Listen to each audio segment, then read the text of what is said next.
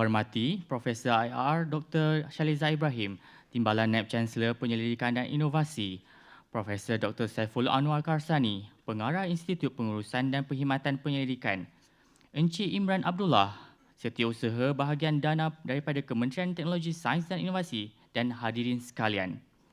Sebelum memulakan taklimat pagi ini, izinkan saya untuk memperkenalkan penceramah kita, iaitu Encik Imran Abdullah. Encik Imran Abdullah adalah Setiausaha Bahagian Dana yang bertanggungjawab menguruskan dana-dana penyelidikan dan pembangunan yang berkaitan dengan bidang keutamaan yang telah ditetapkan oleh MOSTI ke arah pengkomersialan produk. Sebelum ini, beliau merupakan Setiausaha Rendah Bahagian Pemantauan dan Pemerkasaan Keusahawanan Kementerian Pembangunan Usahawan dan Koperasi, di mana beliau membantu menetapkan hala tuju pembangunan keusahawanan yang inklusif, mampan dan berdaya saing. Beliau memulakan kejayaannya dalam kerajaan di Pejabat Perdana Menteri sebagai pegawai diplomatik dan pentadbiran pada tahun 1995. Jawatan sebelumnya adalah dalam bidang hubungan antarabangsa dan hal ehwal luar negeri, sumber manusia, struktur organisasi, pertahanan, sosial dan infrastruktur dan serta ekonomi. Tanpa melengahkan masa, saya menjemput Encik Imran Abdullah naik ke pentas untuk menyampaikan taklimat beliau. Dipersilakan.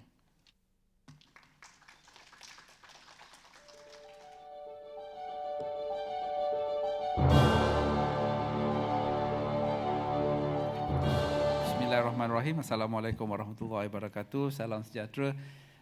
Terima kasih pengerusi majlis, Prof. Shaliza and everyone in the room. Thank you very much. Sorry for being a little bit behind time. Not a little bit, banyak. Actually, we tried to be here by 9:15. We thought that we will be here by 9:15, but so unfortunate that there was really terrible, massive traffic jam everywhere today, Kuala Lumpur. I think everybody's coming to UM Code. But I'm not sure, not many people in this room anyway. Thank you. Okay. Saya rasa apa yang dinyatakan oleh pengurusi itu tak betul tu. I'm just a simple guy. Okay, saya Imran Abdullah, joined service 1994. This 25th January, I'm going to celebrate my 28th anniversary working in the government. 28 years, tak ada lama sangat Prof. Kira muda lagi. Because we living in Malaysia. Malaysia ni above 90 pun we can still become a Prime Minister, I guess. Okay. Okay, tadi Prof. Shaliza ada bisik kat saya lah. Probably we can focus, kita boleh go a bit quick. Macam saya kalau nak be quick, boleh. Kita boleh terus start with question and answer. Tapi just a little bit introduction about MOSTI R&D Fund. Okay, in 2020, in October 2020, masa tu saya baru di MOSTI lah. I joined MOSTI in June 2020. Before that, as what the MC mentioned, I was in Ministry of Entrepreneur and Cooperative Development, and before that I was in KPM, MOE, MOHE. I work closely with many of WM researchers sebenarnya, NTNCs as well. Sebab saya kat MOHE 2 kali. First time when I just came back from UNESCO. I served in UNESCO from 2006 to 2012. Then when I came back, was placed at Bahagian Beasiswa, Scholarship Division, Ministry of Higher Education, where I deal directly with SLAI recipient, lecturers, tutors, and work closely as well with one of Prof. Azira. Prof. Azira is dekat mana sekarang? Prof. Azira, Prof. Emeritus Azira. Masih ada lagi kan? Program tu masih ada kan? Asia Europe. Right, and then after that I left MOHE. I was in JPA for close to 4 years, and then masuk balik MOHE, dekat jadi SUB Antarabangsa, and then MOHE dengan KPM together kan. So long story short, sekarang I kat sini lah. Okay, bila kita lancarkan tu, saya rasa ni tak perlulah. Okay, Okay, kita lancarkan Malaysia Grand Challenge on the 8th of January by YBKJ and supported by MOSI funding aimed at elevating the national science, technology and innovation agenda to enhance a sustainable and inclusive economy in line with Destin 2020, 2030. All right. Okay, basically we have 5 different schemes: AIF, TET1, TET2, BGF, and SRF. But this was in 2020, right? And along the way, we have difference and we make changes to few of our schemes. Next, okay, and the challenges that we have. This is probably dengar. Okay, the challenges that we have. Basically, this is the 10 main challenges. This one derived from the 10 on 10 SEIE. Rasa pernah dengar semua ini. Alright. Okay. Probably the change of focus. What's the difference between RMK 11, MP 11, and MB 12? Okay. First, we focus on innovation, while RMK 12 we are focused on ED, experimental development. And I think dollars and cents stock, we only have 130 million in 5 years for RMK 11, but for RMK 12, we managed to persuade EPU to give us more, like 4 times more actually, up to 500 million. All right, I think that is the main difference in these two focus, and of course the rest, I think, as pictured in the slide. Next, 10 on 10, my STIE. I guess many of us knows about this, Prof? Okay, next. Okay, we have 5 different schemes. SRF is the top-down, and the other 4 is bottom-up. And how you define top-down is actually top-down is we are looking for frontier program, good project that can spearhead the government. And the bottom-up, basically, the one that we just open the scheme and we just ask people to apply. We have 5 different schemes, and they have differences in all these schemes, which I'm going to deliberate further in the next slide. Okay. Okay, please look at top-down now on our right-hand side, left-hand side. Okay, it's open to startup, SME, MNC, instead of higher learning and GRI. The maximum capping is 15. The maximum costing is 15 million for 36 months. This is between TRL 2 to 9. Actually, when we first introduced it, actually it's at TRL 3 to 9, but we enhanced it from 2 to 9. Because there are few programs, there are few projects that we receive. They are from TRL 2 as well, and also that will help a lot of our researchers from the university, especially. All right, for bottom up, we have AIF. It's open to individual, startup, SME, registered association, and NGOs. Finance is up to 500,000. But of course, this is subject to application and condition by AIF, because there are individuals. For individual, usually it's maximum about 50,000, if I'm not mistaken, 50,000. All right, and then for TR, it's also like SRF from TRL 2 to 9, maximum for 18 months. And that one, this is the most that we receive from university. And actually paling banyak pun memang TET 1 lah ya. TET 1 paling banyak. Startup, SME, IHL, GRI, and we also open this up for non-citizen. Of all these 5, we have 3 that we open up to non-citizen. But don't worry so much. Don't ask question in the parliament. You don't need to ask the question for the parliament, because sometimes orang suka tanya kan. Okay, you open up to the non-citizen, how many, what's going to happen to Malaysian citizen? Actually, we receive no application at all from non-citizen. Not even approval, not even application. So for TED 1, the maximum funding is 1 million for 24 months, while TED 2 is about the same, but the TRL is from 4 to 7, unlike TED 1 is 2 to 4. And the maximum funding for TED 2 is 3 million. For DP, all right, actually DP is Dana Pengkomersialan, Commercialization Fund. This actually more or less replacing Bridging Fund, which we stopped offering from 1st of July 2022, all right? Okay, but way forward, for this year, we were informed unofficially by EPU that EPU will handle this fund, commercialization fund, all right? But the rest is still with us. And I guess most of you are here interested to know more about TED 1, TED 2, and probably SRF, right? APP is actually stand for Agensi Pelaksana dan Pemantau. But don't worry about that because the name of the scheme is actually SRF.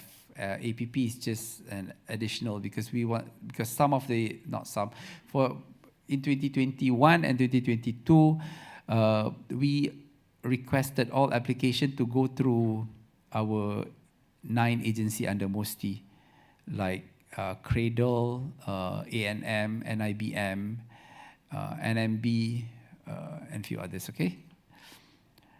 Next, I think I'm going to skip this one, okay, because this is the whole ecosystem, what we are offering in MOSTI, all right? The one that I mentioned just now,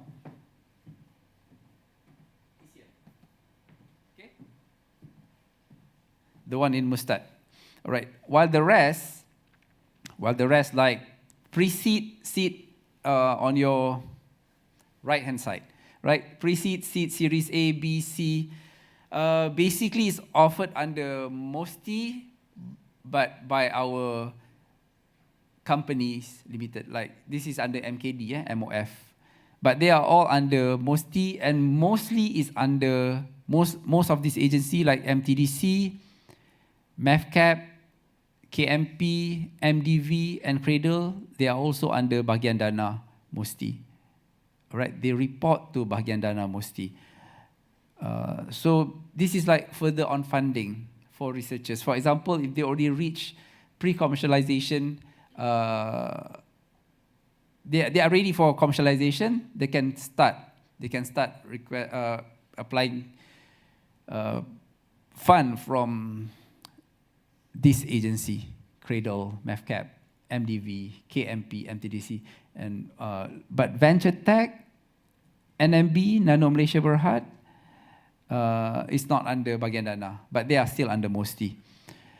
Bearing in mind that not all fund that offered by this agency are grants, all right? The one in Mustard is all grants, but in different colors, they came in different form.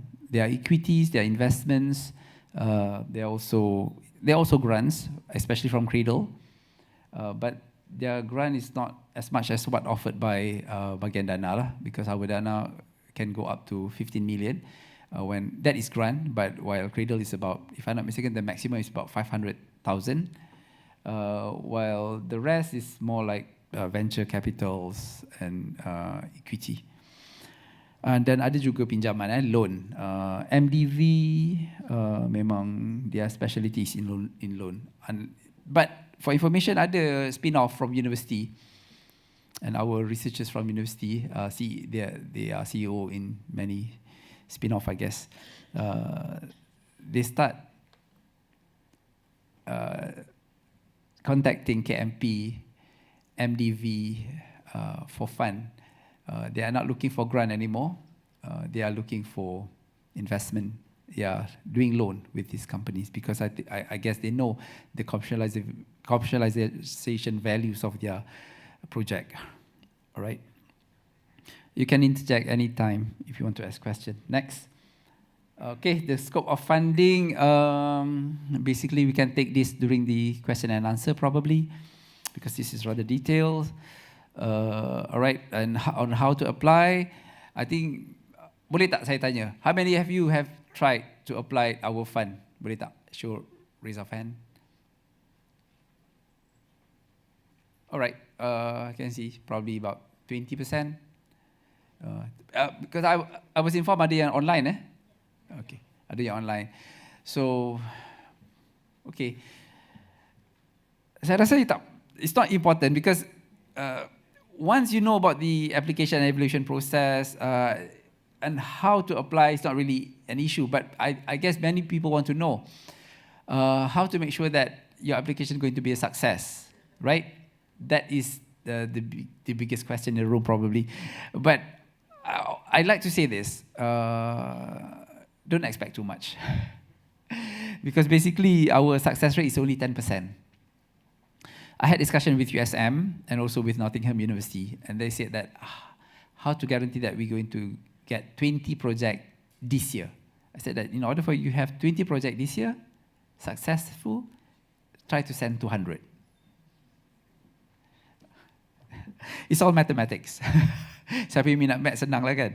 Tapi nampak itu, but it is not as straightforward as that. But we can see the trend. It is between 8 to 10%. Betul ke, Puan Masuri? My officer ada situ. Betul kan? It's about 8 to 10%. Alright. Nanti kita boleh check. Kalau RMC ada sini, kita boleh check berapa banyak yang UM hantar and how many actually successful. Berapa? Berapa? Ingat tak? 40, so we dapat 4. See, that's more than 10. That is more than 10%. That is 30%. So, congratulations, UM. Oh, you have one SRF, right? You have one SRF. All right. Oh yeah. They shared it with me. I tak perasan, my bad. Okay. All right, you sent 77. 77. 10, 11. Banyak approve lah. Okay. Selamat maju jaya. We received 77, approve 17. So banyak lah, it's more than 10%, it's like 20% or more than 20% pun. So the rest is waiting for JPD, ada waiting for validation, rejected 40. Rejected 40 out of 77. Yang dah dapat tadi tu, as mentioned, 17. So rejected 40, the rest is waiting for JPD or ada tu yang memang tarik diri lah. Alright. Amount approved is close to 32 million. Wow, that's a lot. Compared yang amount mohon lah. Mohon is 92 million. So amount diluluskan for 32, that is 30%. Yeah. Congratulations again. And I'm not sure why why actually you should have this taklimat. Yes, of course. All right. I don't think we have to go through this because this is an application. How you going to the application and evaluation process? So basically, you apply online. We're going to have we call it administrative vetting (AV), but actually, we going to review. At number 1, this is just between the researchers and bahagian dana mesti. All right. And then once administrative review completed. But the problem with AV, sometimes people say that, we already sent it on the 1st of January. It's already April. We didn't receive anything from KSU's office or from MOSTI. Why? Because our ISO mentioned that 45 days for us to give you a result. But bear in mind, but once you send it to AV, to MOSTI, for AV doesn't mean that you're going to, the clock is not ticking yet, not yet. Until it's completed, it's good to bring to the evaluation committee, JPD, which we call JPD, chaired by our panel pakar, only the clock start ticking. Once it's approved by, not approved, basically green light from administrative committee, administrative vetting. So usually after the JPD, we're going to bring it to JKD because we're going to have JKD every month will be checked by KSU or TKSU, usually checked by KSU so far. And we're going to notify our decision. Basically, it will take between JPD to decision notification, I would say a month, depending on KSU availability. And then there will be an offer letter, acceptance letter, mesyuarat perjanjian muktamad. What is it called? Meeting concludes agreement. All right. Mesyuarat memuktamadkan perjanjian. Yes. And also after that, an advance payment after the agreement is stamped. Kat sini pun we still have problem, okay? Because we are, in many government agency, we have business as usual, right? Betul kita dah boleh do our normal business.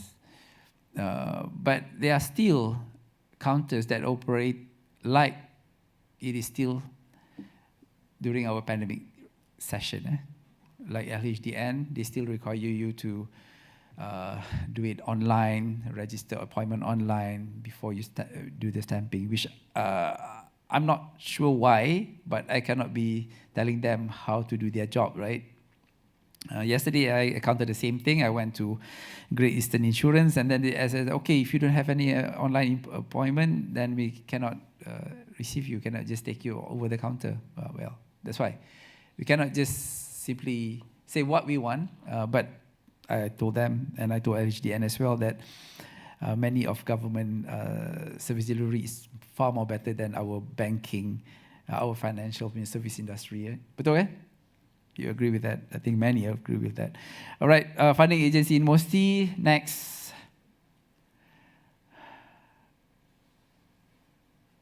Ni saya rasa tak perlulah. Okay, this is application guide. For bottom up, the 4 scheme that I mentioned, or now 3 scheme, AIF, TET 1, TET 2. Basically, this is how you're going to apply. You browse SDB, our system, and then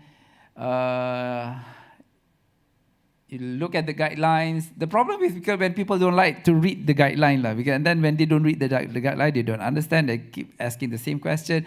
I want to talk to Cik Imran, I want to talk to Puan Masuri. But the thing is, nothing takes away physical punya interaction, no matter what.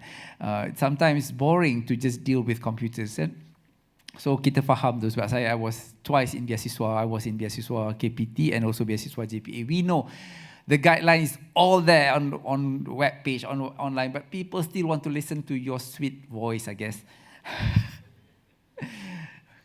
Betul, pegawai saya semua suara sedap-sedap. Tak percaya boleh tanya Puan Masuri. Jadi sebab tu saya rasa ramai orang berminat nak dengar juga suara, Okay, and then once you understand the guideline, then you can start register your interest and open up a profile account and or start to using your account and complete the application form. Kat sini we always have problem here. You register, sometimes tajuk pun tak ada, letak nama researcher saja. Sometimes tajuk ada, nama researcher tak ada. Nombor kontak tak ada, email pun tak ada, ataupun email ada, nombor phone tak ada. And then when we didn't reply for 1 or 2 months, and people start to contact our KSU, our minister, said that we already sent for 4 months, no reply from Cik Imran or from Masuri. Why? You're not doing your job. Cakap dengan Datuk. Kata Datuk, actually we try to contact them, but no phone calls, no phone number. And then when we try to email them, they never reply because they are very busy. Researchers are busy, right? So, ramai gelak, betul lah tu. Okay, so kat sini yang problem. That's why recently we make a decision. Saya dengan Dr. Azman, we already make a decision that I think Puan Masuri last December, right? Last Christmas. Kita dah buang about 1,000 plus or 3,000. The one that registered but no they didn't update anything in their system. But 1,000 plus and 1,400 plus, if I'm not mistaken. Out of 3,000, we have 1,004, if I'm not mistaken, that didn't update anything for months. So Dr. Azman kata, okay, we make it like this. Kita cakap 3 bulan. Ada cakap 2 bulan. Dr. Azman kata 30 days. After 30 days, after we notify them, they did not update anything, we need to say they are not interested. We just put everything under archive. Betul kan? So basically, whoever in this room or out there, online, apa khabar semua, Happy New Year. Kalau you didn't do anything with your application, after 30 days, percayalah, your application is already in the archive. Okay, so probably you need to reapply a fresh new one. So after you complete your application, that's why. And then after you complete, we're going to have the AV that I mentioned just now, right? The vetting by Bahagian Dana. And during this vetting, our bosses said that vetting should be 3 to 7 days. Excuse me, I'm sorry. 3 to 5 days. Sorry, sebab benda recorded kan, takut nanti Dr. Azman kata, I told you 5 days. Okay, 3 to 5 days. But the problem with this vetting is, let's say kalau tak lengkap, when it's not completed, when it's not fully complete, then we start to ask more documents, more verification or validations. And then masa tu researchers tak jawab email, right? It is not fair to both sides actually, right? Because we keep asking and you did not forward anything to us. And then at the end of the day, he said that we already sent the application long time ago. Yeah, but the thing is, we need to complete certain things before we bring your application to our panel pakar for the JPD. We call it JPD, Jawatankuasa Penilaian Dana. Alright? Right. That is number 6, attend the fund evaluation session. That will be with our panel pakar, and our panel pakar consists of minimum 3, usually 1 from industry, 1 from academician, and 1 from the government sector. Usually, but not necessarily. All right? Minimum 3, maximum 5. Why 5? Why 3? Actually, we always send 5 invitation for 5 panels. Tapi of course, akhirnya yang jawab karena seorang dua je kan. Because especially panel from our from IPTA, it is pro bono, it's free. So priority is not there lah, kan? Because we are all busy human being kan, semua busy macam-macam nak kerja EXA, nak kerja ISO, nak kerja publication, semua nak kerja. So being a panel, it could be rewarding for some, but for some researchers, it is not really, because they also have their own research. They also have other things to do. All right. After the session, usually it will take between minimum 1 week, I would say, 1 to 2 weeks. But usually I don't allow anything more than 2 weeks. But I can say that I don't allow in front of you. But when the professor or when the academician or those from industry that don't, Imran, I need another week to finish up this evaluation, this assessment. So basically, usually we just wait. And sometimes itu yang menyebabkan lambat. And only after we receive support from our panel, only then we're going to bring it to number 7. Before number 7, there will be a JKD, Jawatankuasa Kelulusan Dana. Jawatankuasa Kelulusan Dana will be chaired by either KSU or TKSU. But throughout my experience in MOSTI for more than 2.5 years, I would say that 99% of the time there will be KSU who are going to chair the meeting. All right? Dulu Dato' Amisa, and then Dato' Zainal, and now Dato' Aminah. And only after JKD, we're going to notify the decision made by JKD. And I would say, you have to impress the panel at number 6.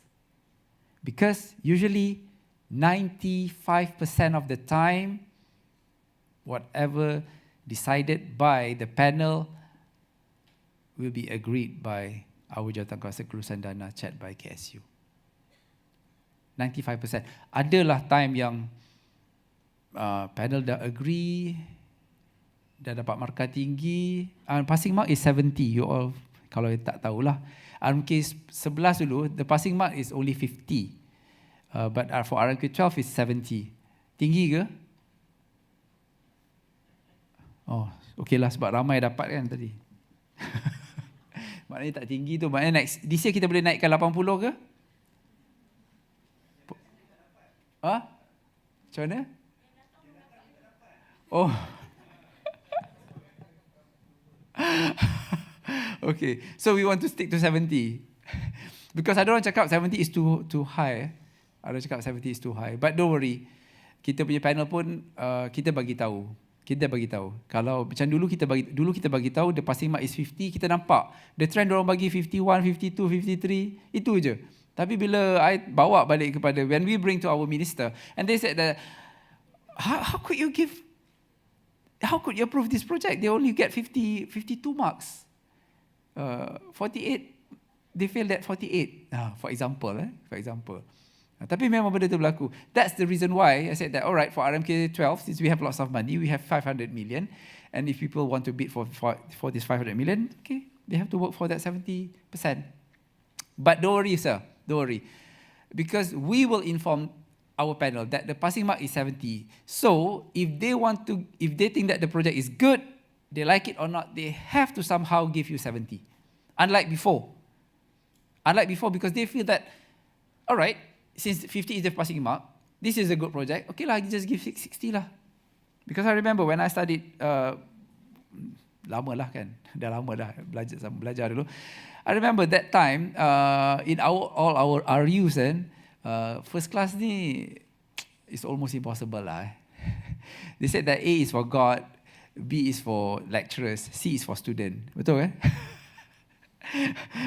When I told my children recently that, I said that, Papa, what did you get for your first degree? I said that, first class or economy class? My 13-year-old son asked me, so Papa, you got economy class? I said that, no. And then my eldest is 22 years old. Dah gelak lah, dia kata, no. In university, they only have first class, second class, or third class. So he kata, but you get? I said, oh, I just got a second class lower.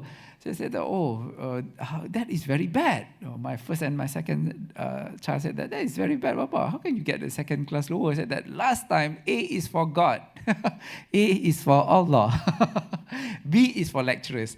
That time, in the 90s, right? I'm still young. Okay, jadi sebab tu saya kata, when we preempt their mind that, right, precondition their mind that passing mark is 70, we can see that a lot of our researchers get more than 70 at the end of the day. That's the reason why you get 31,929,000. Okay, that's a long figure there. All right, and after you got the result, then happy times will be coming. Okay, tapi bila once we approve it, there's another long process lah. As mentioned just now, you still have to you have to sign few documents, have to go to LHDN and get stamping from LHDN, and that will take a little bit more time. And because we have issues sometimes with our legal advisor from, not only from MOSTI, because usually from MOSTI we are using the same template, we are having the same template, but somehow we have problem with legal from the university. So far, we had no problem with UM. I can't recall anything from UM. But we do have from one of our RUs where we have one project, very critical project on COVID-19. That was 2021, I remember, siap gaduh lah kan, because they want it to be approved, and when we want to approve it, and necessarily the legal advisors have different thoughts on the template. Memang susah, but it is national interest because it's COVID-19 project, so basically we find ways for everybody to be on the same page to agree on certain terms. All right, next. Apart from what I mentioned, probably this is my last slide. We're going to have question and answer for probably 15 minutes after this. This is the application guide. Okay, sorry. This is application guide. That one is bottom up just now. which more appealing to many of you. This one is for SRF. So SRF, basically, you browse the SDB, you read the guideline, you understand, then you identify which APP that you wish to collaborate with. I mentioned to you we have 9 different APP, but this one need to be updated, this slide, because starting from this year, we also allow for SRF for researchers to apply directly to MOSTI, right? You can send one email because we don't have an online apps for this one now, online system for this one. You can just apply directly to our officers, to our SRF team, and we will inform you what's to do next, all right? But still now, you can still apply through APP, one of the APP, and then fill in the application, and APP will guide you on what to do, because different APP have different style of managing the fund. But the fund is still with us in MOSTI. They still have to bring the application to MOSTI. When they apply to MOSTI, we take it's not from the researcher. We take it is from the agency. For example, it's about vaccine. Then we just take it as it is from NIBM. All right. So from NIBM, NIBM going to present the paper. NIBM have to defend the paper if they think that the project is good enough for them to apply to SRF. They can also bring the researchers in, but NIBM, for example, have to present on behalf of the researcher, because we take it as it is a project by NIBM. But the money is still with, the fund is still with Bagian Dana MOSI. We tried that for about 1.5 years. We start that model since June 2020 to December 2022.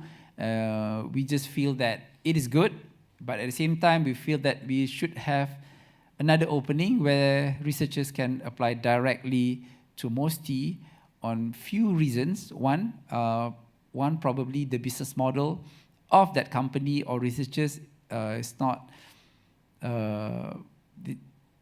applicable to this one of the APP. One. Second, because some of these APP, they have their own specialty. For example, vaccine, nanotechnology, cradle startup, digital startup, but probably we receive a very frontier program, which is not falls into 9 of these niche area of the APP.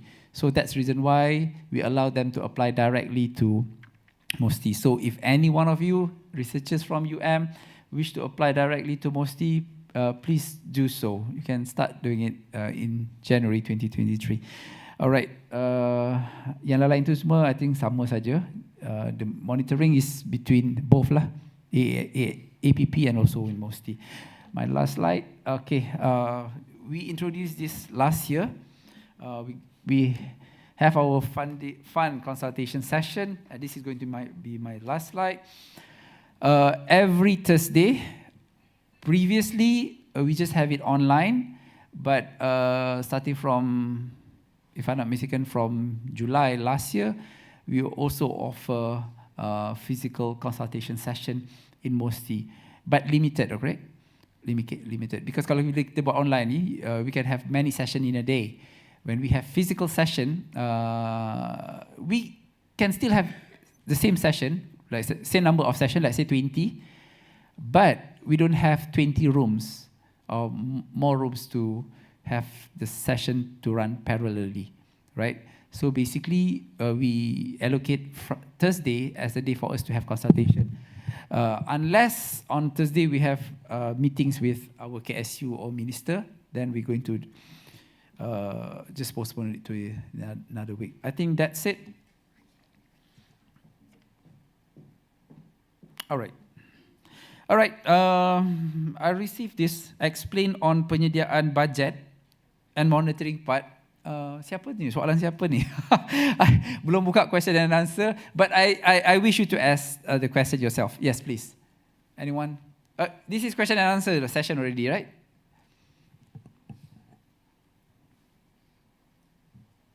Because I need an elaboration of this. Why actually you need an explanation on penyediaan budget and monitoring part. Anyone? Yes, please, sir. Please introduce yourself. Because we are taking minutes, right, Puan Wasuri? Hello. On question and answer session. Yes, yes. Thank you, Mr. Imran, for your presentation just now. I was one of the applicants Siapa nama? last year. My name is Dr. Nash from Sports, Oh, Faculty of Sport and interesting. Sciences. I was one of the applicants. I managed to went through until the presentation stage. Unfortunately, it was rejected. So that's why I'm here lah. That one? I was hoping, yes, I was hoping to get more tips actually from you today, Okay. for today's session, because as you can see, and I think you do the voting just now, kan? Almost 20% of us have applied, try this run, kan? I believe the rest also have the same intention as mine lah. Maksudnya nak dengar tips, more tips. All right. Okay, you mentioned about this, that 70% is the passing marks. Can you explain or be more objective? What is the breakdown? Like macam FRGS, kan dia detail where these percentages came from. Okay. Can we be more specific? All right. This is a Thank very you. difficult question. Yeah. Right, Nash. Because, thank you, Dr. Nash.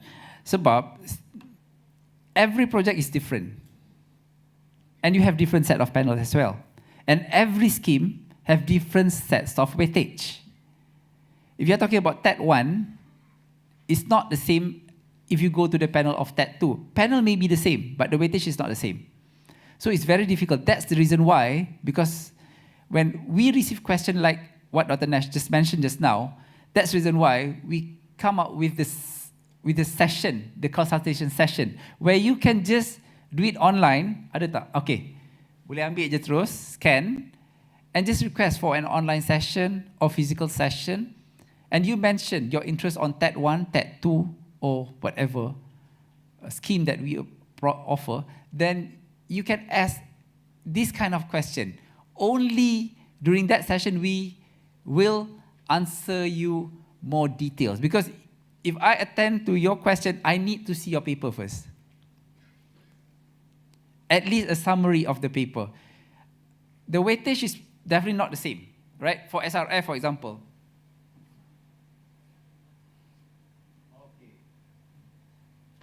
Project U, water and food, 356,000.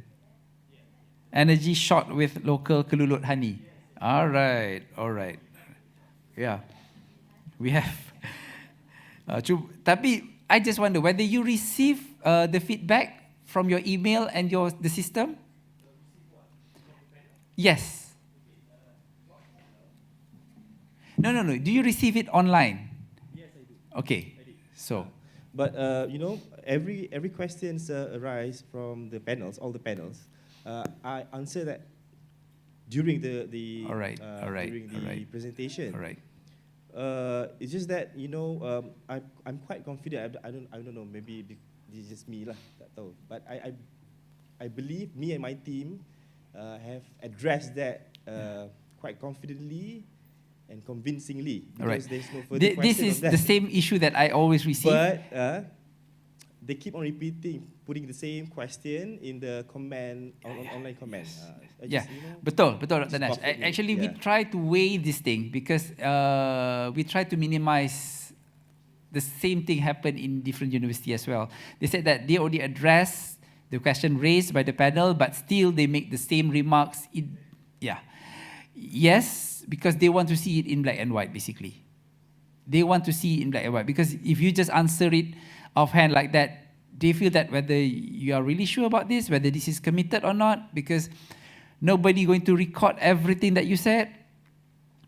And at the end of the day, they're going to handhold you throughout the session. If you are requested for 24 months, so they're going to be your panel for 24 months. So probably they don't want to take that risk. Usually what happens, once you are rejected, you can always apply again, right? And when you apply second time, usually our team, the same team, will handle your case a little bit differently, because they know that, all right, you you have been rejected before. And this is a second attempt. This is or your third attempt. So they know you are addressing the issue that raised by the panel. But don't be surprised. Don't be surprised. Sometimes panel asks you 10 set of questions for the first time, and then you already address all the 10 questions, reapply and address all the 10 questions, and suddenly the second JPD that you attend, they're going to ask another 10 set of questions that they never raised earlier. Benda tu pun berlaku, Prof. Jadi, don't get me wrong, all I'm saying that just be prepared. That's the reason why it's better for you, once you get a rejection, prepare and reapply as early as possible. If you waited for 6 months or 1 year, things may have changed. Technology may already changed. So it's going to be more difficult because my concern is, panel pun bertukar. When you have different set of panel, they're going to have different sets of concern. So, Dr. Nash, all the best. If you ask me, try to request for a consultation session next Thursday, because today is already Tuesday. Jadual pun dah keluar, probably next Tuesday. No, next Thursday. Apply for next Thursday. And if you prefer online, because you prefer physical, because you are in Kuala Lumpur, right? It's quite... In Mosti. Senang sangat lah tu. Senang sangat. We start our session at 9 o'clock. We start our session at 9 usually. Boleh lah. Alright. Thank you, Dr. Nash. I tahu tak menjawab soalan pun. Bukan tak jawab, tak puas hati lah juga kan. Okay, thank you, Doctor. Yes, sir. Assalamualaikum. Very good morning. Good morning. Thank you for the presentation. I'm Shazril from engineering. Doctor? Shazril. Shazril. Yes, I'm one of the recipients for TED 1. Congratulations. Thank you very much. My question is related to TED 2. Okay. All right. So, if we look at KPT, MOHI, punya grants, for example, FRGS, so there will be a grace period lah. I would say if you already achieve 70% of your research progress, then you can apply for the next FRGS and so on. And what happened? What is the policy for TED 2 application? If you are currently recipient for TED 1, is there any grace period or cooling off period for us to apply for TED 2? You know what? The beauty of TED 1 and TED 2 actually, you may apply TED 1, get your TED 1 project, but you could also graduated in TED 2. Dia ada green lane. So that will be depends on the panel, correct? Yes, depend on the panel and depend on your project, of course. Your panel will depend on very much on your performance of your project. Okay, my second question is that for the TED 2... So basically, I'm not saying that we don't have grace period, but basically, kita tak ada letak clearly grace period, you have to wait for another cycle or another year, tak ada. You can even graduate at TED 2. If your project is very good, and then the panel will say that, why don't you bring this to this another level? Then you are allowed to do that, and you will graduate at TED 2. So when that will be decided in the last milestone, or during the milestone evaluation, during pemantauan monitoring. Okay. But you are baru milestone 1, right? I'm milestone 3. Milestone 3 now. Yes. So you receive in 2021. 2021. Yes. Congratulations. So yes. Dr. Shazril, Yes, right? correct, yeah. Okay.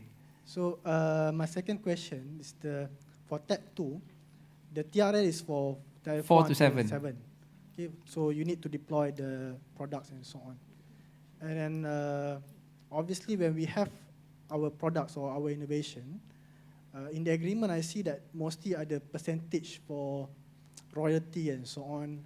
So how it will be handled between the legals, university and also MOSTI? I mean, just now you mentioned that you had problem with one of the RU universities in term for TED 1, I think, or I don't know. No, SRF. SRF. So for TED 2, obviously, because in TED 1 you need IP. correct? The patents, application, and so on, trademark or whatsoever. And for Tat 2, obviously we will use the products to commercialize, to supply, to sell, and so on. So, is there any, conditions or items that we need to be really careful in Tat 2 in terms of the IP application too? So far, we haven't received any issue from any party. So don't worry so much, Doc. I think you are doing good. Maybe you can, if you wish to have the same project for Tat 2, why not you discuss with your panel? Okay, thank you. Why not you discuss with your panel and also with our PIC, person in charge. Siapa person in charge from my office? Encik Makno. Oh, Cik Makno. Yeah, so datang hari ni tapi dia tak dapat datang. Cik Makno is a very knowledgeable officer. Yes. Lama dah. Almost 20 years. Very experienced officer. So he will advise you. Okay. This is something new which we introduced in RMK 12. And previously you have to finish one project in order for you to have another project. But for RMK 12, no, it's not necessarily. Not necessarily. Okay, thank you. Right. Thank you, Dr. Shazril. Jumpa tak, Mas Suri? Jumpa projek. Alright, nanti kami akan bawa bincang juga di pejabat nanti. Thank you. Any other question? Baru 2 saja. Cik Imran, oleh kerana masa dah terhad, kami majlis terpaksa mendekkan. Okey, terima kasih Encik Imran di atas taklimat yang diberikan dan jawapan yang telah diberikan kepada semua. Sebelum mengakhiri majlis, saya menjemput yang berusaha Profesor IR Dr. Shaliza Ibrahim, Timbalan Naib Chancellor Penyelidikan dan Inovasi, diiringi Profesor Dr. Saiful Anwar Karsani, Pengarah IEEE, dan Encik Muhammad Firdaus Zainal Abidin, Ketua Bahagian Pengurusan Geran Penyelidikan, naik ke pentas untuk sesi cenderahati kepada Encik Imran Abdullah. Dipersilakan.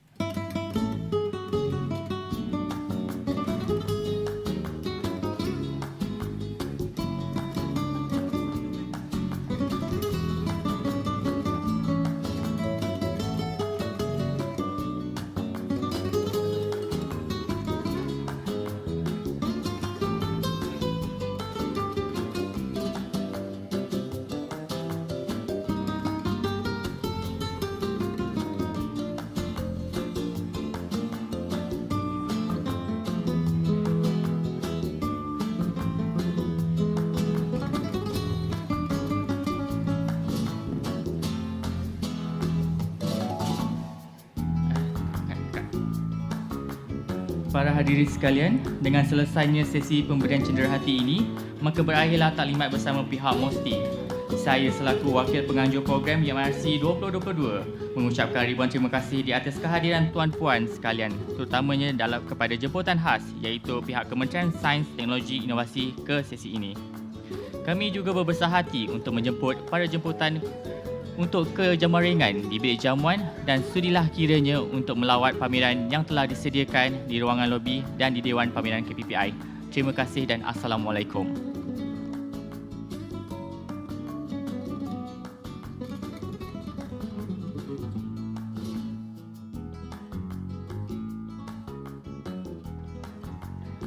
Untuk makluman pada hadirin sekalian, seterusnya kami akan memulakan forum bagi The Challenges Faced by Early Career Researchers Forum. Para hadirin yang berminat untuk menghadiri forum ini, bolehlah tinggal di sini. Sekian, terima kasih.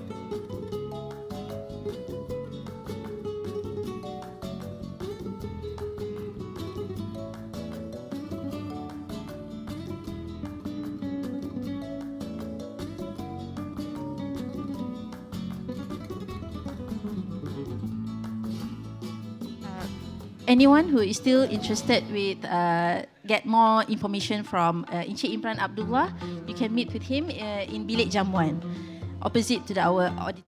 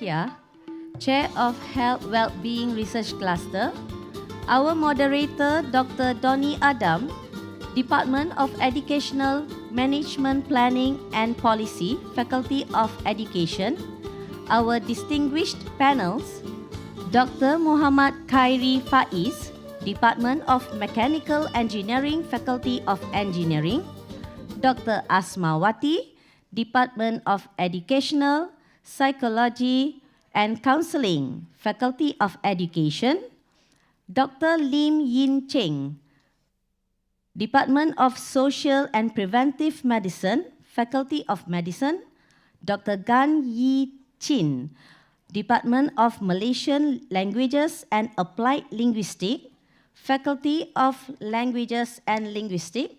Ladies and gentlemen, a very good morning and warm welcome to UMRC 2022, the challenges faced by Early Career Researchers Forum.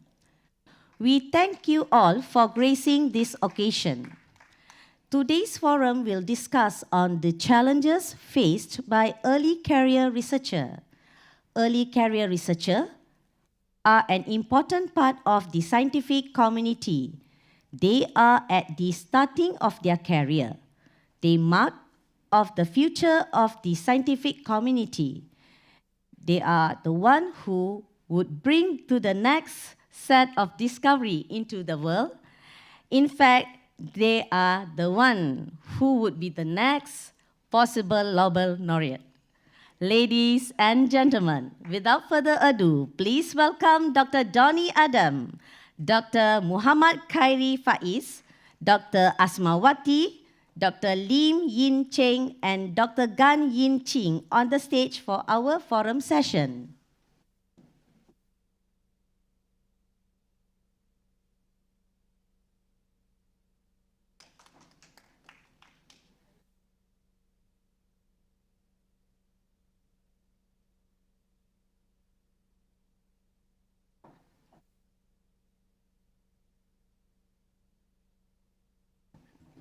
Dr. Donny Adam, the floor is yours.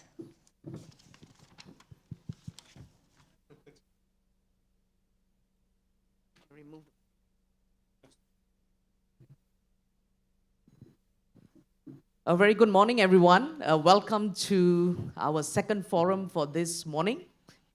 Before we start, could I ask the cooperation of you very wonderful people that we have in our presence this morning? Could you help us in moving to the center for all the wonderful ladies and gentlemen at that side and the wonderful ladies over here? Could we have you in the center so that the cameras are also in the center, the online audience are also in the center, and it helps us in terms of the focus and attention. So we were really grateful for your cooperation.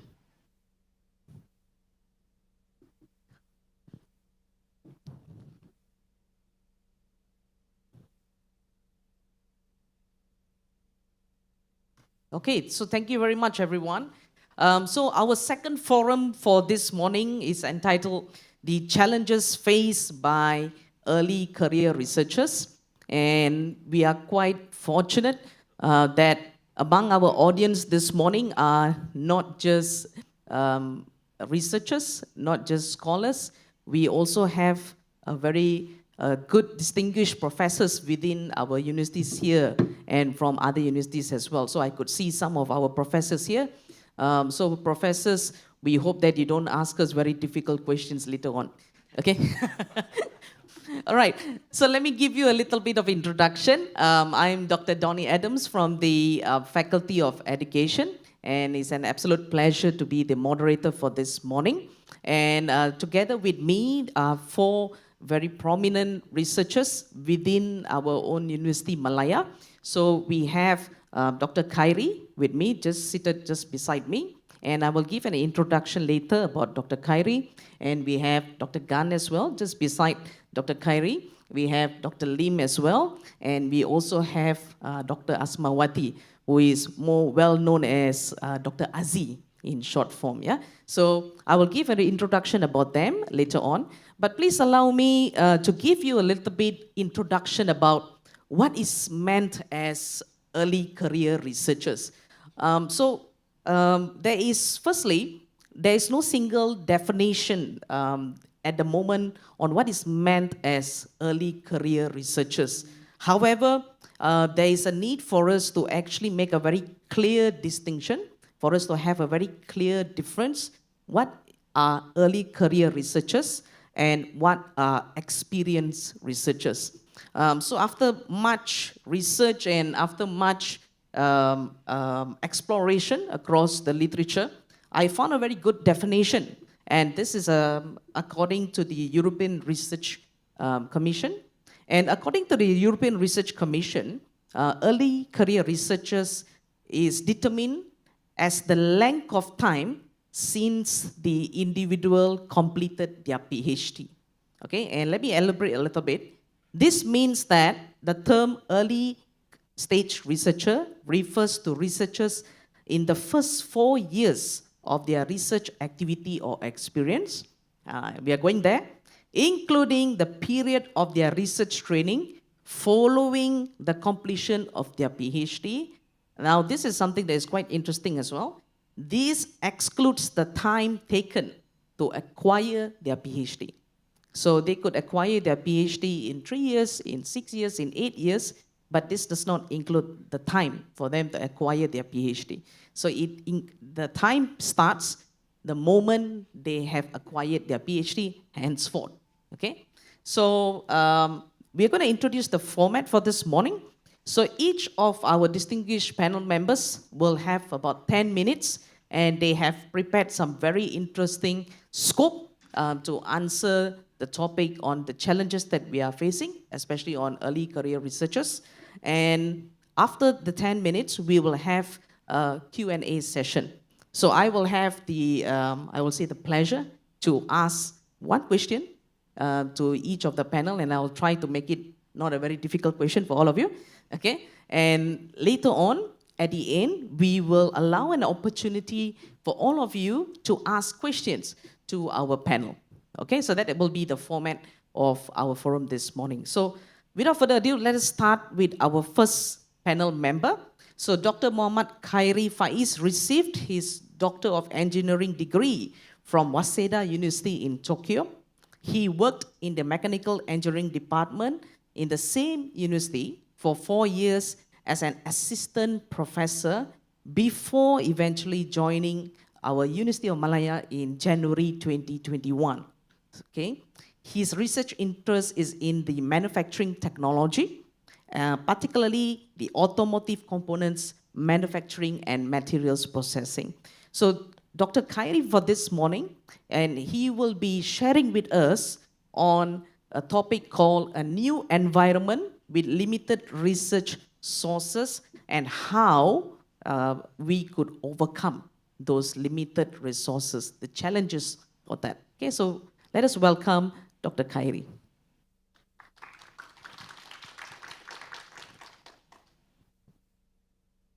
Okay, a very good morning, everyone. Thank you, Dr. Donnie Adams, and also the Research Carnival Organizing Committee for inviting me today. So thank you for the introduction. So as Dr. Donnie has explained, I was previously working in Waseda University, Tokyo after I completed my PhD studies. And by the definition that you just mentioned just now, technically I'm already 6 years in after I have completed my PhD.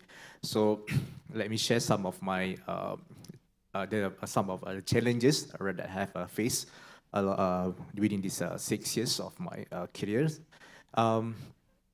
First of all, before I talk about that, I would like to talk about my PhD a little bit. Okay, my PhD is actually a joint research, okay, with a module manufacturing company, a semiconductor manufacturing company in Japan. So most of the research fund is coming from that company. Is more a little bit industry oriented, what we call it, research. And once I have completed my PhD, I started to do some research on more to the industry-based industry-interested fields. So lucky for me because I start my work job in the same university. So I have my own mentor, which is my previous PhD supervisor. He mentored me a lot, okay, on how we can cooperate with the industry. He exposed me with the industry world, although I'm not really have the experience, okay, working in industry, but because of the research I have done with a lot of industry, especially the automotive industry, Toyota, Nissan, and whatnot, okay, in Japan. So I have been exposed to this industry-related researches, okay, not really academically, but more towards the application in the real life, okay? So after that, all right, it was, I would say, a smooth starting for me for 4 years in the same university. But once I got the offer in UM, back to Malaysia, all right, starting to a totally new environment, okay? I have no one in UM, I barely know anyone in UM. And unfortunately for me, I came back to UM when I was during MCO. So I was totally alone. And, you know, during the MCO, no one can come to the office. It was restricted. The travel was also restricted. So there's no one in the lab, no one in the office. I don't have anyone to contact. I just can scroll down the website. Okay, what do we have in UM? What can I do in UM and whatnot? And then here at the end of 2021, right? The MCO was lifted. Then I can start to actually see what the facilities that we have in UM. By that time, okay, I have wasted actually almost half of my year, right? Half of the first half of 2021, okay, by doing nothing. I mean, I'm more to the application wise, so not the simulation thing. It's the application. So I create something, engineering things. So when I don't have that kind of exposure of doing nothing, okay, so I was stuck at first, okay. I don't have anything to produce. I don't have anything to write. And I don't say this is a bad thing, okay, because of my previous experience with the Japanese university, I still keep the good connection with my previous supervisors, previous mentor. So I keep doing the research with the Waseda University, and lucky for me as well. Okay, the Professor Yoshida gave me some student from his side, okay, to conduct my research. So I did have to conduct my research virtually with them. Okay, I'm not the one doing the experiment, whatnot, but the one, the guidance, all the experiment is me through the online.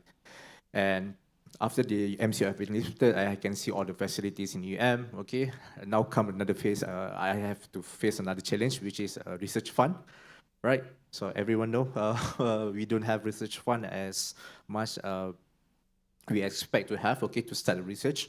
In fact, the difference between, I can say this because I'm come from different universities. Okay, in Waseda University, they gave about 200,000 yen, equivalent to about 5,000 ringgit Malaysia per year to each. To each academic staff. Okay, to start his research or her research. So in UM, we don't have that scheme. Okay, we have to find our own money. Okay, to start the research. And I was also blocked up at this moment. Okay, I don't have anything to buy anything. Okay, any money to buy any my research to my research stuff. So from that point, okay, I have to shift it. Okay, my research focus. Okay, from the experimentation to simulation. Okay, so that is how I overcome my the challenge that I faced. Okay, when starting my early career in the Universiti Malaya, right? And then the thing about simulation. Okay, of course we can UM provides a variety of simulation software, but some of that is have a limited use. Okay. So in that case, what have I done is, okay, I have to connect with, I have to make networks with my other colleagues in other universities, and also, of course, with my previous university, okay, to actually use their own license by remotes, okay. And by that, okay, although UM, because the license in UM, the simulation software in UM has limited use in terms of the license as well and its capabilities. So we need to diversify this. I have to diversify this simulation software by renting from others. Okay, renting from others. But if you are in the engineering side, okay, doing simulation alone is not enough actually. Okay, we said. There is a term in engineering actually, okay? Anyone can do simulation, but no one can trust the results, okay? But anyone can do the experiment and produce the result, but no one can trust the results, although the result is actually the fact.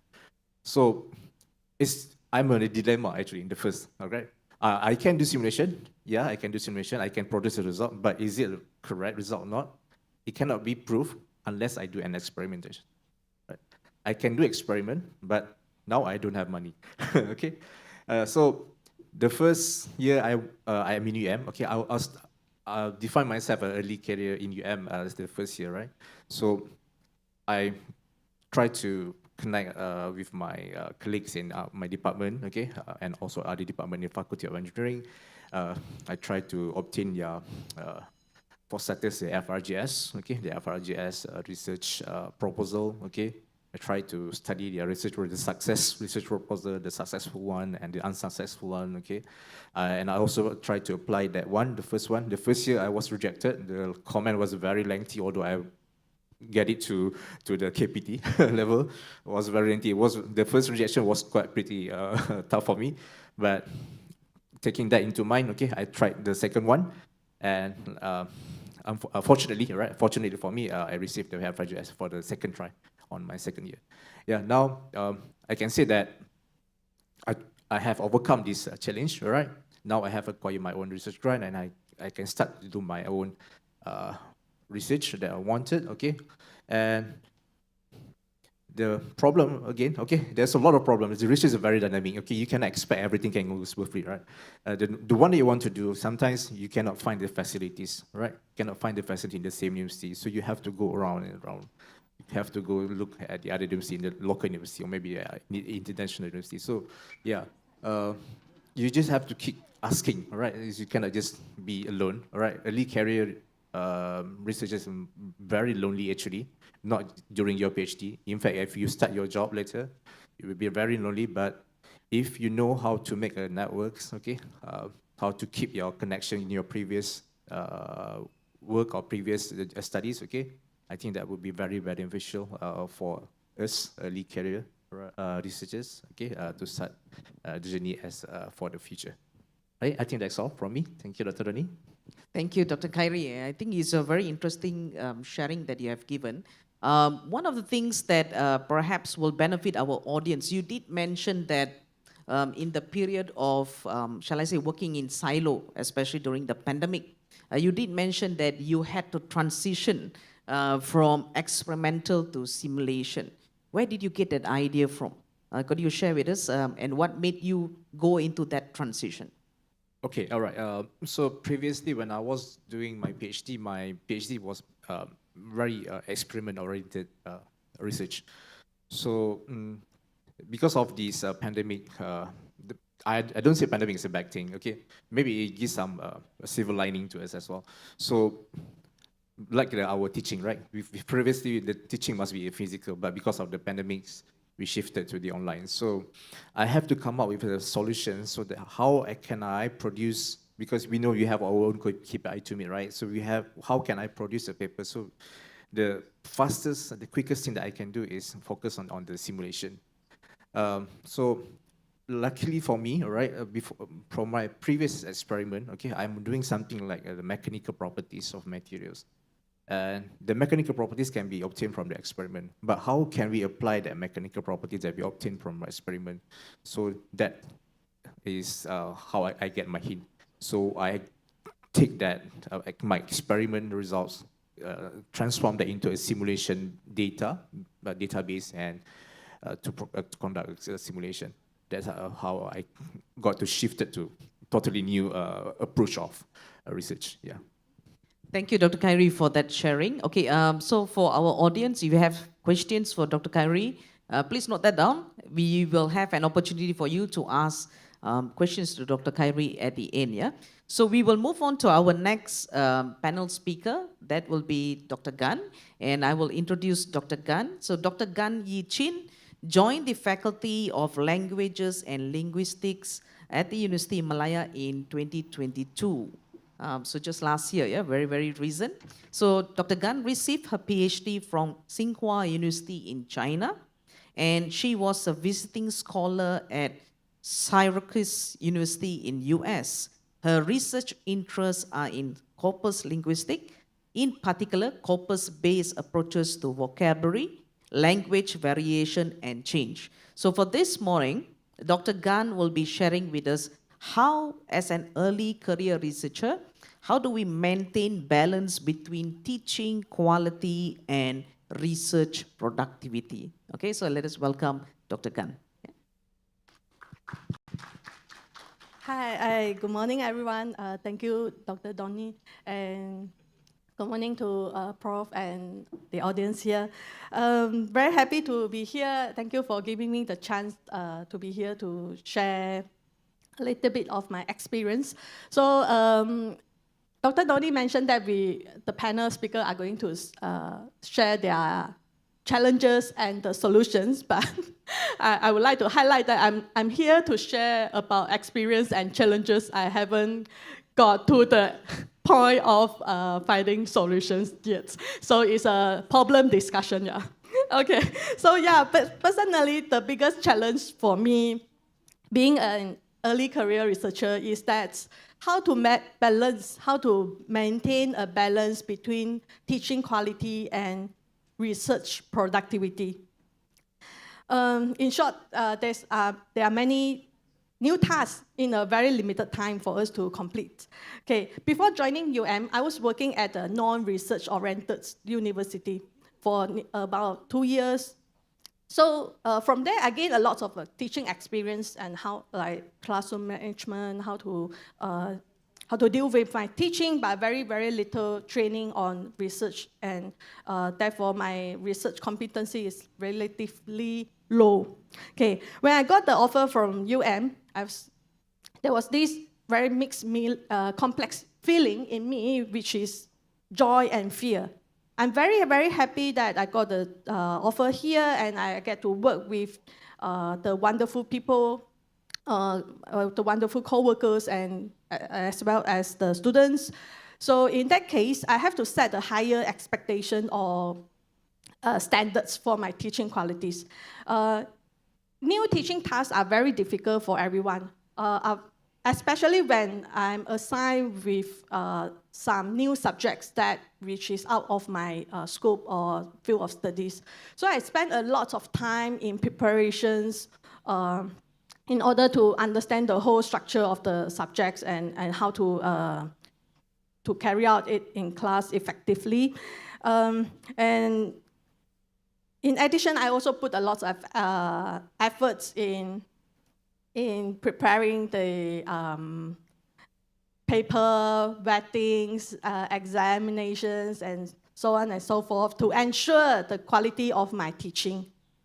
Yeah, because we all know that the auditor is always there watching us, right? So yeah, that's one of the reasons for that effort. Okay, meanwhile, as a researcher, this is a brand new world of wonderland for me, especially in grant applications. So I do know that I need to know the process and need to learn from the seniors, and therefore, in UM, the university provides us with a lot of chances and trainings, especially like workshops, sharing, professional sharing, talks, and so on. So I was very lucky that I have the chance to join the Early Career Researcher workshop in June last year. So from there, all the experts, they share a lot of insightful feedbacks and comments on our work. Okay, so I remember some of the advice from Professor Noran and Professor Stephanie. They always encourage us at that workshop. They always encourage us try to not be shy about yourself and about your research, regardless of how do we say, how native the idea is. It will eventually develop into something. So you have to stand up and go out, talk to people, seek for opportunities. And I also remember a piece of advice from Dr. Donnie, who was the judges at the pitching section. So he actually shared his experience of how he switched he changed his strategies in grant application from the conventional funders to industry. So I took all these advice very seriously into my mind, and I keep reminding me about how people giving advice in grant applications. So I would like to mention that all these advice they do work. Okay, they do work. So that. But it's not, I haven't success in securing a grant yet, but I success to join in an international project as a co-researcher at the very last minute before the KPI system closed last year. So yeah, that's a very good news from last year, right? Okay, yeah, I also received lots of support from the departments, from my colleagues. They always there to listen to me or to give me advice. And I also met a lot of friends from the workshop, from the ECR workshop, from all these people. So there's this, with all these people around me, I feel that I'm not alone at facing all the challenges. So I have someone to always to refer to or to ask for opinions or advice or even for a collaboration in grant proposal. So this process really, this year, the last year process of trying to search for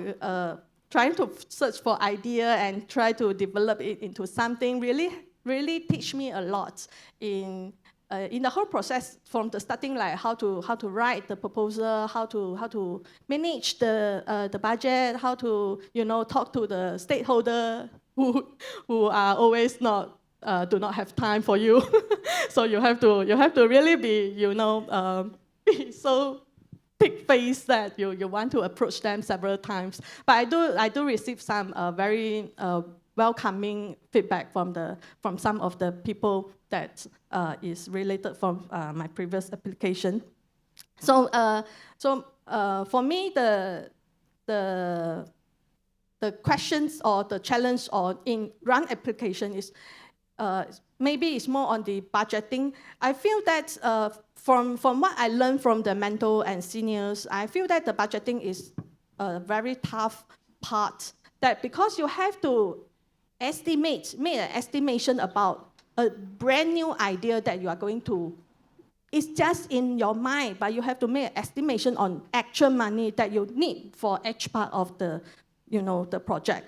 And I also learned that there will be differences in reality when you really get the project. The allocation of the budget might be different. So I'm still wondering how the experts manage at this part. So that's basically what I would like to share with every one of you. And I would like to, before Dr. Donnie throw me a question, I would like to throw a question first so that I do not I do not have to catch the question.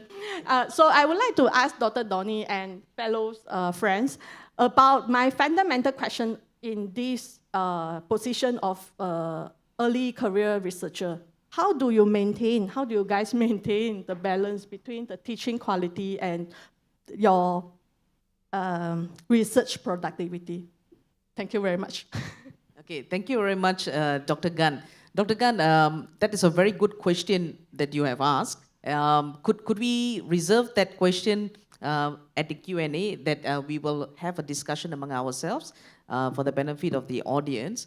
Dr. Gan, I mean, you have given a very good sharing in terms of your start at our university in 2022. And the most interesting part there was a transition from a non-research university to a research university. And you have highlighted among the many challenges that you have faced.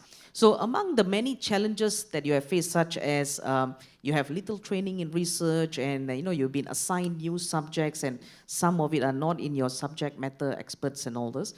Could you share with us, among the many challenges that you face, what was your immediate priority? You do have a lot of research, lack of experience in research, subject matter preparations and all this. But what will be the immediate thing that you focused on? And, if you were to prioritize among all the challenges, what will be that one that you focus on first? Could you share with us, please? Sure. Okay, thanks, Dr. Donnie, for the questions. Among all the challenges, whichever that is more that needs immediate solutions, then we go for it first.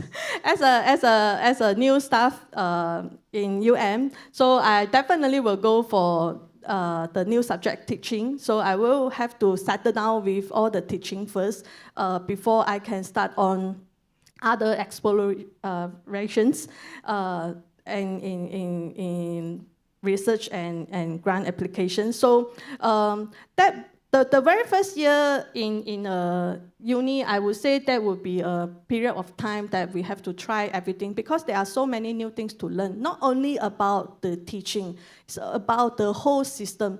In a very established university like UM, it has everything established already. So as a new person here, it's a long process for us to get used to everything, including little things like how to find the classroom. There's no map guiding us. Where is the classroom? So I just bring my timetable and ask whoever I met for the first person I met in the morning. Then I'll ask. Sometimes I ask the staff. So they feel very funny that how come you do not even know about, but it's not named by numbers, it's named by some names of the plants, so it's quite difficult to find. Right. So yeah, I mean the challenges will be get used to the system first, how the university operates or how the faculty operates. All the things first, and then get to know the people. I would say make observations would be a very important life-saving skills. You observe your surrounding, and then you learn from others people, whether at their success or at their failures. Sometimes they are willing to share with you what are the challenges, like how Dr. Kyrie have mentioned. He has even bigger problem than me, actually. I'm too shy to say that this is a challenge, actually. So learn from, if you learn from the people around you, then you feel lighter about your own problem, then you might even, find some idea from their examples. Yeah, that's all. Thanks. Thank you very much, Dr. Gan. It's a very interesting way in how, I mean, when we talk about challenges, it's all doom and gloomy, but you make it, you bring the joy element, you make the happiness element in the midst of doom and gloomy. So thank you. Thank you very much, Dr. Gan, for sharing. Okay, we will move on to our next panel speaker. So let me introduce our next panel speaker. That will be Dr. Lim Yin Cheng. And Dr. Lim graduated as a medical doctor from the University of Malaya in 2009. He completed his master's in public health in 2014 and continued with his PhD in public health. So he completed his PhD in 2019, obtaining a distinction for his thesis. And his main project as a principal investigator is to develop facial anthropometric data for Malaysians. The project is worth more than USD 85,000, which comprises about 4,000 participants from all over Malaysia. And this study is aimed to produce sustainable respirators that fit the Malaysian population. So Dr. Lim this morning will be sharing with us about some very important information on academic grant application. So the challenges that he has faced, and there is a very particular focus on this. He is going to talk about the challenges of using a bottoms-up approach rather than a top-down approach in grant application. So let us welcome Dr. Lim. Thank you, Dr. Donnie. First of all, before I start, I would like to thank my supervisor during my PhD, Prof. Victor. He's also my current boss, HOD in my departments. I would like to thank Prof. Noran for inviting me, and my colleagues, Dr. Rama is here. They are here to support me, actually, I think. And thank you for having me, and good morning, everyone. Perhaps I just want to, because the focus for my topics today is looking into the differences between bottom-up and top-down approach. I think these have been mentioned during the first presentation by the speaker from MOSTI. I've been working in, before I joined UM, actually I joined UM in 2021, and this is my second year here. And before I joined UM, actually I got the opportunity to work in IMR, Institute of Medical Research. That's a place that our PCR test was done at the beginning of pandemics. Most of the PCR for the COVID was sent there.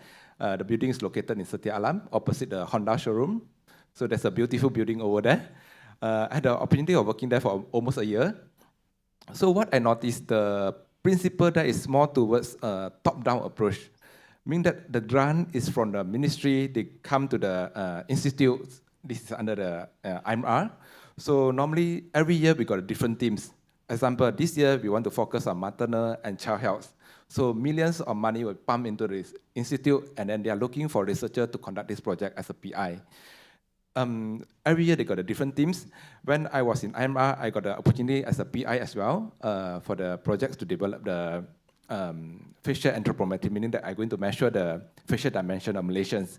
Because what we know that although we got the N95, we are using N95 for our COVID-19. However, the N95 are mainly from US and from China, meaning that they're based on the dimension from the facial dimension from China and from US populations.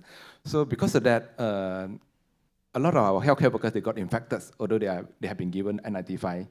So that's the aim of my project. We want to see whether there are differences in terms of the facial dimension between Malaysian and US population and China populations.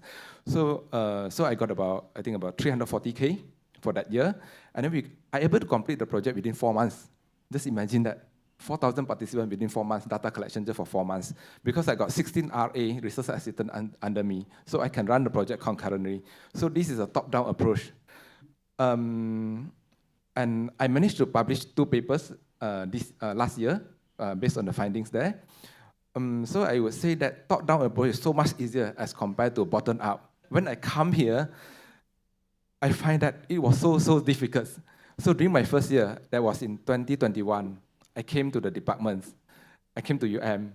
And I think in November, that was the time that I filled my KPI. I noticed that I got 0 grant. I got 0 paper. 0 paper because the paper was published before I joined UM. So there was no paper that affiliated to UM. So that's my mistake. I supposed to wait. The tip is I supposed to wait. If I know I'm going to join UM in April, I better delay it.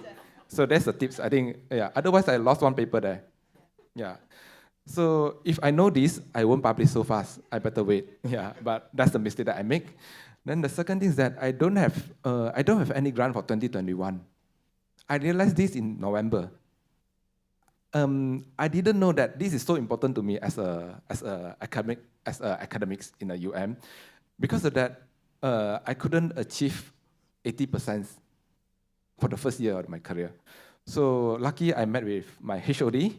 I talked to him, and then one of the solutions is that because during that time we got the grant and the publication can be combined, can be merged. So he advised me, why don't you publish in media? So during that, I think 3 to 4 weeks, I published, I think about, I can't remember, I think 10 to 15 papers, media articles. So I got about 82 marks in the end, from 76 to 82 marks. But lucky I did that. Otherwise, I won't get 80 and above. So that's my mistake at the first year, at the first 7 months in the university. So last year was 2020. I know my mistake. So perhaps I would just want to share why I did the mistake during the first year.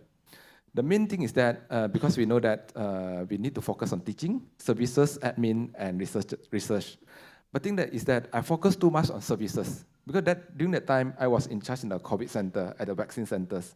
So I was placed there. So I spent so much of my time in the research in the vaccine centers.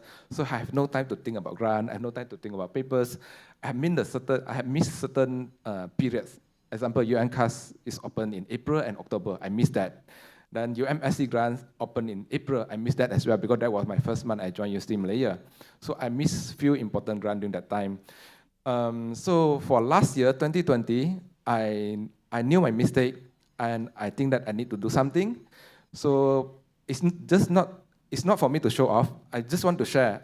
From 0, I able to get 6 grants last year, meaning that 3 grants as a PI and another 3 grants as a co-PI. Actually, I got 7. Another one is from the insurance company. So in total, I got 7. So I would say that everything is possible if you strategize correctly. If you plan correctly, you know when the timings of the grant going to be open. Let's say UNCAS is open in April, then you should prepare the proposal maybe by February. Then UMSC grant, Universiti Malaya Specialist Center grant, is mainly for the staff from Faculty of Medicine. Is open somewhere in June, so I need to prepare maybe 2 months ahead. So I always call up the secretariat to know about when the grant going to be opens, and then whether there are changes in the form, and then what the requirement, because sometimes we need to look for collaborator. I think that's the most difficult part. So if you want to look for collaborator, better to ask them early whether they are interested for your projects or not. One of the example for the UMCAS, I get a collaborator from SOCSOS and from the district office. So I talked to them even before the grant opened. So they agree, then, okay, I know that I'm going to secure this grant. So I think these are the tips that we need to, I think can be shared with others. Another thing is that what I found the main difficulty is that I need to get the right co-investigator. I think that's the main difficult part as an early researcher, because I don't know what other people are doing, what other faculty are doing. Especially for my IIRG grant, I'm not able to secure the grant. I think the main mistake is that because I want to develop apps, but I didn't get the person from the computer science. So I think that's the main mistake. That's one of the main mistakes that I make. So that's the main issues that I face as an early career researcher. So the thing is that I think I Google and I search from the UN expert, look at their specialties. But the thing is that sometimes it's not there.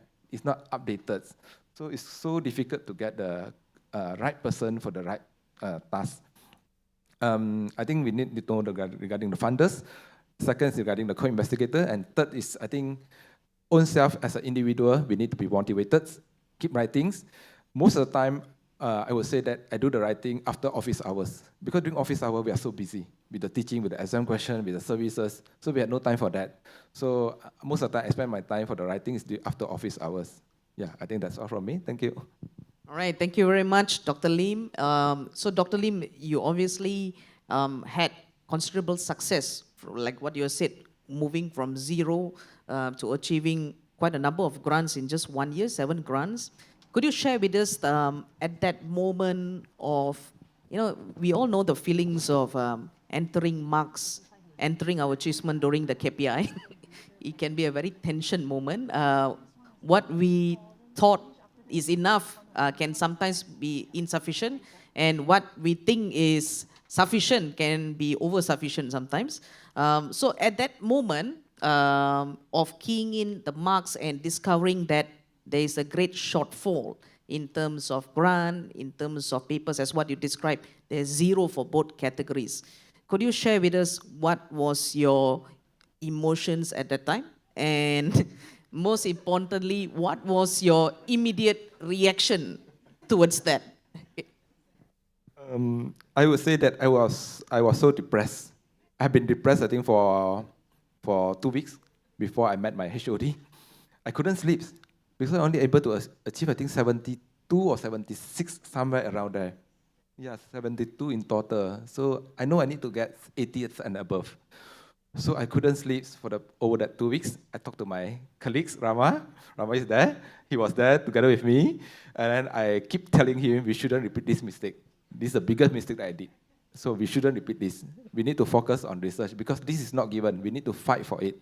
Teachings, admin, services, all these normally we have no issues. We can get 70% or 60% from there. But research, we need to fight for it. Nobody going to give us this. So all these are individual efforts. So, but lucky, I able to publish a few articles in the medias based on the tips that have been given. So in the end, I got 80s lah. So I quite satisfied with 80. Yeah. Thank you, Dr. Lim. So you went from depressed. Could you give us another word for your feelings right now? I can't say exciting because actually for last year I did apply another, I think 4 to 5, but I didn't get it. I applied for IRG, I didn't get it. I applied for the grant from local authority, MBPJ, I didn't get it. UCMB also, I didn't get it. The other one from EPU, Economic Planning Unit, we applied together. We didn't get it as well, I guess. Yeah, so, how to say that? It's quite demotivated because we have prepared so hard for the grants, and then we have spent our efforts for especially for my IRG. I spent like I think 1 to 2 months to prepare for it, but in the end, we didn't get it. It's quite demotivated. Yeah. Okay. So thank you very much, Dr. Lim, for that sharing. We will come to a Q&A with Dr. Lim shortly. So we move on to our next panel, which is our last panel for today. That will be Dr. Asmawati, or more fondly known as Dr. Aziz. So Dr. Aziz is a senior lecturer at the Department of Educational Psychology and Counseling at the Faculty of Education. And Dr. Aziz is also a registered licensed counselor. So Dr. Aziz has undergone training with the National Population and Family Development Board, NPFD, the Ministry of Women, Family and Community Development, and her research was mostly on at-risk behaviors among adolescents and family. So for this morning, Dr. Aziz is going to share with us her particular challenge on how do we get institutions to participate in research. Okay, so let's welcome Dr. Aziz. Okay. Thank you so much, moderator Dr. Donnie, and I would like to also thank Prof. Noran, Prof. Victor for being here. Nice to know you. And to members of the floor, thank you so much for coming and attending and listening to us. To me, research is just like baking a cake. You have to have the right ingredients, and not only that, you need to have the right steps. Why do I say that? I remember during the MCO, where, we are all very excited staying home. First, we were anxious, of course, but after that, we realized that, hey, we need to do something. I need to do something. So I started baking a cake, and I love sponge cake. And the texture of sponge cake is supposed to be spongy, soft, fluffy. But what happened to mine? As soon as I took it out from the oven, it collapsed. So that's how I feel about research, and that's how I feel about the stakeholders, okay? Just to share with you, I'm in my 8th year as a lecturer. Tak adalah early career researcher sangat, but I would say that I actually begged Prof. Stephanie to allow me to participate in this group because I do feel like what my fellow colleagues here shared, we need to know more about how to get in touch with the stakeholders, lack of resources. Although 8 years and I've got 23 research with me, maybe 9 or 10 principal investigators, I still feel that I'm unequipped, okay? So dealing with stakeholders, so like what Dr. Lim mentioned, you have to actually approach them earlier. So he has actually given the tips. I usually do it last minute. Okay, I apply for grant, then I will knock on the doors and say, hey, would you like to participate in this research? And they'll be saying like, no, because we have done this and that. So they wanted to look into different perspective. And I do the same mistake again and again, like what I did with my sponge cake. I tried on my second attempt, still it collapsed. Then I realized that, hey, I need to know not only the ingredients, okay, not only the ingredients should be right, but the steps. This is where my mistakes are that I did, and I realized that. So what I told myself that, hey, Aziz, what do I need to do then? So the first thing is to not give up, okay? Do not ever give up, and rejections will always be there. But I now realize that, like what Dr. Lim said, you need to approach the stakeholder first and inform them of what your areas of expertise, what you intend to do, okay? So that's what I did. And I also wanted to share with you that it's also important to have perseverance. Don't give up on the first attempt, second attempt. There'll always be an attempt. Remember during MCO, you remember Dalgona coffee, and then your Novex, and then your cakes, your bread. I have done so many breads during MCO. It's like if you throw it at the wall, it will not break that hard.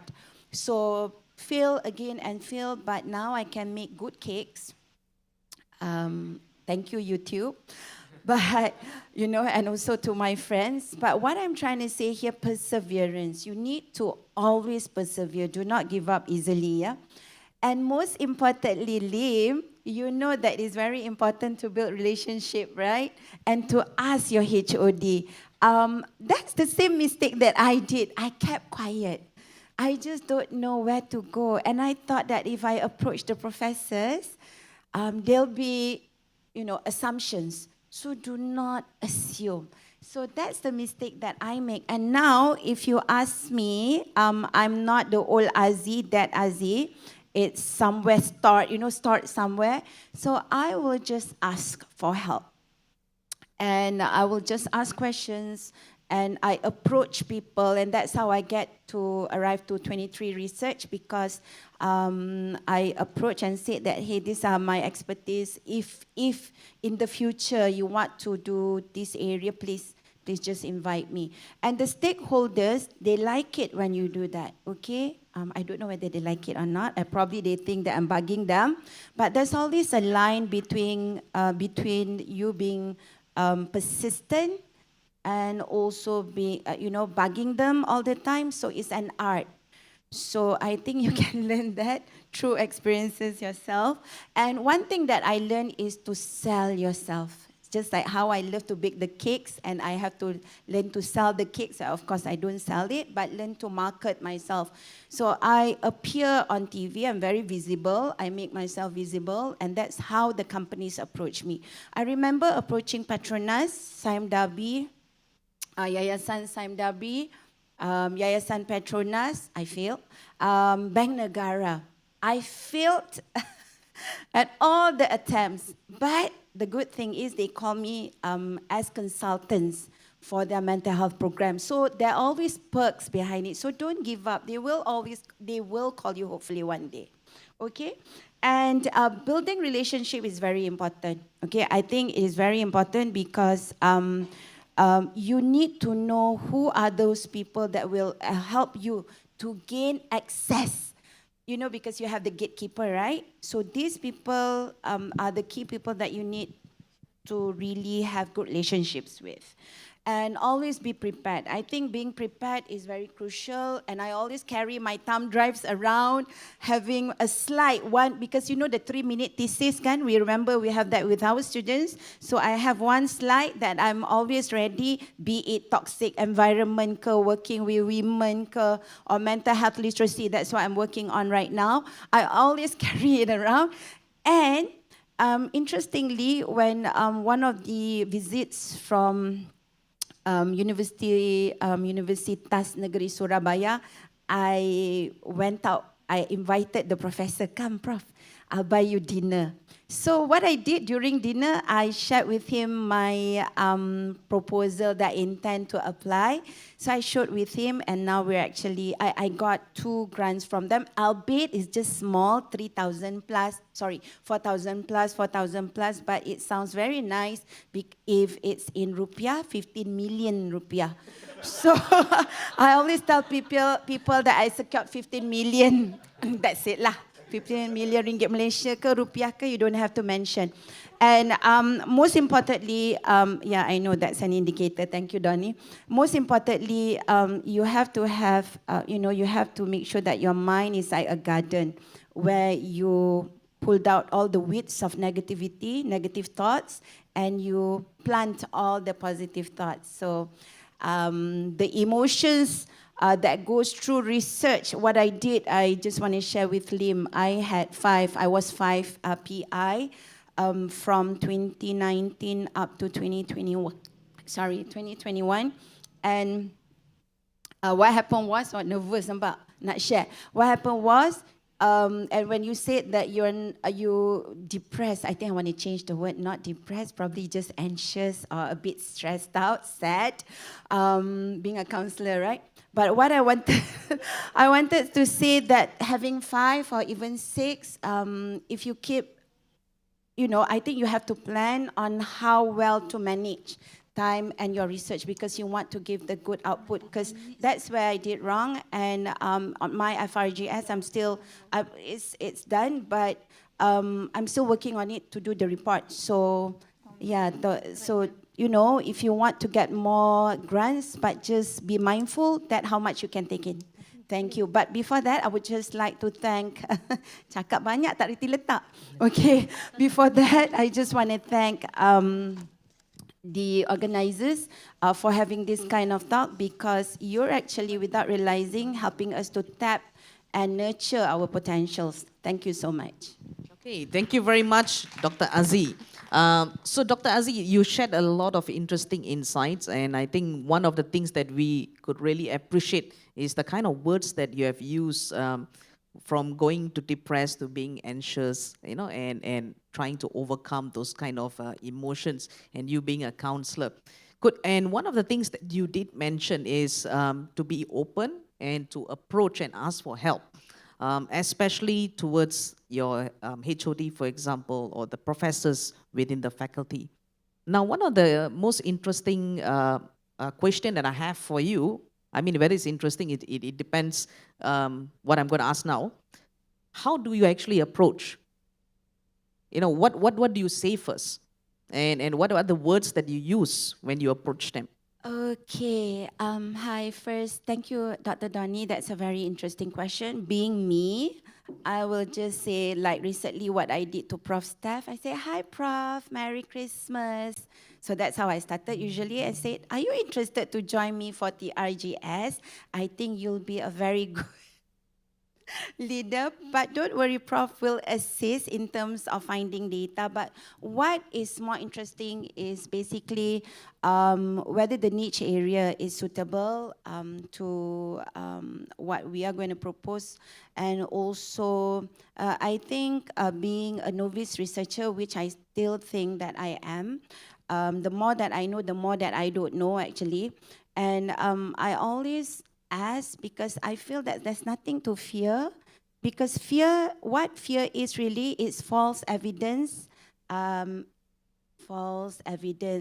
real or as reality, which I think that as a counselor, I need to basically, not just say, but I have to be, I'm the one who have to champion it. So yeah, so don't be fearful, just go and ask. Trust me, they will assist. If they don't, they will usually recommend that these are the areas of other professors. So thank you. Wonderful. Thank you very much, Dr. Aziz. Okay, we have one question that was actually asked by one of our panel members earlier. So that is concerning about how do you balance teaching and research. So for the sake of time constraint, so perhaps I will just invite one panel member to help us to actually explain on this. So maybe Dr. Lim, you would like to share, because you went from zero to a very healthy start that you have now. So, but at the same time, you have other commitments. For example, you are in a service-oriented profession as well. So could you help us to give us some insights about how do you balance teaching and research and so on? Yeah, I think personally I'm facing the same issue as well, because our time is quite limited. We only got 8 to 9 hours in a day in the office. So the thing is that I think based on the KPI, we should spend about 40% of our time for research and then 60% for another components. But for me, I think that perhaps during working hours, I only spend about less than 10% for research. Others go for teaching, go for services. So most of the time, I spend my own personal times during night times or during weekends. I don't think this is healthy. Because healthy working everyone's supposed to do works during working times and then go back. There's supposed to be a distinction between working and after working hours. But the thing is that I think this is the issue that we are facing as early academics. So I guess everybody is also having the same issues. I think it's quite. I don't have any solution for this actually. Is it okay if I add? Please, yeah, go ahead.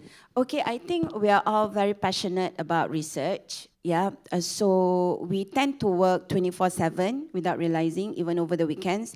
And I realize that it's not helpful and healthy for all of us. So be mindful that you need to take care of yourself first, self-care.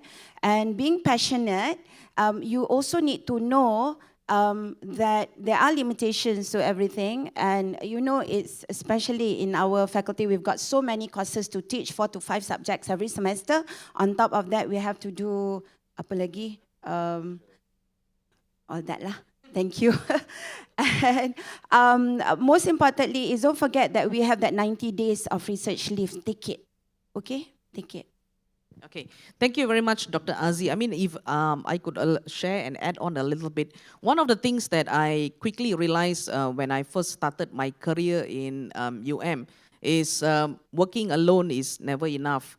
I started to realize the power of teamwork, and most importantly, is about building your own team.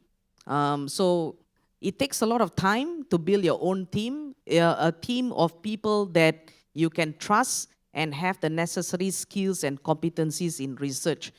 So I realized that once you have established a team, for example, a research project that focuses on quantitative research, you have a team that is experts in quantitative research. They are proven success. And you have a research on qualitative, you have another team for that.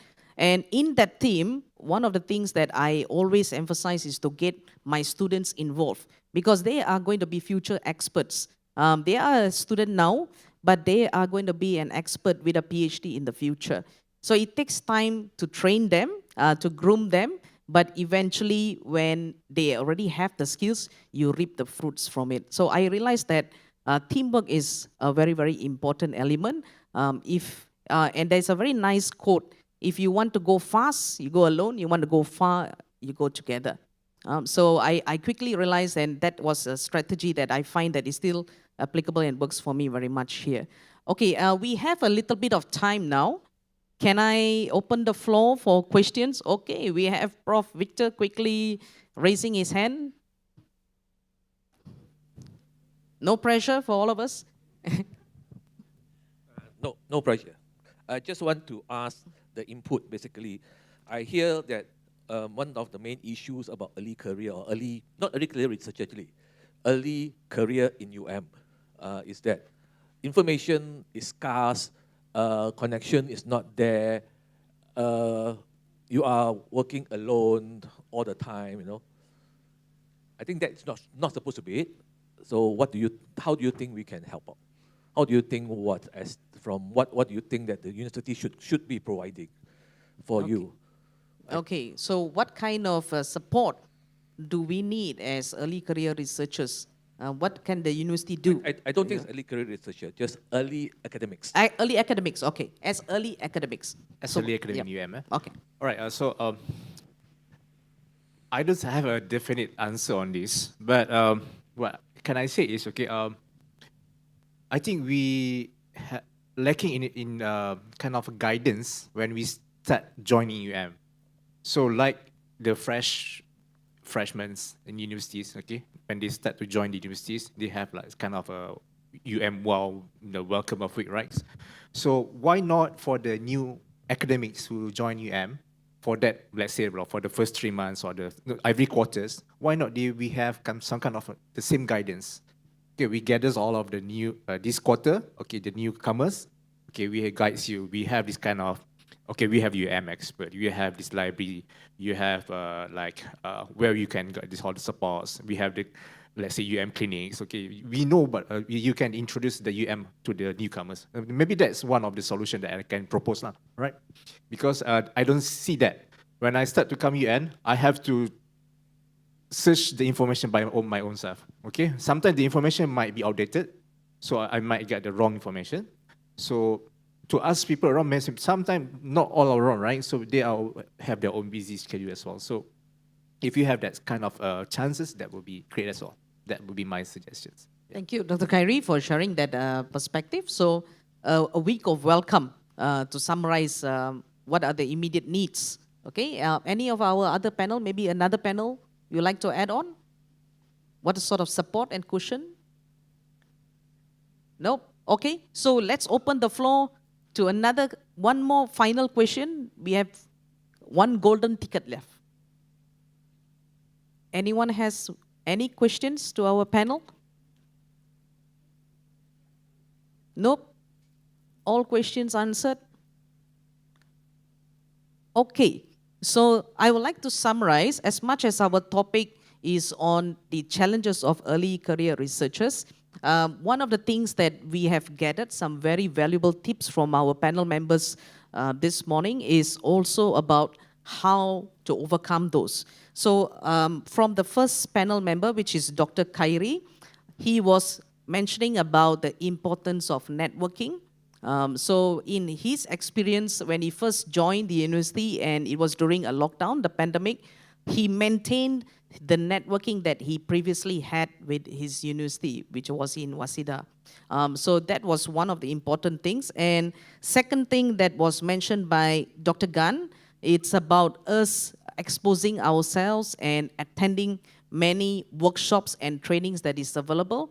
So make time to attend those workshops and training, because those are crucial moments and opportunities for us to gain information, advices, and most importantly, connecting to the first point, which is networking. And I think Dr. Gan has also mentioned something about observation. So it's important for us to observe what are the ways and conducts of those who are successful, and what are the ways and conducts of those who perhaps can learn from failures and move forward. Okay, we are moving on to the next one, which was by Dr. Lim. And Dr. Lim shared importance about being strategizing. So it's important to strategize short-term and long-term. And also, he was also mentioning about the importance of identifying people within your own area of expertise so that you are able to work with them and plan, for example, grant applications in the short and the long term. So it's not an immediate rush. You have already planned and you know who is going to be involved, especially when it concerns about external stakeholders. And our last panel member she started the conversation with a very important tip, which is the mindset. So we need to have a mindset that perseveres in all sort of obstacles, and from that strength of a mindset, we are able to conduct many other ways of overcoming the challenges. For example, approaching stakeholders within the university and outside of the university. And one of the things that our panel, Dr. Aziz, emphasized is also about building healthy relationships, not just building relationships, building healthy relationships, especially with the immediate superior, with your colleagues, with some very senior researchers, the professors within the university and the faculty. And also she emphasized on the need to ask for help. So it's okay to ask for help.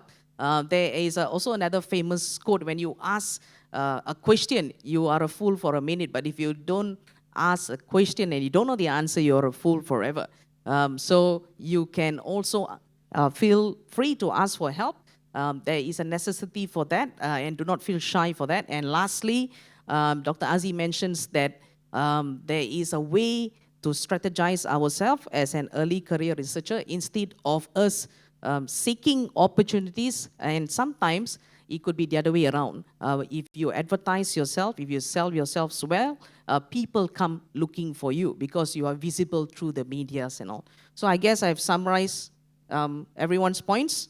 Okay, all right. So I would like to thank the organizers, Universiti Malaya Research Carnival, the organizers, and we would like to thank specifically Prof. Noran and Prof. Stephanie for providing an opportunity like this. And I would like also to acknowledge Dr. Chantrika, who was also a very instrumental person in helping us coordinate one another's input and arrangements for this morning. And most importantly, we would like to thank you, the audience, for being present with us this morning, because if there's no audience, then there's no speakers.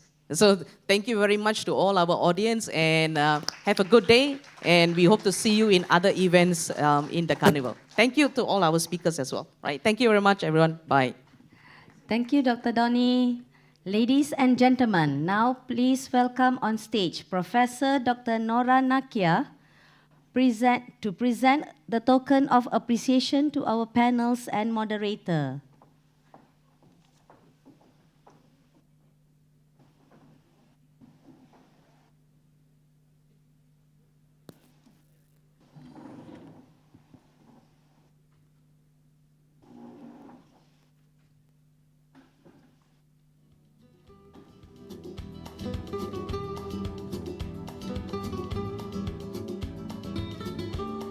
Please welcome Dr. Muhammad Khairi Faiz.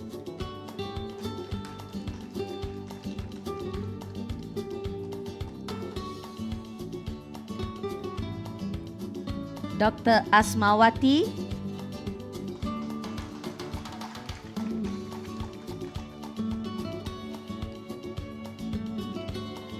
Dr. Lim Yin Cheng.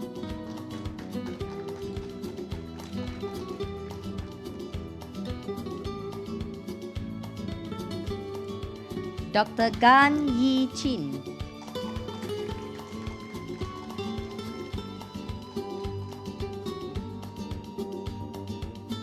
And our moderator, Dr. Donnie Adam.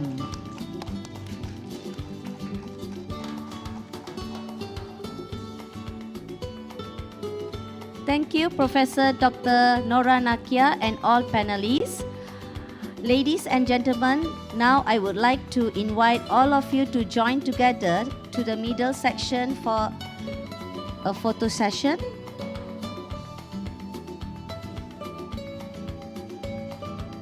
Thank you.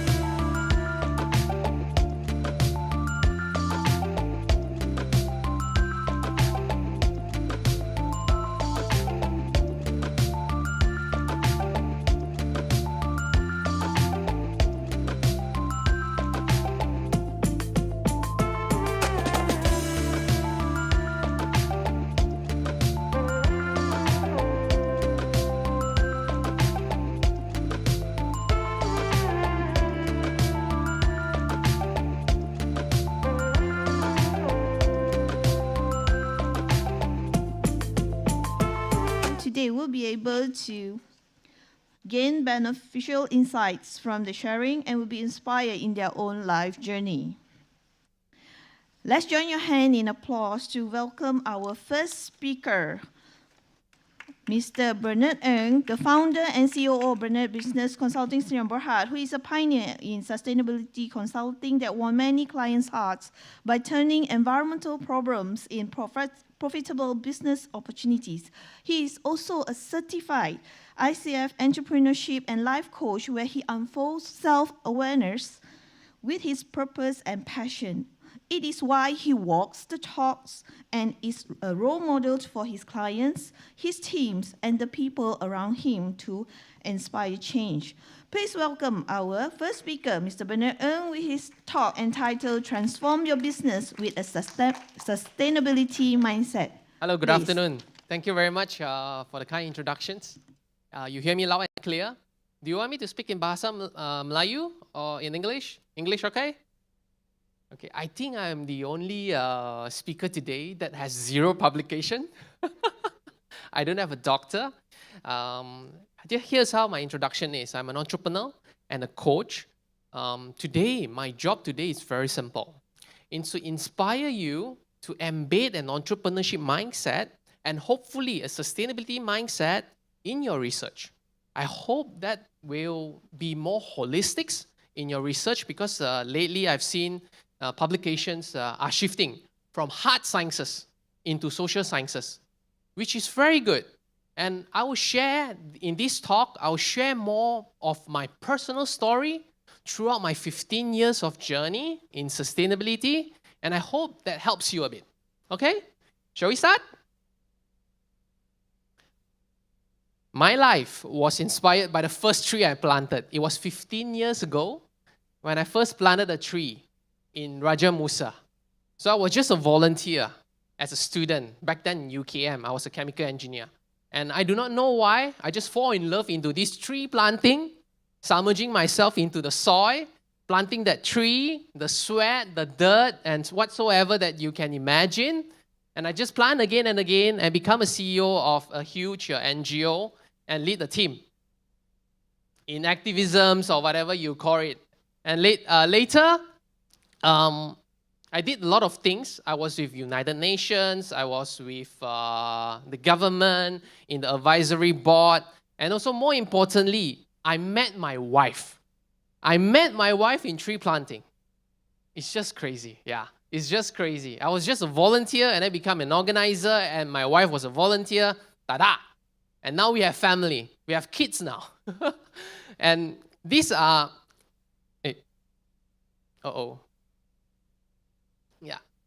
And one of the things I would love to share as well, it's our green wedding. We thought that we want to make our wedding a bit low carbon and hope to inspire more people to do it. We rented a zero electric car. We do vegetarian and so many things. We have a website called couplegogreen.wordpress.com. Go for it to see. And then later, throughout the journey, I told myself, I think this is a very important story to tell you all. It's throughout the activist lifestyle as an advocacy, I find that to make big change, being an NGO is not enough, or being a government is not enough. I thought that doing business is one of the best things. And I took an MBA. I came back from France, and I started my own company. So my company name is called Bernard Business Consulting in Remberhard. The job is very simple, is to help our clients to transform their environmental problem into business opportunity. That's it. That's it. So, and later I was featured in TED Talk, and we won a lot of awards and so forth. Here is a very important quote that I learned. Like happiness, sustainability is a process, not a product. It's very important because a lot of people, especially you, if you are new in the markets, you will think that success is an end goal. No, success is a process. Learn to enjoy the process even in your research will definitely help. And start with a baby step. I'm not sure how in your research, but you can start it anywhere. Yep. And this is our first case study that we built. It's a greenhouse solar dryer we built in Sarawak. It's a product to help post-harvest process, food process. This glass house, imagine, can have as high as temperature of 80 degrees Celsius without any heating element. It's just solar heat. And clients can dry whatever they want inside this glass house. It's a very specialized glass house. So most of the clients are from the fish industry, seafood industry, because they need halal and HACCP, and they need it. And this is some of the innovative products. On your left here, it's liquid solutions that we solve massive oil leakages, particularly chemical solutions on ionic liquids and chlorine dioxide. Besides that, we do greenhouses as well. Container house we built before in Johor for UK governments to build social housing. Agricultural drone, it was many years ago, we did it for mapping and reforestation. And of course, I just shared about greenhouse solar dryer, and more importantly is the green building that use double glaze window, which you have seen a lot lately. And what I wanted to say here, the best green action, it's really me and now, because a lot of the times we wanted to focus a lot from the government. We thought, why not we wait, the solutions will come from the government and whatsoever. No, it's me and now. You can start the smallest thing by rejecting the plastic cutlery that they're going to serve you later or in your process of life. That's the best thing to do.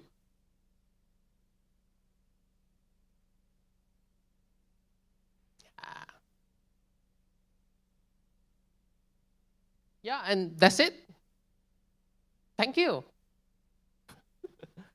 I have 15 minutes only, so you have any questions? Questions? Yes. Okay. All right. Thank you, Bernard. I've known you for quite some time, and I guess you have this different perspective of looking from a youth perspective, and also now that you've done your own business.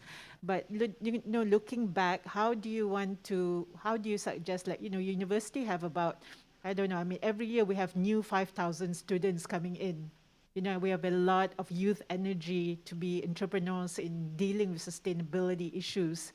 How do you suggest a university like UM to actually, create good awareness and, capacity building for these students? Do you have any idea? My bachelor degree I did in UKM. It was chemical engineering. It was many years ago, 15 years ago. I really enjoy it. You know why? It's because of all these activities that I created. 15 years ago, I remember I was the pioneer. I was a leader back then. I started a campaign called Tapau Mania campaign. Back then, polystyrene, it's crazy. Everyone used polystyrene. And what I did is I took all this nasi lemak polystyrene and we wash it, and then we make into a white coffin. And I put it in the middle of the chancellery.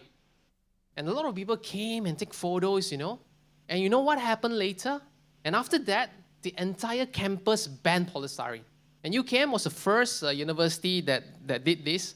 And later, I was brought into Lestari, and they started Zero Waste UKM.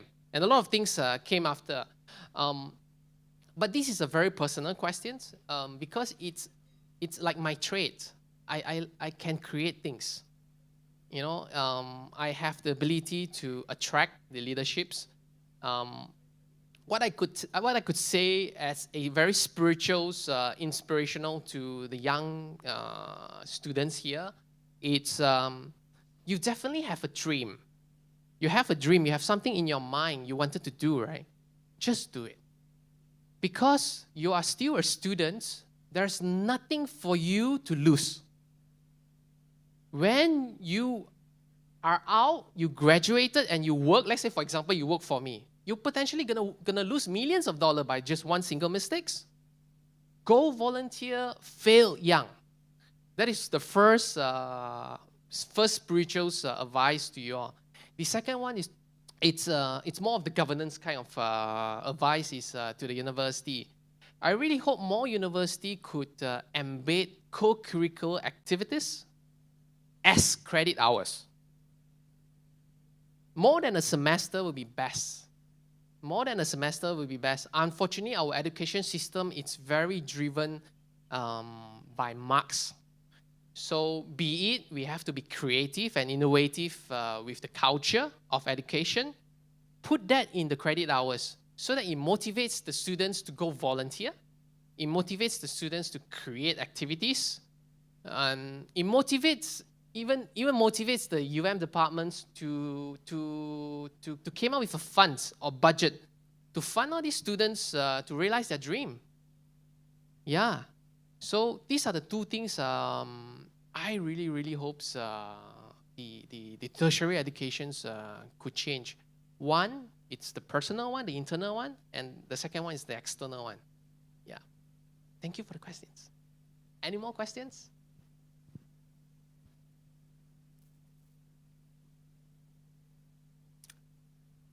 If not, connect with me on LinkedIn, and I'll be down here if you need to talk to me and exchange name card. I'm happy to do that. All right. Thank you very much. Thank you, Mr. Bernard. That is a very inspirational talk. All right. Thank you very much for everybody to stay on. Now, let's welcome our next speaker. He is Dr. Rosdin Subo, who is a senior lecturer in Universiti Malaya with experience as director, actor, screenwriter, researcher, and speaker. Dr. Rosdin received the Arts and Creativity Award during the Anugerah Akademik Negara 2022. He was also awarded the Best Male Lead Film Actor in the 33rd Malaysia Film Festival Award and TV3 Screen Award in 2019. His best modern theatre works include Tun Fatimah in 2006, Sri Mersing 2010, and Semera Padi 2015 with Istana Budaya Malaysia. Please welcome our second speaker, Dr. Rosdin, with his talk entitled Evolution of Barongan Performance by the Javanese Ethnics in Malaysia, a Process of Preservation and Strengthen in Folk Art Heritage.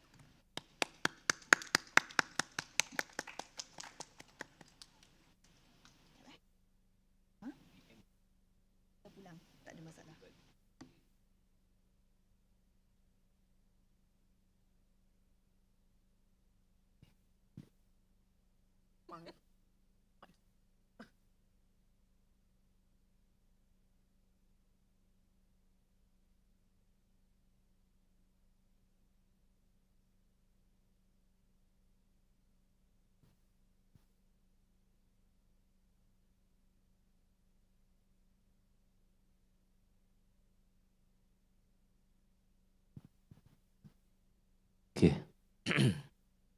Ni button ni mana? Ni. Ni. Okay, Assalamualaikum warahmatullahi wabarakatuh. Terima kasih atas jemputan untuk memberi sedikit perkongsian daripada saya terhadap apa kajian yang saya akan lakukan. So saya punya perkongsian ni saya akan siapa yang bahasa tak faham bahasa Malaysia yang boleh baca di slide saya ni. Okey. pengenalan diri saya dulu. Terima kasih kepada UMRC kerana menjemput saya untuk berkongsi. Dan saya agak teruja untuk berkongsi kerana sekian lama inilah yang saya lakukan, pergi kepada society, pergi kepada masyarakat, pergi kepada komuniti-komuniti tertentu dan membuat kajian terhadap komuniti, involve and participate with the community. So yang terbaru yang saya buat adalah komuniti Jawa. Bersama dengan komuniti Jawa membuat process preservation and strengthen the folk art heritage with the Javanese community, which is focus about the barongan performing arts, traditional performing arts, barongan. Okay. So sebelum ni saya banyak membuat projek-projek komuniti seperti forum teater bersama dengan komuniti-komuniti universiti dengan sekolah, tapi ini adalah antara yang terbaru dan saya telah mulakan 2019 lagi sehingga sekarang.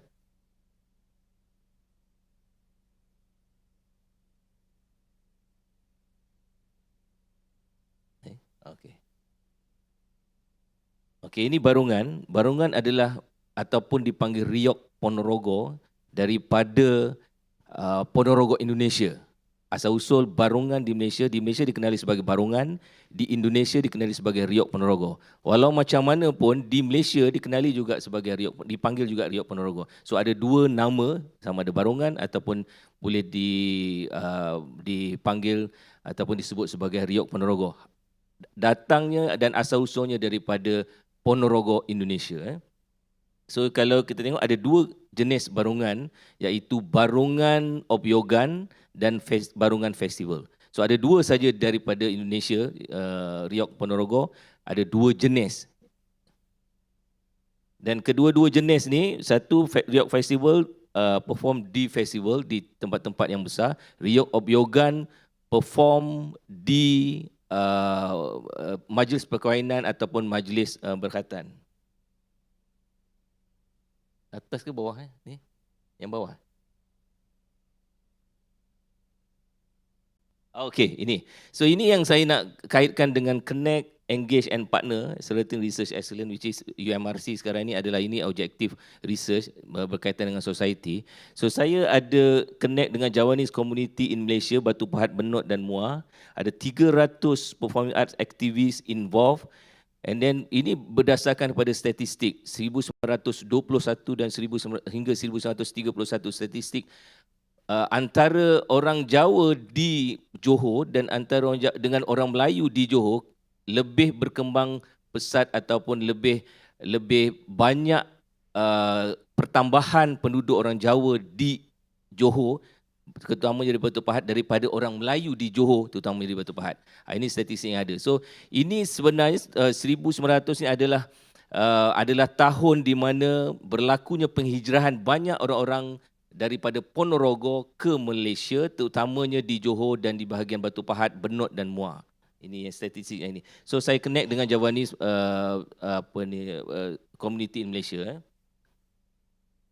Okey, engage. Saya engage dengan 6 barongan, kumpulan barongan. Ada 6 kumpulan sahaja di Johor yang dikenal pasti. So selain daripada barongan, ada juga kebudayaan-kebudayaan yang telah dibuat di sana. Tapi saya fokus hanya kepada barongan. Okey, apa yang saya dapati, ada 2 perkara yang mereka tidak lakukan. Yang ada di Indonesia tapi tidak berkembang di Malaysia, iaitu di komuniti Jawa, iaitu satu watak warok. Watak warok ni adalah watak orang-orang ulama dan warak. Yang nama warok adalah warak. Jadi watak ni tak ada di Malaysia. Dan satu lagi watak klono sewandono, iaitu watak hero yang tidak dibuat di dalam 6 kumpulan. Ini yang saya kenal pasti. Okey, ini ada kumpulan-kumpulan dia. Ada Setia Budi, Sri Wahyuni, Sri Agung, dan saya ini year established ni ditubuhkan, ada address, ada members dan ada leaders. Ini semua saya dah pergi dah 6 kumpulan sejak daripada 2019 dari sebelum PKP. Ini partner, okey. Ini yang menariknya adalah saya hanya mendapat 10,000 saja tahun 2022. Saya bermula 2019, saya tak dapat apa-apa sokongan dan bantuan. Saya menggunakan daripada poket saya sendiri untuk pergi survey dan pergi ke Indonesia, pergi ke Barongan dengan duit saya sendiri. Dan setelah itu saya baru dapat 10,000 daripada JKK untuk membantu saya untuk tahap yang kedua, preservation and strengthen. Untuk preservation saya dapat dapat 10,000. Tapi saya tetap berpartner dengan NGOs dan government. Apa yang menariknya adalah NGOs. NGOs ni saya ada persatuan-persatuan Jawa, Malaysia, persatuan daripada kebudayaan Kuala Lumpur, itu yang membantu dan kita bekerjasama dengan persatuan-persatuan. Ini sangat-sangat penting untuk pergi kepada masyarakat tanpa menggunakan modal yang banyak. Ini adalah 3 Javanese Parit Bugis Buah Johor Association ni, saya berhubung dengan dia dan dia ada satu keraton di Batu Pahat, di mana tempat itulah saya attach dan saya buat persembahan di situ menggunakan tempat Persatuan Jawa di Batu Pahat.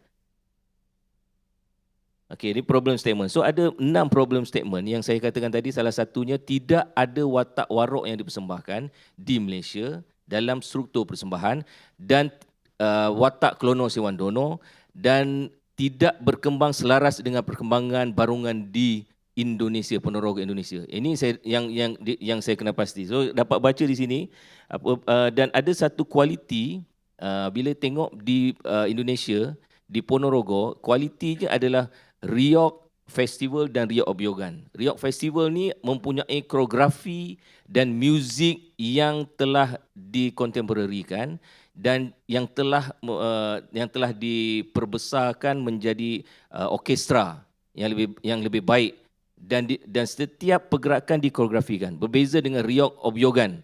Riok Obyogan ini dilakukan di Malaysia, Riok Festival tidak ada.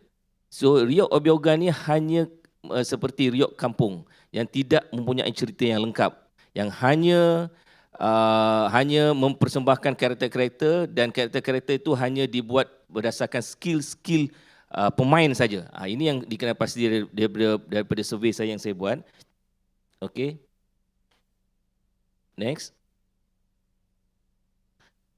Okey, jadi apabila saya melihat keadaan itu, jadi saya berfikir adanya perubahan ataupun perlu adanya evolusi di komuniti Jawa di Batu Pahat ini untuk berkembang selaras dengan perkembangan riok di Ponorogo Indonesia. Itu template yang saya rujuk. Dan ada juga di Indonesia yang kita tahu di Ponorogo claim bahawa riok ataupun barungan di Malaysia ini adalah kerajaan Malaysia cuba claim bahawa riok adalah budaya Malaysia. Ada permasalahan, ada konflik. Jadi konflik ni sebenarnya bila saya pergi ke Indonesia di Ponorogo, mereka tidak ada permasalahan itu. Hanya ada provokator yang mencetuskan permasalahan isu itu.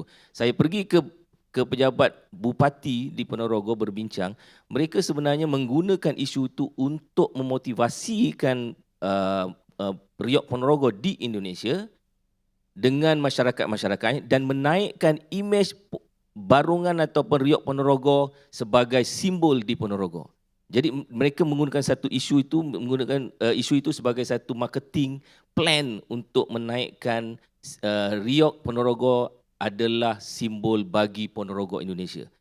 Jadi itu yang saya dapat clear dan saya pasti dan saya perbincangkan dengan komuniti Jawa di sini supaya tidak terbabit dalam isu politik dan isu provokasi ini. Dan mereka tidak ada pun mengetahui apa-apa perkembangan barungan di Malaysia. Saya dah bertanya ada beberapa pemimpin di Ponorogo lah. Okey, so research objektif saya apabila melihat perkembangan komuniti Jawa di Batu Pahat utamanya, so mereka perlukan pensejarahan yang lebih mendalam dan terperinci dan perlukan struktur-struktur yang baru untuk mengembangkan kebudayaan dari sudut seni persembahan. Ini saya punya ni lah. So saya perlukan, saya melihat evolusi daripada Riok Obyogan pergi kepada Riok Festival di mana ada beberapa kategori yang saya contribute terhadap di society. Okay, next. Okay, so research metodologi saya ada 3 levels. So saya dah buat level yang pertama. Yang pertama ni examine barongan performance through RIOC Indonesia. So saya pergi ke Indonesia dan ini ada 9 aktiviti yang saya telah buat pada start daripada 2019. First activity survey barongan troops in Malaysia 2019. 6 kumpulan tu dah survey, ambil gambar semua dan video. Dan supervise student research in barongan in Malaysia. So saya supervise 2 student masters yang buat kajian. So ini adalah satu perkara yang saya perlu buat untuk mengukuhkan lagi saya punya kajian dan dibantu oleh penulisan tesis. Recording barongan troops in Sri Wahyuni antara satu kumpulannya. Okey, ini ada 9 recording mix performance ni semua saya telah buat 2021 tanpa mendapat grant daripada siapa pun. Recording the performance barongan in an event, attending the Festival of RIOC Ponorogo 2002 in Indonesia 2022, interviewing some activists at RIOC Ponorogo. That is the activists in Indonesia. Academic discussion. Saya ada keynote speaker. Saya dijemput di Ponorogo dan visit office of Bapak Bupati Ponorogo. Okay, next. Okay, ini 6 kumpulan yang telah pergi. So, perkara yang pertama yang saya rasa dealing with the communities, Javanese community especially, so we have to go there and then we have to be with the community and then kita ada data yang original daripada kita. So maknanya ni gambar-gambar ni memang tak ada dapat daripada internet, dapat daripada sendiri. Ini ada 6 kumpulan. So saya dapati ada sanggar-sanggar dan dia ada complete actually music instrument, dia ada complete, but they're not complete in terms of the structure performance and then the story, they're confused about the story and then they're not develop their performing arts. Ini 6 tu saya tu tengah-tengah tu. Okay, this is the 6 differences Singo Barong. Okay, based on the six groups. So this have a local punya aesthetic. Kalau kita tengok daripada sini, different with the Ponorogo. Dia ada beberapa. Salah satunya memang ada perkataan Gamalasari, Mua is not in Ponorogo. So itu, dan ada image Merak dan image tiger di situ tu, semuanya dah ada image jata negara pun ada dibuat. Ini image local aesthetic yang terdapat.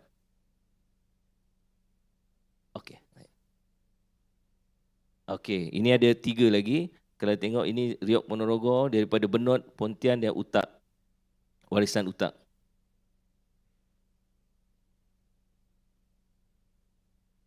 Okey, apa yang saya buat? Ini yang ada di Malaysia, iaitu perform dekat di wedding ceremony dengan jalan. So ini yang obyogan, yang sedia ada. Okay, ini yang dengan Pak Bupati Ponorogo tu. So ini saya gambar ni sebenarnya macam berlakon bersama dengan komuniti Jawa. Sebab saya bukan orang Jawa tapi saya terpaksa memakai pakaian Jawa masuk di komuniti Jawa untuk bersama-sama. Ini perbincangan dengan Pak Bupati Ponorogo untuk saya punya projek lah. Ini perkara yang saya rasa sangat penting juga untuk sebagai researcher sebab kita mesti appear dalam Indonesia punya media, mesti mendapat support daripada Indonesia dan mesti membentangkan ketersediaan Indonesia ini supaya melihatkan kita lebih yakin dengan kita punya research. Ini saya the Gerbek Suro ni the festival RIOC Ponorogo 2022 dan dia telah buat lebih daripada 10 festival 10 tahun. So attend dekat sini itu mendapatkan idea yang banyak lah.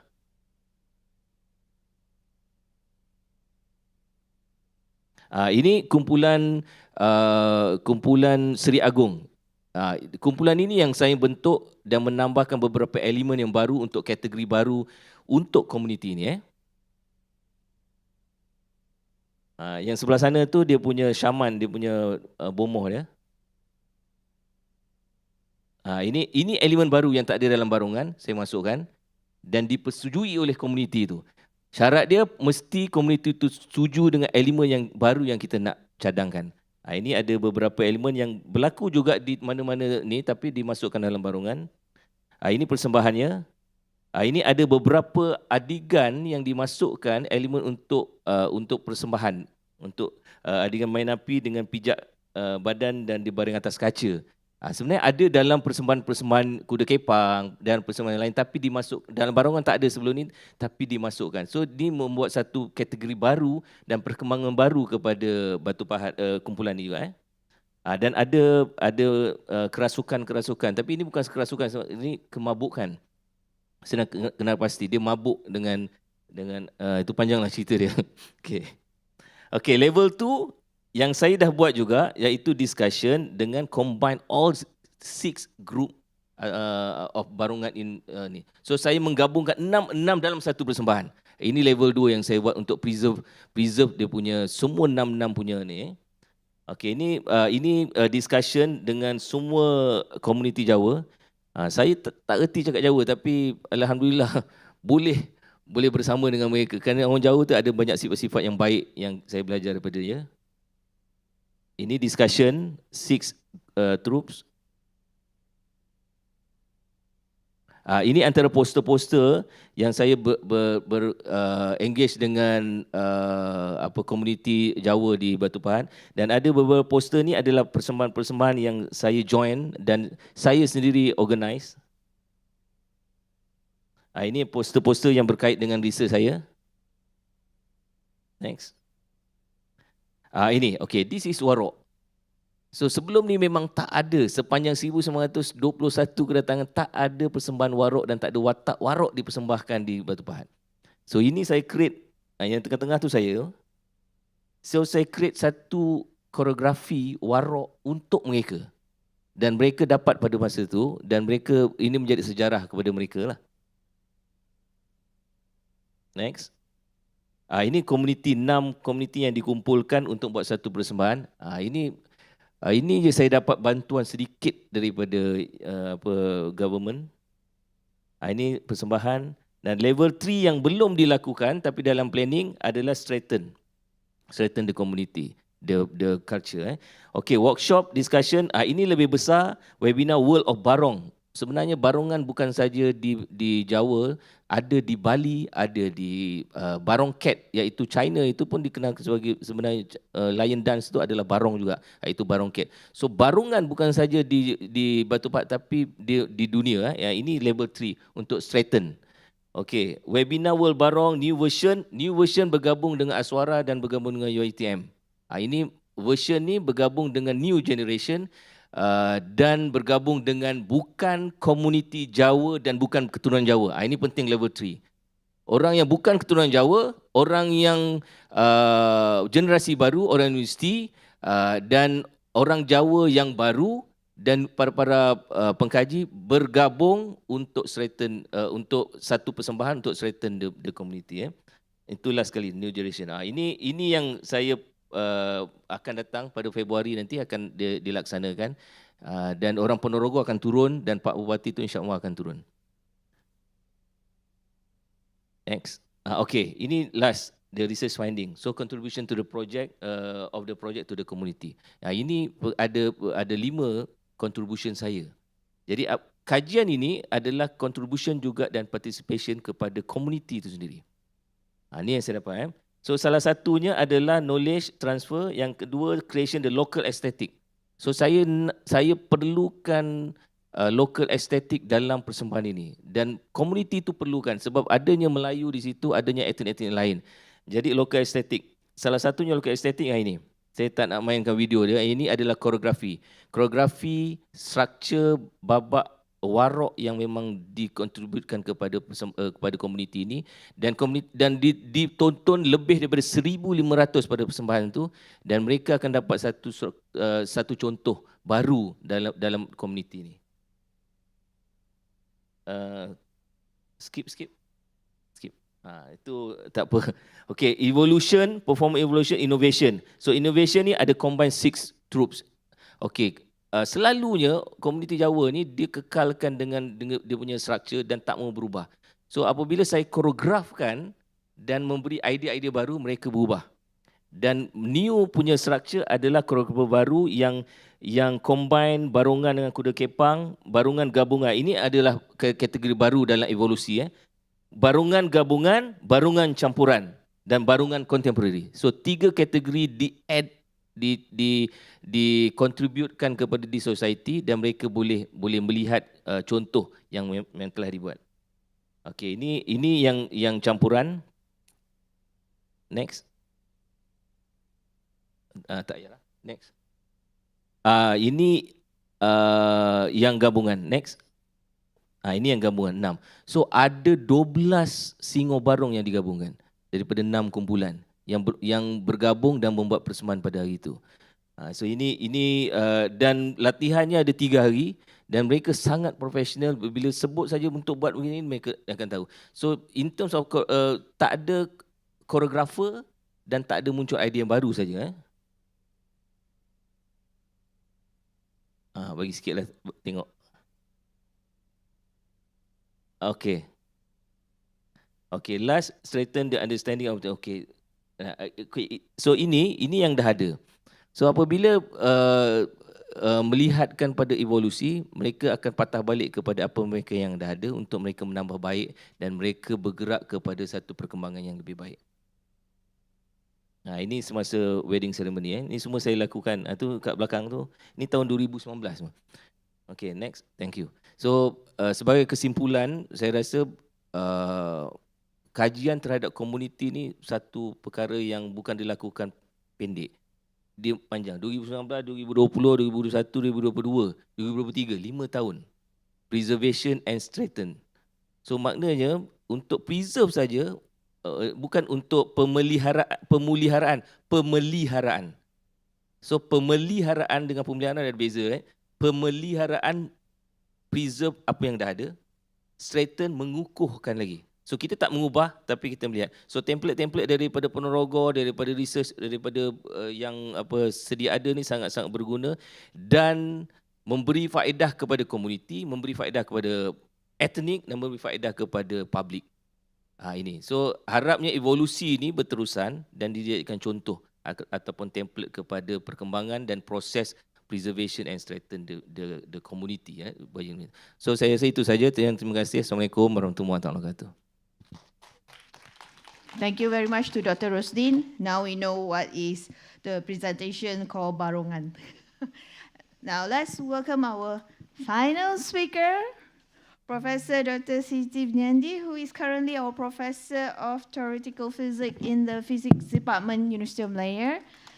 He is an advocate of art science movement where together with colleagues from Faculty of Creative Arts and Museum ASEAN Site explore design and innovation, philosophy underlying major shift in science, technology and social dynamics.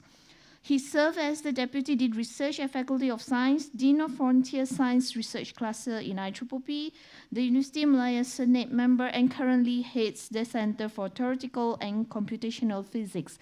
Let's welcome Professor Dr. Siti with his talk entitled, We Need First Principle plus Design Thinking Mindset to Inspire Disruptive Solution to Complex Problems. Please. Okay, thank you very much for the introduction. And I would like to thank UMRC's organizing committee for this invitation, and also thank the audience who stay on. I wish that we had more people because what I'm going to tell you is basically a reflection plus a perspective of an outgoing academic. I entered the research scene about 30 years ago, where things were different. But then the change was there. We saw it coming. And after 30 years, things have changed so much. So if we are not aware of this change, we will keep complaining that we don't get support, we don't get fund. And we have heard from yesterday and today, it's all about people. It's all about people. Whether we are contributing towards the well-being of the people, the planet, and of course the country. Okay? What you see here is, since Merdeka, we have come a long way. Majority of us have roof on the top of the head. Majority of us. But you see what happened? People are now living on the roof. It's not having a roof on the head. We actually basically, in many situations, actually succumb to the technological development. What is missing? Look at this logo, ilmu punca kemajuan. Yes, ilmu telah membawa kemajuan. This is an expensive house, you know. This is a real scene.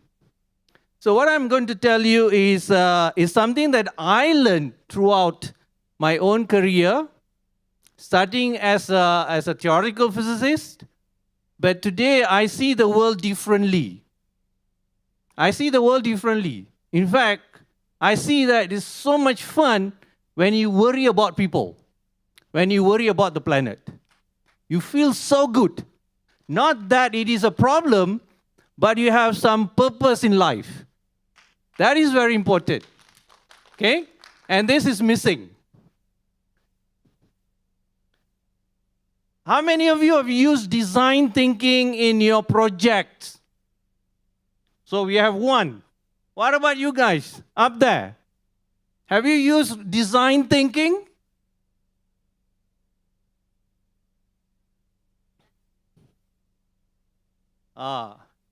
You know, the idea of design thinking actually came from a movement called modernism, when the art changed because we don't want to paint like Picasso and couldn't be bothered what does it mean. We want art to be functional. It was started by the Bauhaus movement in Germany in 1913. Bauhaus may sound familiar. If you touch your iPhone, why it feels good? Because that thanks to Bauhaus movement. Dieter Rams, Jonathan Ive, all these people are Bauhaus students, at least following Bauhaus designs. So designers, people, architects, designers, they have a very human touch towards design. We like our clothes because the designer put the wearer in the perspective. Basically, it involves you need to empathize. First, you must feel the pain somehow. Just now, one of the panel mentioned, observe. Observe. As a researcher, we need to observe all the time. Academics, we need to be observant all the time. If we are the thinker of the society, we should observe all the time. We should observe. Why we observed? We want to feel the problem. We want to empathize the problem. And then comes the standard process. Define the problem. You define the problem after you empathize. You know what happened in a conventional way? We define the problem statement, everything, define the methodology. Finally, we found who's going to use it. And we usually arm twist the problem to fit that community. At the end, we always find the stakeholder at the end. And it was also mentioned just now, you know. It was mentioned. You must find your stakeholder very early because you want to design your problem. So you see, the process of design thinking is divergence, general problem, and then you need to converge again, because if you let it diverge, it will go places. You have to converge. Then you get a specific problem. Now things are on the spot. With a specific problem, chances of getting a solution that is specific is higher. We don't teach this in our research methodology because we don't think like artists. You know, we don't think like artists. We don't think like designers, especially I'm talking about the science. And here we don't see many people from social science because they may probably thought theoretical physicists will be talking on physics. Okay? I'm an outgoing academic, so I can observe and, and look at it. All right? So, what's the difference between all this with the way we have been doing things? Look at it. Engineers always want to solve the problem. Give me the problem, we solved. It doesn't work, okay, never mind, we come to version 2. We go for version, iteration. That's the way engineers think. What about business? Optimize, get the best out of it. Scientists, we always analyze, try to get the best performance, you know. Where is this, where is that best performance?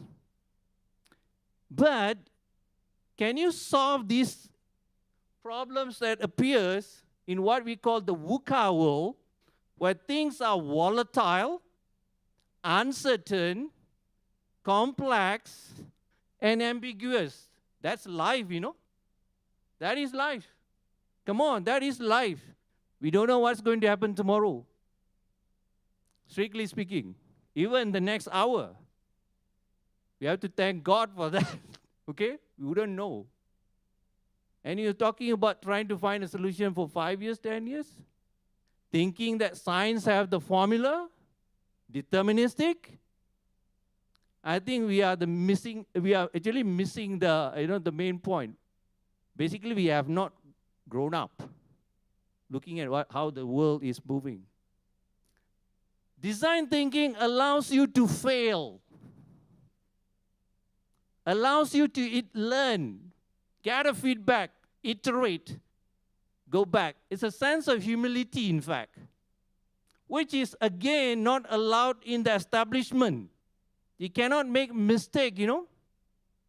Look at the grant applications. Problem definition is not clear. Expected outcome.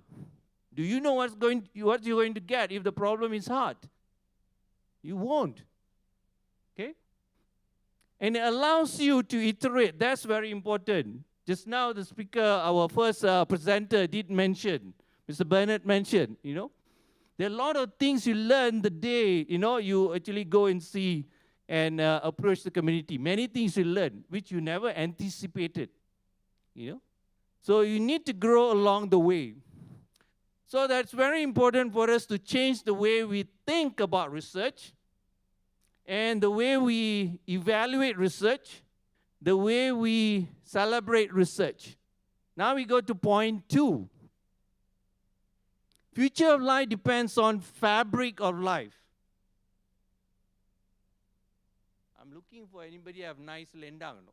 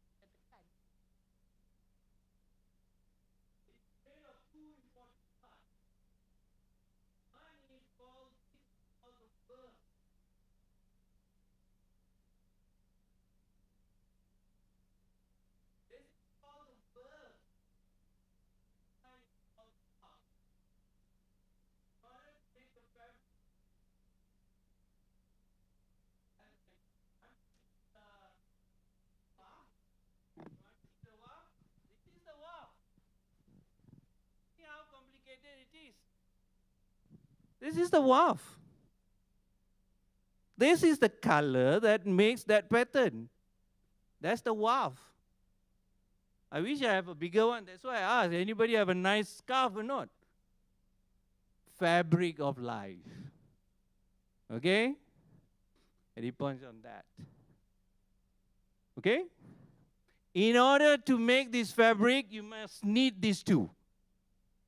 And there has to be strong. And interestingly, this point was made in in a recent dialogue, Nobel Prize dialogue on the 9th of December. It was made, a comment was made by Professor Francis Arnold. Francis Arnold is in red. Caltech, Chemical Engineering. Okay? And she said, what is the role of basic science in solving the future? Because lots of things are happening. What's the role of basic science? Because we talk about Nobel Prize, usually you need to make a basic discovery. So what's the role? And she highlighted this. Tapestry where both weft and the warp is needed. This is based on the work by Professor Sandra Diaz from Argentina, an ecologist, who said the fabric of life basically is governed by two important components. That is the richness of biodiversity and the integrity of the ecosystem. Okay, so society is basically an ecosystem. Research is an ecosystem. University is an ecosystem. So, how many of us actually learn from ecosystem? That's the important part. Okay, it's quite interesting. This is what happened when a biologist go to a poetry class. This is what happened when a mathematician wandered into sociology. This is what will happen if a physicist go and be a busybody in ecology. You learn something. And usually you bring this back. Okay? We should be of that kind of species. Not the one who stay with our own field forever and have a very narrow mindset. Okay? And hope to change the world. Sorry. The world is a fabric. And what happened? You can have that richness, you see? You can have the richness. These colors are the physics, biology, chemistry, astronomy, sociology, psychology. But that alone, without the structure, will not give you, without the warp, cannot give you this beauty of life. And that's what what we can learn from ecology. So the main finding is weft is the rich discipline of science, technology. It's important. I'm not saying it's not important. Otherwise, you won't have the yawn. You won't. A high quality yawn. But you need this warp. What is warp? The warp is openness. Are we open to learning? Collaboration, genuine collaboration, ethics, communication, equality, diversity. Remember, the line of our clothes is warp. This is weft and the warp. If any one of these fail, it will open up. It will fail. The cloth will fail. Okay? So you need this both. And one is lacking is this. And you need also another component called the salvage. That is the job of weaving and knitting. You need the institution to play the role. You need research leader to play the role. If nobody control, the lines will go in all directions. Somebody has to roll it and weave it around. This is a role of great research leaders. Okay? They won't let their people just wonder what they want to do. You need to weave the fabric.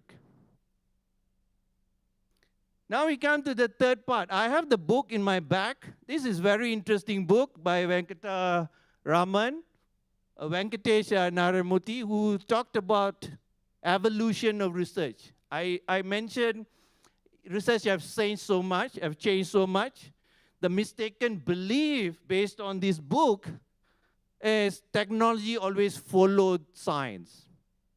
Science is the pace setter. Second, goal of research to answer questions. And then third is, this is derived from the Wall Street, it's always about return of investment for the private interests. And the finding is, from this book, is you need to rethink There is a two component, nurture and nature. What you need in nature is technology and science co-evolve. Technology don't need science to evolve. They co-evolve. In some scenarios, technology motivates some new science to be discovered. In some cases, the science motivates technology. Okay? But in a current scenario based on the American scene, you need co-evolution. Both must evolve. Both must explore. And you also need this knowledge. Surprise is research. The wow factors in research. But you want to consolidate things, that is technology. It's a development part. So sometimes we get lost.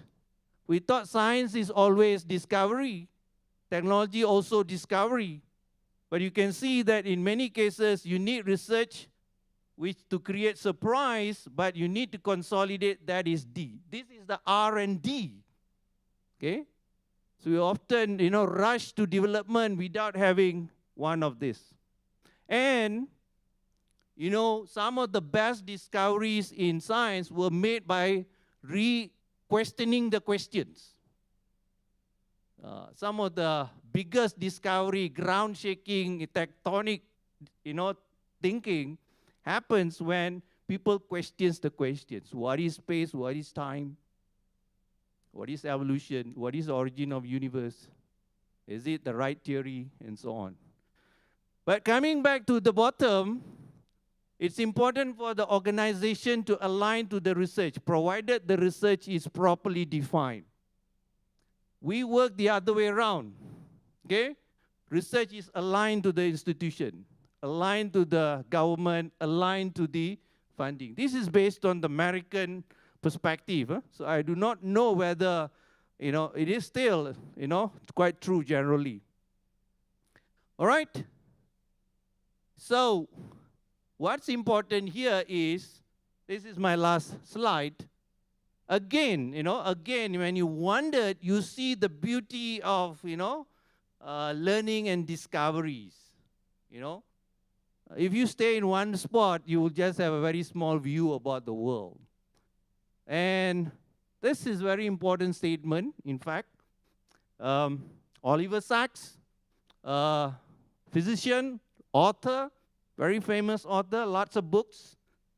And he said that, in fact, this is not the original quote, but he said that, ask not what disease the person has, but rather what person the disease has. Remember, we said we want to go into that humanity aspect, get the story from the people, from the ecosystem. And this is also due to Hippocrates. But the point is, if you go to hospital, what they ask the question always? Sakit apa? The person sakit apa? But the question never about what that the person, why this disease stick to this kind of people? Why? If you want to solve problems, start from the human. That's why this is design thinking actually put human at the center. Human here means all life form, in fact, including the whole planet is alive. Okay? And it goes back to the process which never linear, never certain, allowed iteration, allowed error and learning. But sadly, research now is put on a trajectory almost, almost certain. It has to follow this way. How are we going to make discoveries in the first place? How are we going to solve problem which is itself is uncertain, ambiguous? So probably in the university, we should allow for some room for people to explore, just to make this yarn beautiful color, all the beautiful color, so that somebody else will weave this into a beautiful pattern. So you need basic research to produce beautiful yarns in a beautiful color, vivid color, sharp, never discovered before. But somebody else also should weave.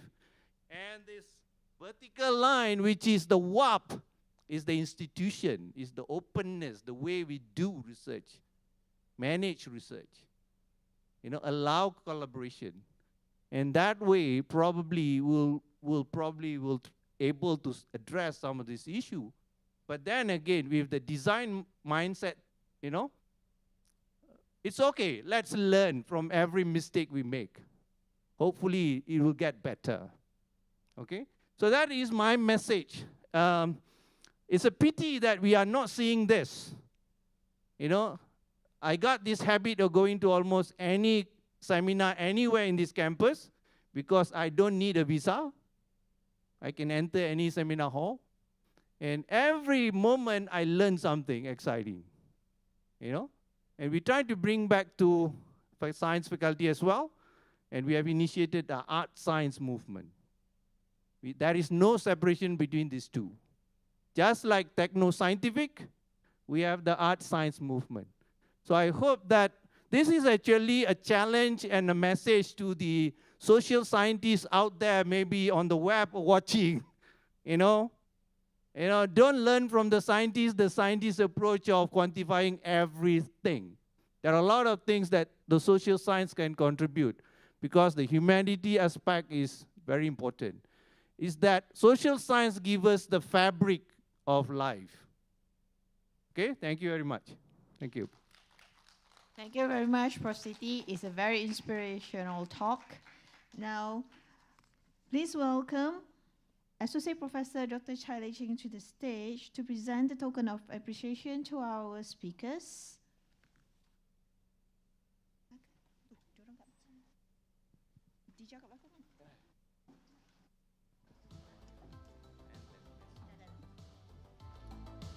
Okay, please welcome our first speaker, Mr. Bernard Ng, to the stage to receive his token. Please hold on. Let us take a photo.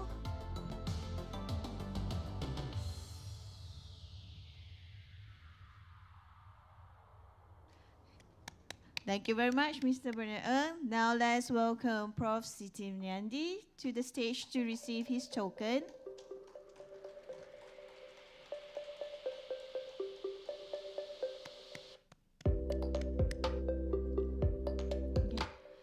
Thank you to Dr. Chai. We end the session today. Thank you very much for your participation. Prof. Siti and Mr. Bernard Ng, you're welcome to lunch at the banquet hall. Thank you very much.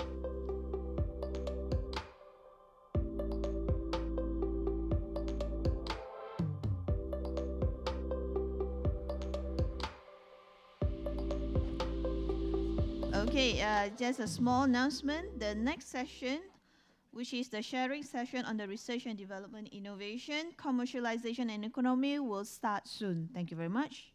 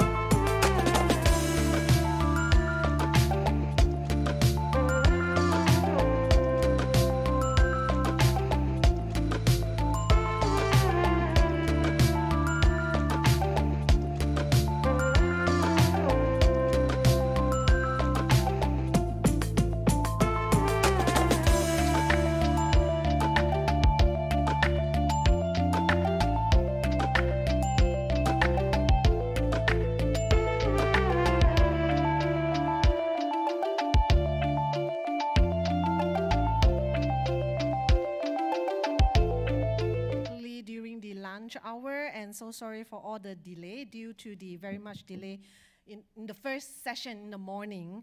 So anyway, so without further ado, let me just introduce our speaker, honorable speaker, today. Thank you so much, Puan Hazami, for making time to come here. I know that you are very busy, even for this talk, you have pushed away, quite a number of your event in your calendar. So Puan Hazami is actually the Chief Executive Officer from Academy of Sciences Malaysia. And she's currently serving as the CEO of ASM, a think tank body focusing on science, technology, and innovation policy and strategy projects. Puan Hazami leads the management of the academy that comprise of amount more than 800 STI experts in Malaysia. Right now it's 900 over.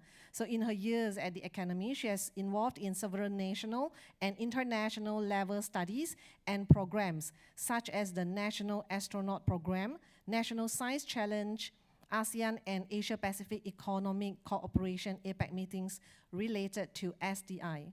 First, second, and third science and technology national policy, and others. Among ASM flagship studies that she oversees are Mega Science Framework Study, Foresight Study on Malaysia 2050, Science Education Study, Science Outlook, and others. Regionally, she has represented Malaysia in few talks and forums, including the China-ASEAN Technology Transfer and STI Cooperation Forum, Nanning, China, ASEAN Talent Mobility Workshop, Thailand, ASEAN Innovation Forum, Korea, and 2019 AAAS Symposium, Washington, DC. She is the Group of Capacity Building Subgroup in APEC PPSDI since 2017 and Secretary for Malaysia in IIA SA Council from 2014 to 2019. Disciplinary Panel for Malaysian Medical Council since 2018 and Council Member for Industry for WRD led by MITI since 2019. Puan Hazami's area of interest and expertise is on STEM, talent development, policy, strategic, science communication, foresight, science diplomacy, and governance. So it's our honor to have Puan Hazami here, to share with us, a little bit on RDICE roadmap in Malaysia. So the floor is yours, Puan Hazami.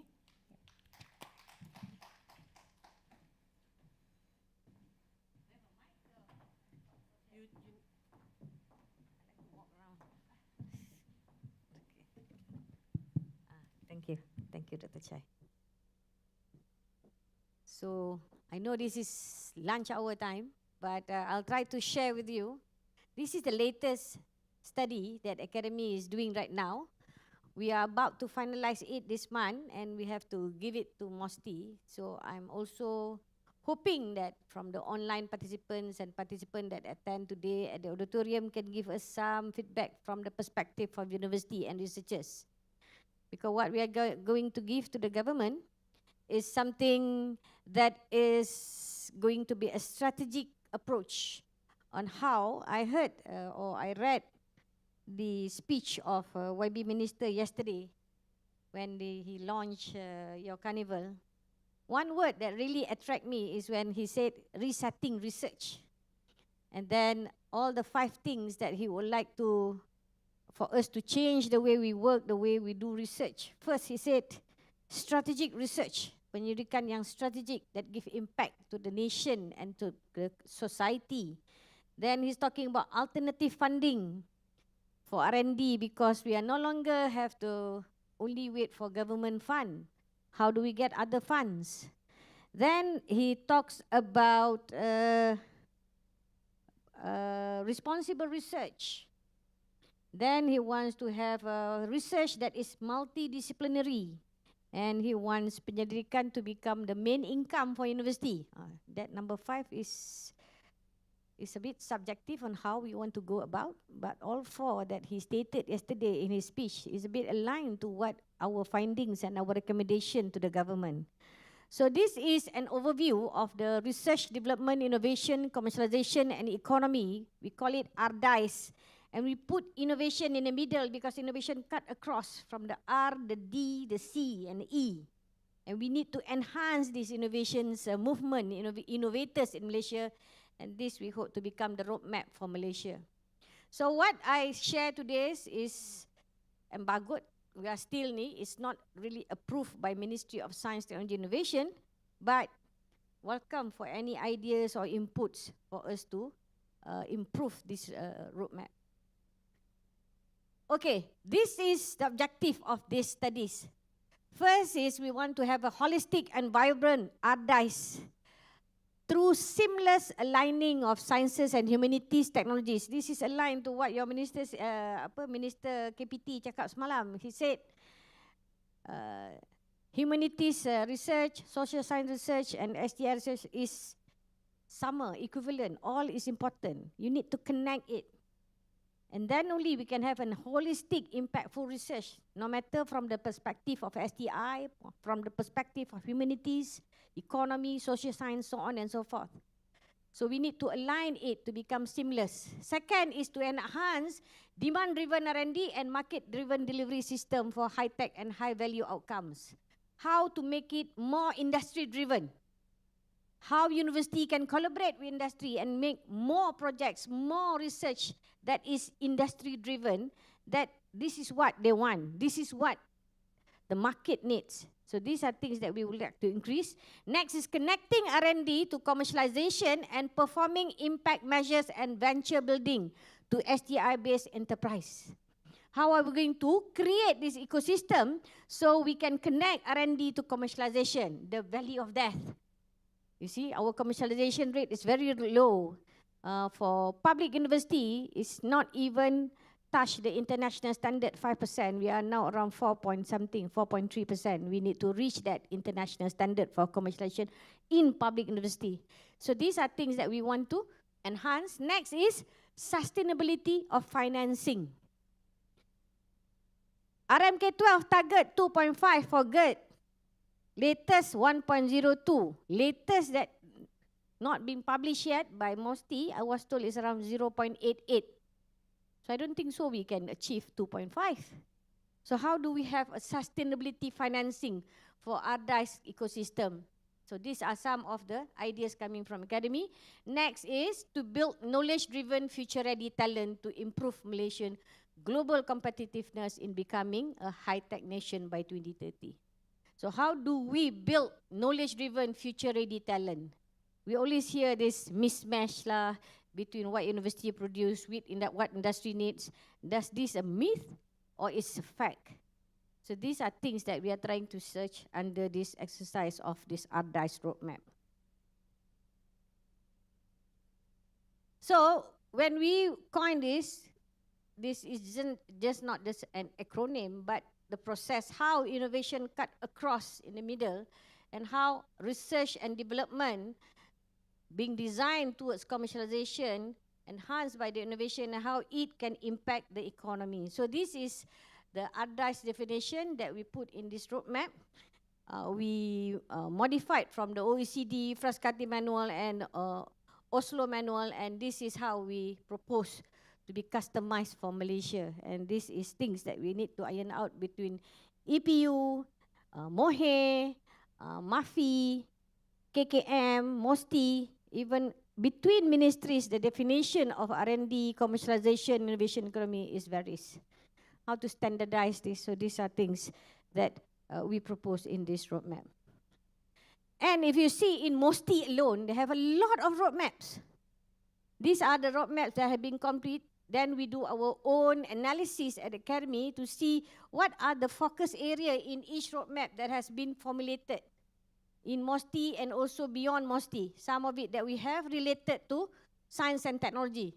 So common issues across 9 roadmaps, 3 policies and 1 strategic plan and 1 blueprint are things like industry needs talent skill mismatch, lack of private sector driven funding, complexity in understanding and implementing regulatory framework, inadequate utilization of facilities, inefficiency of, these are things that is common issue that have been repeating in each roadmaps that has been identified in all these roadmaps that has been developed. Then we also see from this roadmap, focus area, they're also focusing on 3 big focus area in all this roadmap, most of them. Food, agriculture, medical and healthcare, energy and environment. So we see some similarities among all these roadmaps. What are the focus area that they want to focus on? Then almost all is touching on governance, policies, regulation, and ecosystem development. Each of these roadmap is touching on this. So we see there are some important similarity. Everybody sees need coordination, need somebody to orchestra each roadmap for it to be coordinated nationally. So these are things that we see. And then we see each of them also concerned about resource mobilization and also on funds and incentive and resource mobilization on intellectual capital. So these are common issue or focus area from all the roadmaps that we study and analyze in order for us to frame the RDICE roadmap. So on R&D, how do we harmonize it among all these supaya kita ada satu hala tuju, we have one focus area and direction and strategic approach that we want to strategize for the next 5 years. Next. Okay, one of the example that we pick up from all these roadmaps is talent highlights in S&T policy roadmap. So we pick up all these startup roadmaps. This is research and manufacturing training in vaccine, artificial intelligence. This is on nanotechnology. They have highlighted certain number of talent that they need in their sectors. So when we pull it out and then we calculate it, we can see 8 out of 14 documents quantified the projected number of STIE talent needed. From these 8 documents, they identify around 255,000 STI talent is projected by 2030. So this is very important for universities, for TVET. What areas that they want, how do they calculate this? And these are things that we need to attend to ensure that we have enough supply of talent in all these areas. Then only we can push the R&D agenda. If not, we don't have enough talent to do this. Then we also see academy keep on updating this iceberg. Sometimes we see same slides, but the numbers, we keep on updating it. This is the latest. In RMK12, we have around 3 years more. We target to become a global innovation index number 20 in the world. We are now 36. We already at MOSTI do a model. No matter how good we do in 3 years, the best we can achieve is number 31. We will not achieve number 20 in the world for global innovation index. But in order for us to push this and all other ranking, we need to strengthen the bottom, the element that push innovation in the country. One is, for example, patents by origin. In Global Innovation Index, we are number 62 by 132. We need to improve product innovation. We are number 64 right now out of 137. These are things that will push and submerge for us to increase our overall ranking in innovation. So these are things that we need to enhance in our ecosystem, in our policy, in our incentive, in our initiative project and programs that we want to do. We need to enhance all this at the bottom. Then only we can submerge and push whatever that indicator to show that we are a developed nation by 2030. As you can see here for universities, we have over 368,000 publications. How do we translate that publication? That is, we are number 24 out of 243. But how we translate that? Less than 10% are top 10 citation percentile. And then on knowledge creation, we are number 67 out of 132. On knowledge workers, we are number 62 out of 132. How do we improve this? So on and so forth. Same with the talent. So as you can see, we need to increase and improve the bottom in order for us to increase our ranking nationally and internationally. Next.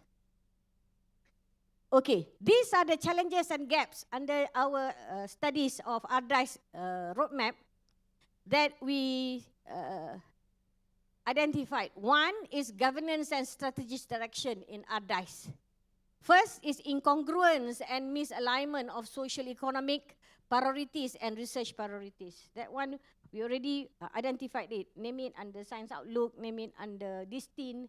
We already found this is the first gaps. Second is slow bureaucratic process and required better coordination on STI matters for an improved standardized ecosystem between federal and state authorities.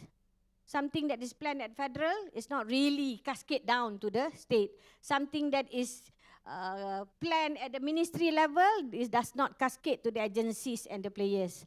So how do we manage this and make sure everybody is at the same page and we move the same direction with limited resources? Next challenge is indigenous technology. Malaysia firms have low uptake of indigenous technology, low R&D expenditure, and high dependency on adopting and adapting outside technologies, weak translation. Data shows less than 5% firms introduce a new product or services. Less than 5%. So how do we improve this indigenous technology to be adopted? Procurement policy, these are things that we look at mostly right now, how we can improve the procurement industry and take local technologies and be used by our government, because government is the biggest consumer of things. So these are things that we are reviewing right now. Got challenges, bukan tak ada challenges with MOF, with the procurement policy, with the system, everything. But we need to iron out, and it's not easy when you go to the ground and see how they will have to change the policy, then you can see the challenges. Next is talent nurturing and private sector participation. We can see here our landscape shows 79.92% is in Institute of Higher Learning. So Institute of Higher Learning will play a big role in R&D. But how do we bridge it out and collaborate with industry? Because researchers industry is very low. 15.8. Latest data after COVID is 12.5. Latest data after COVID, 79 is 72 now. It's decreasing the percentage. So how do we play our role and work together in order to bridge the RD, IC, and impacting the economic sector? So these are some challenges that we see, that we need a different kind of strategy, not what works in UK or what works in US will work here, because our landscape of players of R&D is a bit different than any other developed country or developing country, especially like Singapore, even Thailand. Thailand have 60% of researcher at business enterprise. We only have around 15.8, or now latest is 12.5. So we have to have a different kind of strategy, different kind of approach and platform in order for us to work together. So this is another challenge. Another one is innovation chasm. Lack of trust between academia and industry, resulting in translation gaps of R&D to impactful socioeconomic development. We see each agency, R&D, universities are competing at the same grant. Then, among a government agency, there are lack of trust. Among industry and government agency or research, there are lack of trust. They don't want to work together because they see everybody as competitor. So how do we change this? How do government research institute of higher learning play their role to do public good kind of research and benefited the industry? That is the kind of ecosystem that is needed for us to materialize the R&D, the innovation, the commercialization, and the economy. How do we increase the trust? What role do we play? Who didn't play a role that is needed in the ecosystem? So these are some challenges. Next is economic sector. We see pace setter industries were developed by chance. Laggard among industry are those that provide basic needs. You see clothing, shelter, food, and health. Kalau tengok data from EPU, my key studies, all are laggards. E&E, all in terms of knowledge industry, we are pace setter. So how do we increase that? That is another problem. And if you see under RMK12, the target GERD to increase 70%. Now we are 43.9. Latest data is lower than this. I cannot disclose it because mostly belum published under MASTIC. Yeah. Next is investment and funding. This one we target 2.5% by 2025. Latest data 0.88. Experimental development is the only indicator is quite positive. Our target under RMK12 is 50%. Latest data that is not published yet is around 40% or 53%.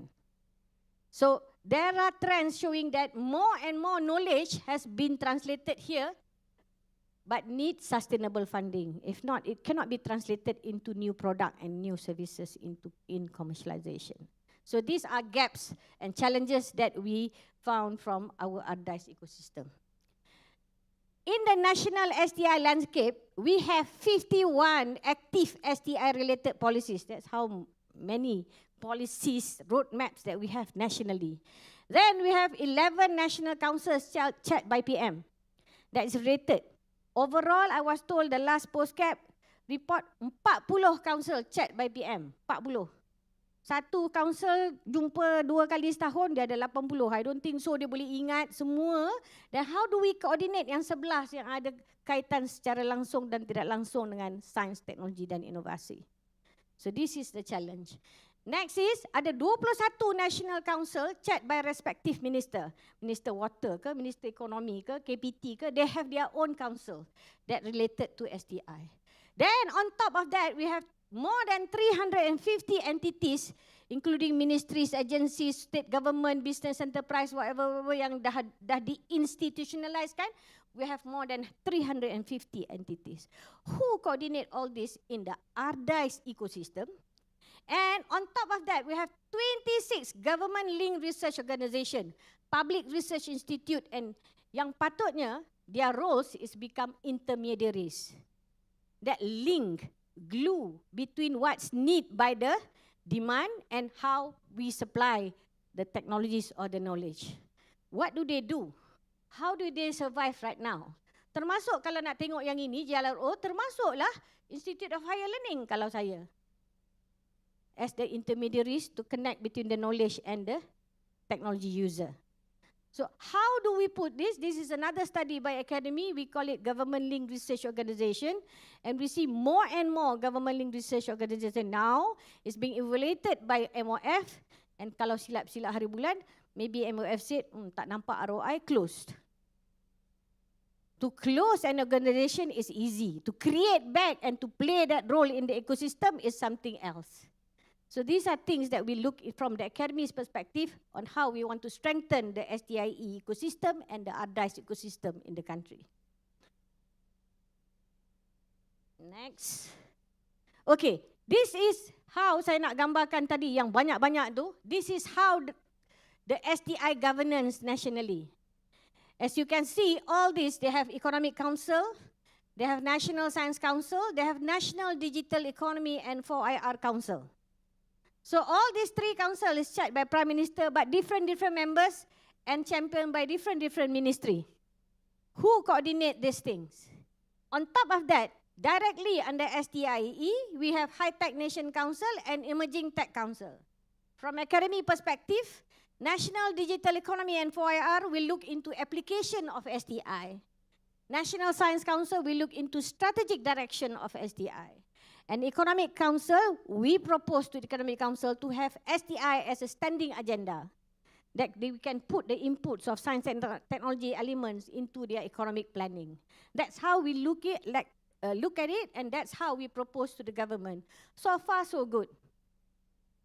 All chaired by Prime Minister, but latest now we heard there are some council bertukar tangan kepada chaired by Deputy Prime Minister.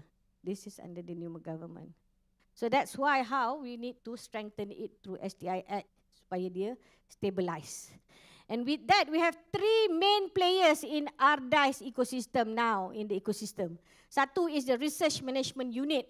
Originally, the idea from PwC is Research Management Agency. Tapi government sekarang kata start dulu dengan Research Management Unit under EPU, now bawah Ministry of Economy. Then we have 2 main players. One is Malaysian Research Accelerator for Technology Innovation. We call it Meranti. Ini merge between Magic Technology Park and a portion of MTDC. Dia jadi Meranti. Yang patutnya mainkan peranan for Technology Commercialization Accelerator in the national ecosystem of ARDICE.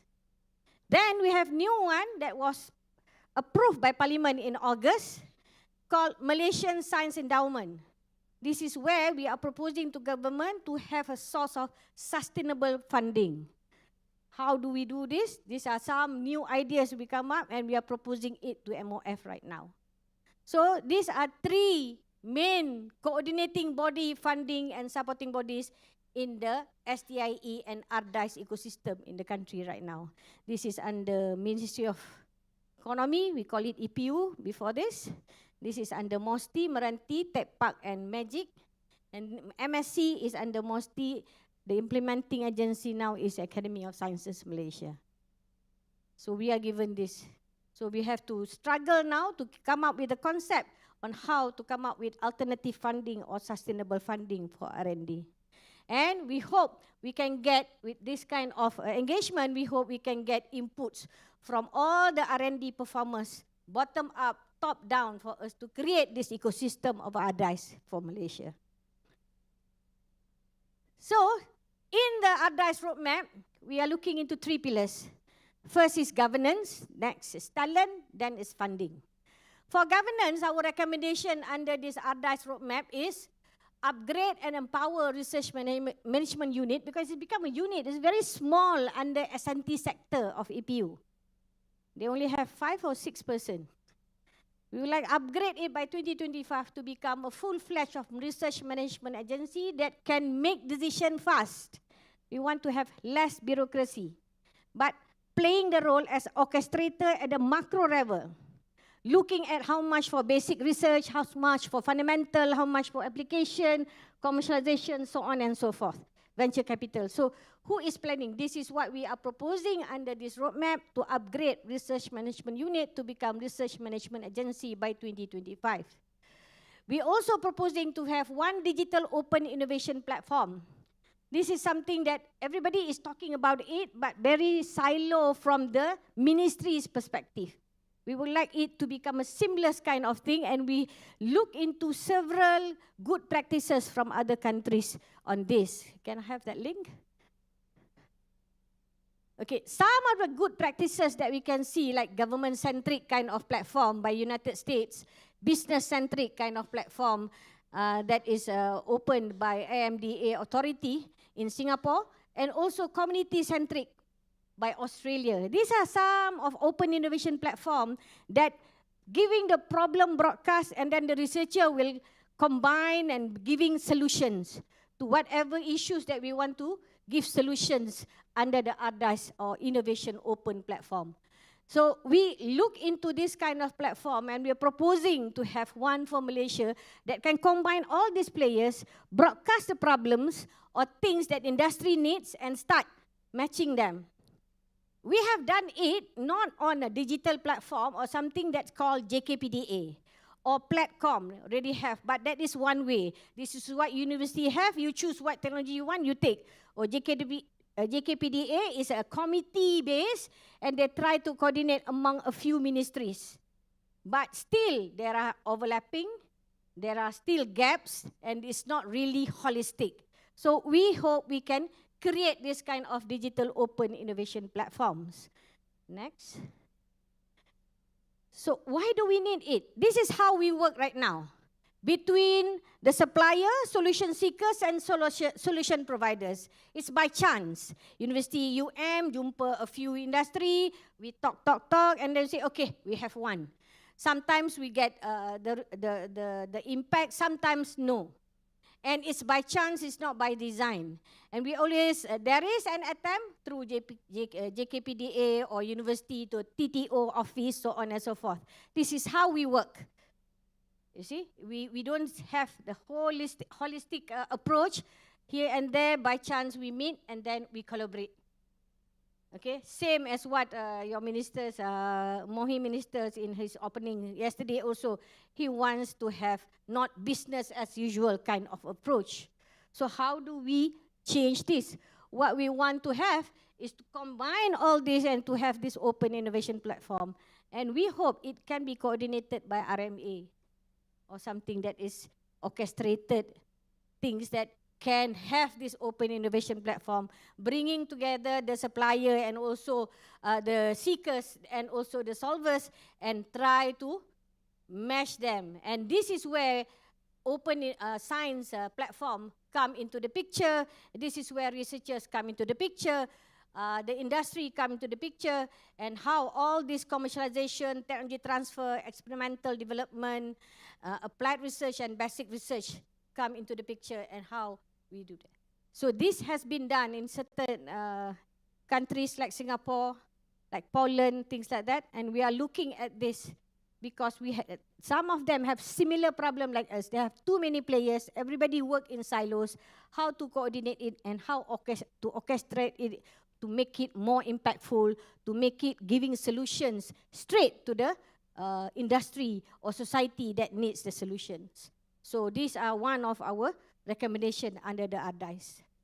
So with that also, we are also proposing to have a research network consortium on top of the open innovation platform. What is this research network consortium? Is by 2025, we hope we have the shared RDICE return on values after reviewing and aligning role, capability, and capacity of research institute and research intermediaries. As I told you, and I show it to you, we have around 26 GLRO and public research institute. They have done a lot in the ecosystem previously, and they play and do a public good kind of research, how it can be benefited by industry and society.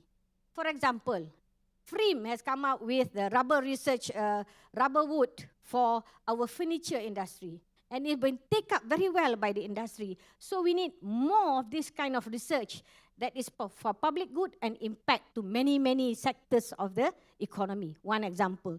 So we hope we can come up with this research network consortium. Can you link that, please? This is one of the global benchmarking. We see same trends. Most of the countries like Indonesia and Thailand is coming up with this. They combine all these government-linked research organizations to become an impactful intermediaries, combining between the seekers and the solvers and work together and do all this consortium discourse. Why? Because this is what happened in Poland, Lukasiewicz Research Network Poland. Their problem statement is quite similar to us. They have 111 research institutes operating in Poland under supervision of 16 ministries. And then unable to achieve economies of scale due to human, financial, intellectual resource spread thin. Sounds like Malaysia, right? Same. Then 1/3 of entities achieve higher revenues from rental or real estate than from sales of the R&D services. Sounds like familiar. More like real estate. So how to change this? 32 institutes, 28%, did not obtain a single patent over the period of 2009 to 2015, and businesses seeking to secure support from their ideas face a highly diverse group of multiple institutes, thereby creating obstacle and impending contact. Sounds, when we see this, we do this case study, sound like Malaysia. We have too many players. Business don't know where to go. Our resources spread thinly and there is no impact. Then they change, they merge the 38 institute into one single integrated research organization under the name of Lukasiewicz Research Network in 2019.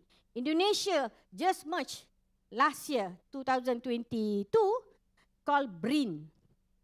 They are also merging all their public research institute, with a focus on commercializing knowledge and collaborating with the business community. If you have that open innovation platform and you have this network, then the activities will start to nurture, will start to kickstart. So we hope we can have this kind of merger of organizations that will be more focused. Then we have this integrated research organization under one organization that oversee things, and they are not competing by each other. And the results from 2019 that they have, this become the 3rd largest research network in Europe, largest network in Poland, consisting more than 4,500 creative scientists. When you combine, you become very big and you can solve a lot of problems. Is that? 440 R&D laboratories, nearly 500 research machines, 200 companies from November 2019 to December 2020, and provided nearly 600 research development ideas to them, and solution in 15 days. This is how they have strategized and reframed their research institute, and each of them complementing each other based on their core business. These are what we are proposing. Next slide. Then after Research Network Consortium, we also proposing under governance, under this roadmap, 5 regional economic corridors to champion STIE and to become intermediaries for federal and state, bringing spillover effects to localities by 2027. All the corridors of economy also need to involve. That's why when Academy and MOSTI or MOHE now start coining the abbreviation no longer STI. We are combining STI with economy. That's why we need the 5 regional economic corridors also to champion STIE. So we need to bring them into the picture and start planning it together because they get a lot of federal budget in order to develop the region. And last, under governance, we are recommending to measure innovation using innovation readiness level. In MOSTI, we always look into technology readiness level. Technology readiness level is only one point under innovation readiness level. We need to see the whole innovation readiness level, measure it to ensure it's ready for commercialization. If it's not ready, where are the gaps? Is it regulations? Is it incentive? Is it the market not ready? So we need to measure that. And now we are developing this under ICONAC in Academy. And we hope this can be one of the indicators to measure innovation readiness level for ARDICE. Then we go to talent. In 2017, Academy with MOSTI managed to convince government to have this one national STEM talent center. Latest under the new government, I was told it will be merged with other. But we hope the core business of National STEM Center stays because it is very important. Now we see under this National STEM Center, we retrain teachers to use IBSE and IBME, inquiry-based science education and inquiry-based mathematics education. Because we need to increase the number of students to take STEM. Pure science, I was told now is 18%. Out of all the TVET is around 46%. Only 18% take pure science. And then we need, their target, National STEM Center, they want to train at least 1,000 teachers per year.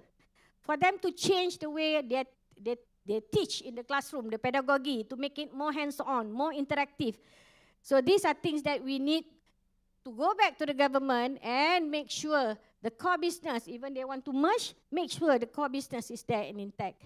We also propose under talent to form one platform to coordinate scholarship provided by both public and private sector for future-ready talents, based on 1010 MySTIE. This one, we have start already dialogue with JPA, with Tenaga, with Khazanah, people that giving scholarship. We talked to JPA, they said they never design, it's up to the students. So nobody guide, they just apply whatever they want. So once they are graduate, they graduate, it's very hard for them to find works, especially in the economic sector. So we need to coordinate this. So we have started this. We hope this can be institutionalized, and from time to time, we can come up with what are the way forward together with MOHE, MOSTI, MITI, and a few other ministries, like Ministry of Human Resource. And to train a certify up to 27 TTO. At present, only 12 certified TTOs. By 2025, then we hope this can be we can work closely with public university, this to be facilitated by Meranti. So these are some of the recommendation coming under the pillar of talent. Then under pillar of funding, one real-time integrated ARDICE funding management database by 2025 to this is just like integration of JKPDA, MOHE, MOSTI versions coordinated by RMA or now RMU. We hope everybody have a seamless and know what we have been funding, how it can be connected from one ministry to another ministry, from one phase to another phase, for it to go through the whole process. So what we have in mind is, this is traditional national R&D management strategy that we had been practicing. Government decide the national priority areas, government allocate the funds, government monitors progress of funded projects. This is how we do it. We have project 1, project 2, project T. Maybe this is on climate change, this is on energy, this is on something else. That's how we've been funding it right now. And we see, next, what actually happened. Some maybe until innovation, some maybe follow through until commercialization economy, some maybe just stop at development and then stop research publication. And not all projects begin and end on the same phase of ARDICE. How do we make sure more and more can go throughout? That means from here, we know what is the usage, how to translate information, commercialization, economy. So national R&D needs to be managed through prioritizations and phases. So as you can see here, this is just to visualize things, to make it clearer.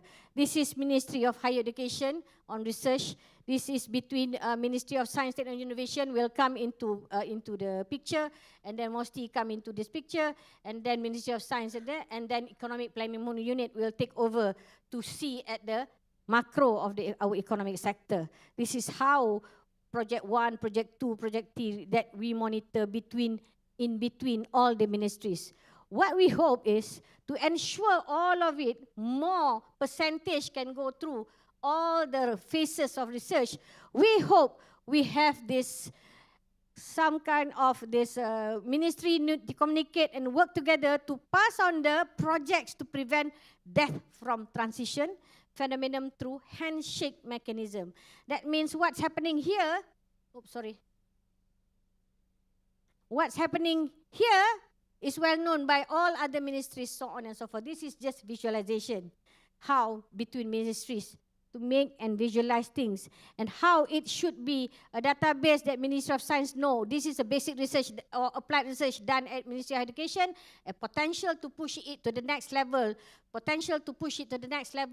so on and so forth, until it can impact the economic sector. So this is the, we call it a handshake kind of approach between, and there is no more silos. Everybody sharing their data and know what is happening. Now, it's not easy. We don't know what's happening in Ministry A, B, C, D, so on and so forth. Nobody knows. Even we went to RMU, they don't have the big picture what is happening. So we hope we can have that real-time integrated ARDICE funding management database. And another one under funding, we are proposing to have a kickstart of 2 billion endowment reserve to generate a perpetual source of alternative ARDICE funding through MSc, Malaysian Science Endowment. We are appealing to government to pledge 1 billion ringgit not to be touched, and to be raised another 1 billion from the industry not to be touched, and to have at least 5% income every year. That is an extra of 100 million every year that we can also double and match it back.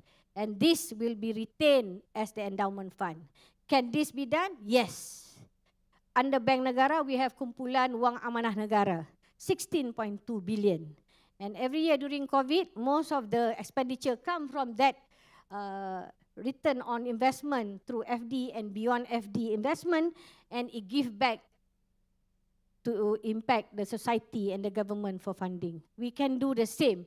And this is also approached by UK under ARIA. They are starting with 888 million pounds as a kickstart from government. So these are, we are appealing, this is a bit out of the box with the condition of government right now, but this is the idea that we would like to instill under the Malaysian Science Endowment, so at least the scientific community, including Institute of Higher Learning, will have an extra of R&D does not come from the yearly budget of pembangunan or operating that we often see is being slashed when government face issues. So this is, and with this we see a lot of interest from international partners. We already got from Turkey, UK would like to follow through on Newton Unko Oma. Jordan is now also knocking our door, Malaysian government, to have this kind of matching international research fund through the Malaysian Science Endowment. Even MNCs, GLCs also can work, and we can create program that really fill into their needs. It can be in energy, it can be in health, it can be in any areas that we can work together and give solution and fund it together. And we hope with this we can have some sort like 50-50 funding. Each fund that we can raise, government will match it, and with that we can double it up. So this is the concept of our sustainable funding or alternative funding for ARDICE. And with that, we hope, with all this being strengthened, the governance, the talent, the funding, the output is to increase commercialization rate of R&D in public university. This thing can be counted to 5% by 2025. At present, reported under RMK12 is 4.3. So it can be done if it's properly designed and it's no longer by chance. Next is to increase Malaysia's overall commercialization rate to 10% by 2025. At present reported under RMK12 is average is 8%. So if you can see the movement and some increase of ARDICE activities in Malaysia towards commercialization or impacts, then we can show the impact to the government. This is also, we want to change the order of, you know, your minister said, Minister Mohe said, resetting research. How to reset research? So we are proposing to have this mission-oriented research. Mostly start with Malaysia Grand Challenge, the 30 niche area. So we hope through the 1010 My SDIE, it gives as a tool. This is not something that is a magic ball. This is tool for all researchers, universities, agencies, ministries to plan on what changes that they want to do out of the 10 socio-economic sector. And what are the technology and what are the experts that we need to increase in the universities that will future-proof all our research in the future. So we have identified the 10 emerging technology that will future-proof our research and the 10 socio-economic that we want to transform under RMK 12 and RMK 13 in 10 years. So this is what 1010 is all about. And then you see, we need to have focus in our research. Through the 1010 MySTE framework, we come up with the 30 niche area. This is not focus area of the country. This is niche area. If you want to transform energy sector, these are 3 research that we need to focus on. One is diversified renewable energy. Second is energy storage system. And third is microgrid. Some is giving impact to the society. Some is becoming the game changer for the industry. Like EV, you need energy storage. You talk about hydrogen energy, you talk about energy storage. So these are things that researchers should focus and give it and make a breakthrough for us to make a game changer in energy sector. That's how we come up with the 30 niche area. Looks like a lot, but it's only an average of 3 that can flip or transform that economic sector. And we can see whatever happened in this sector will give impact to other sector. More multiplier impact of energy storage system, let's say in smart city or in smart technology and system, so the more importance of this niche area. That's how we choose this niche area. And that's how we convince ministry to start funding research based on this 30 niche area. Then, when we use 1010, it's not just the 10 technology and the 10 socioeconomic. We even share in the 1010 the implementation mechanism on how to go about to ensure it's inclusive, it's industry-driven, it's society-driven, and it's future-proof. So you need to follow and focus, build an understanding of the emerging global technologies, whereby Academy has identified 10. Then, prioritize the 30 niche area. You design your research within the 30 niche area that has been identified, whatever your expertise is. Then, you have to systemize it through 8I innovation ecosystem. In Universiti Malaya, you have to create and systemize the 8I innovation ecosystem. What is the 8I? The infrastructure, the infrastructure, the intellectual capital, the governance. You need to strengthen all these 8. Then you need to collaborate. University have to collaborate with industry, with society, with state government, with federal government, with international players. Then you bring 8 clusters of 8 collaborators that are technology providers, the capacity builders, standards, regulations, all you have to bring, the financiers, all 8. You can download the 1010 from our website. Then you make sure it's inclusive, nationally or internationally. It can be at ASEAN level, it can be at Asia level, it can be at Malaysia level. You need to identify and deploy your technology strategically to the place that really need.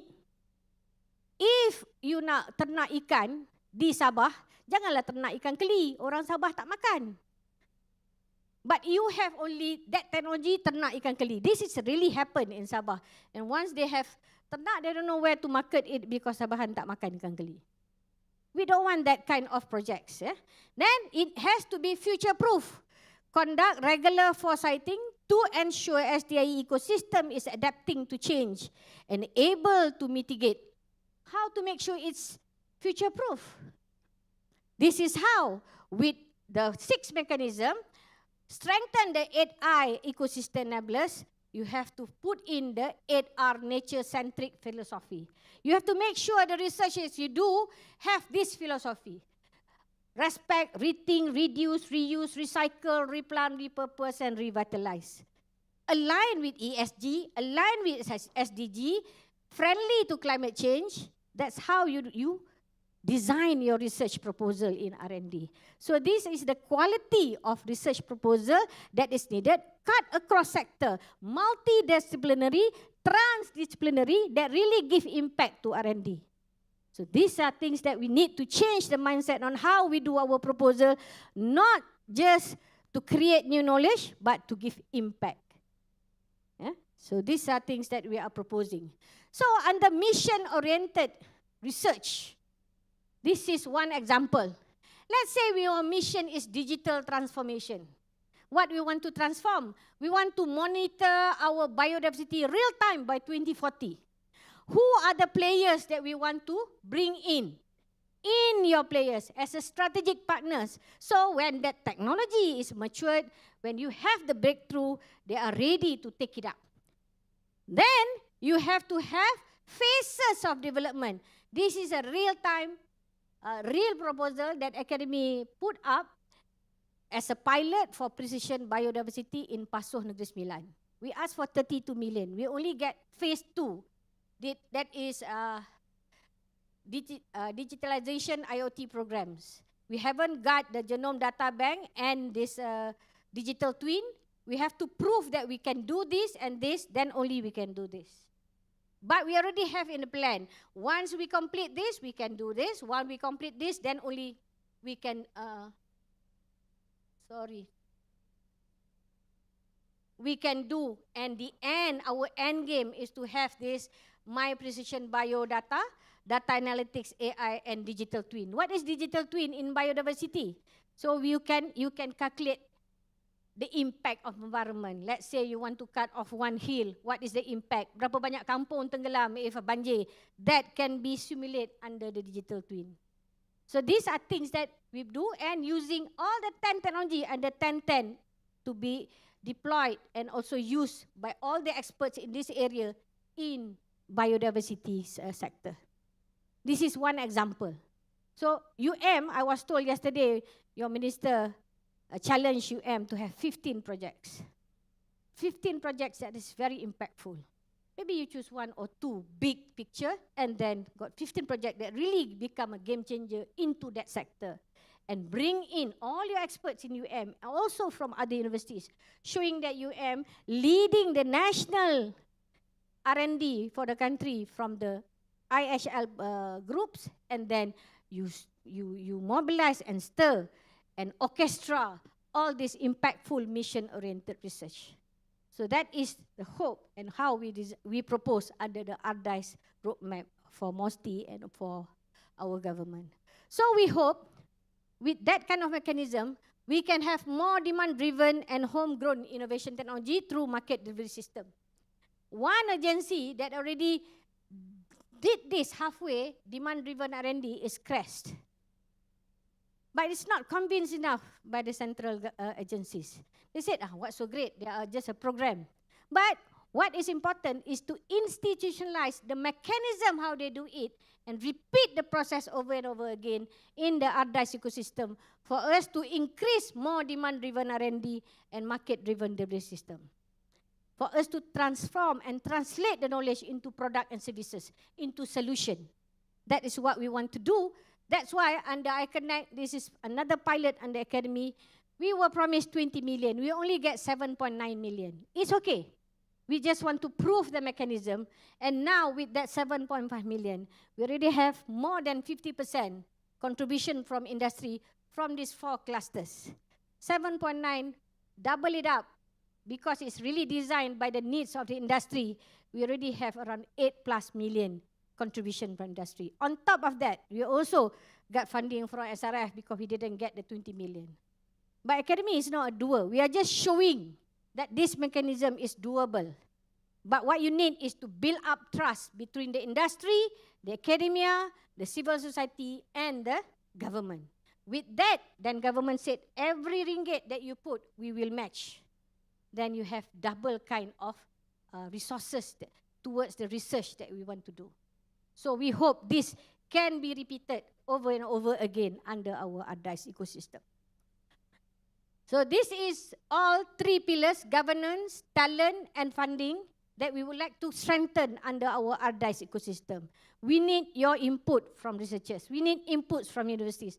If from this roadmap, still we have gaps, I have my analysts here to take note. Just give ideas from the perspective of researchers. How to strengthen? Is it doable? Or you have other ideas that you think can strengthen ARDICE roadmap or ecosystem in the country? Without jeopardizing, yes, we know, generating basic research is important, applied research is important, and how to translate it to the next level, that is also important, that we need to create it in our ARDICE ecosystem. So these 5 things that was is 5 new things that we hope we can put forward to the government to strengthen the ARDICE ecosystem, something that is new. 1, I just reiterate back, digital open innovation platform. Second is innovation readiness level, not just technology readiness level. We need to see whether the innovation readiness level is there. Next is 1 real-time integrated ARDICE, 2 billion endowment research reserve for us to have extra R&D fund in the country sustainably every year, and mission-oriented research as an approach. Bottom up, top down, that we know experts working together with the government, and we know what problem we want to solve. Be it climate change, be it food security, harga ayam naik ke harga telur naik, how nak tolong. And these are things that under the big banner of food security, health security. So these are things that is faced by our society right now, our country right now, even globally. Same problem has been faced by all countries. If we find solution for us, we also find solution for others. Now, if you see other, as I shown you at the beginning of my presentation, we have around, 9, 12 roadmaps. Each roadmaps are focusing on the governance of their area. Robotics kata, we need a National Robotic Committee. They have targets by 2030, they want 158 robots per 10,000 workforce. Now we are 58 per 10,000 workforce. Very clear target that they want to achieve. So they already structured what kind of governance structure in robotics roadmap. Same if you see under nuclear technology, they also structured. And who coordinate all this governance structured by each sector or technology? Who are looking into this? So as you can see here, I go back to these slides whereby we have 3 main council chaired by Prime Minister that is directly related to science, technology, innovation. That is Economic Regional Corridors Council, Economic Council, National Science Council, and also National Digital Economy and 4IR Council. So how do these 3 coordinate with all other governance coming from other technology, name it biotechnology, nanotechnology, nuclear technology, robotics, AI. Everybody want it to be coordinated in their sector. And who will have the macro level and to coordinate it to ensure everything is by design, it's not by chance. So when we use every single cent of public money or private sector money, it's really designed for impact. It's really designed for society to get the benefit of it. So last my slide is, we hope with this roadmap that we will finalize by this month and next month and present it to the National Science Council. We hope the research, development, innovation, and commercialization and economy to safeguard, the objective is to safeguard life, improve livelihoods, and enhance quality of life to product and services and solution that are people-centric. Okay, we need to change this mindset. It's not no longer sebab nak buat PhD. Or no longer. It should be people-centric. It should be nature-based and values-driven. If we are guided by these three philosophy, and we have a very strong ARDAIS ecosystem as what we plan under this ARDAIS roadmap, and we have strong university like that really can strengthen the ARDAIS ecosystem, then we will achieve what we want to achieve for commercialization, for solution for the country. So with that, thank you very much.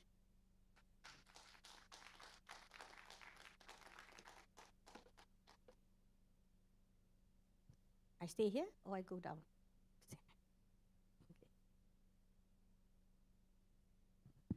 Okay, so we do have time, like, for 1 or 2 questions. So do we have any questions from the ground? Yes, Prof. Raymond.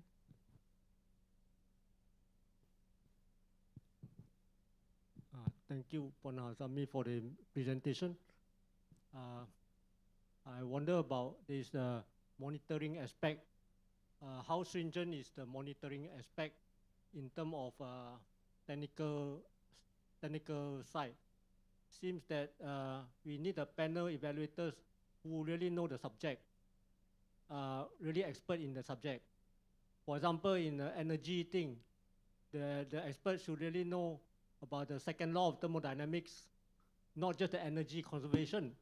Some of the projects can easily be just cheated and it doesn't work on because then it's easy to get through the panel evaluator of MOHI or MOSTI, because the panel they are just querying about certain very superficial aspect, technically very shallow.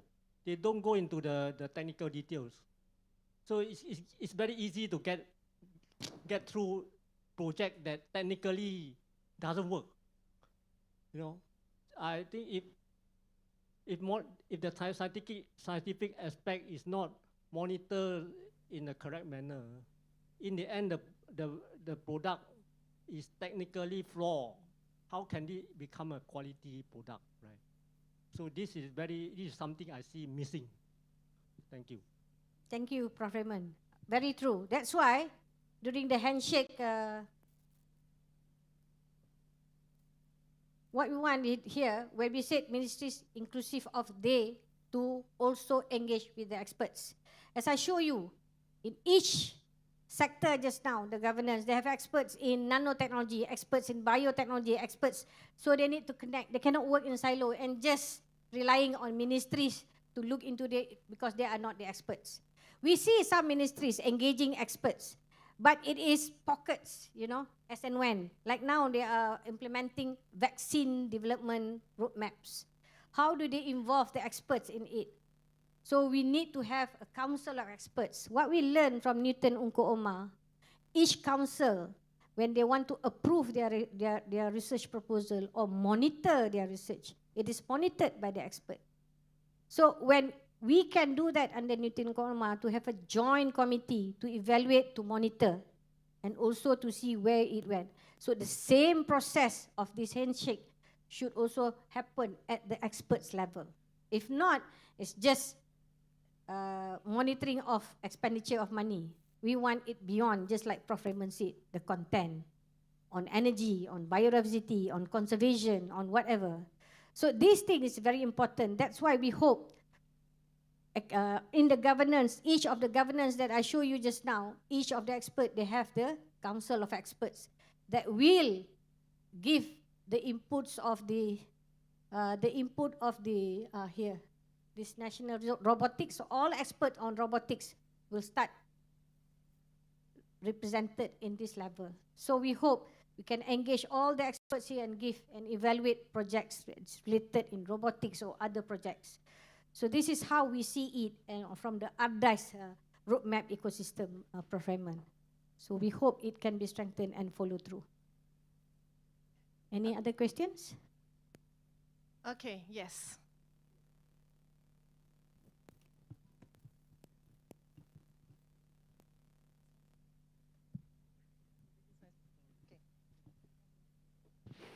just wondering whether there's a target for them or not, or just meeting after meetings.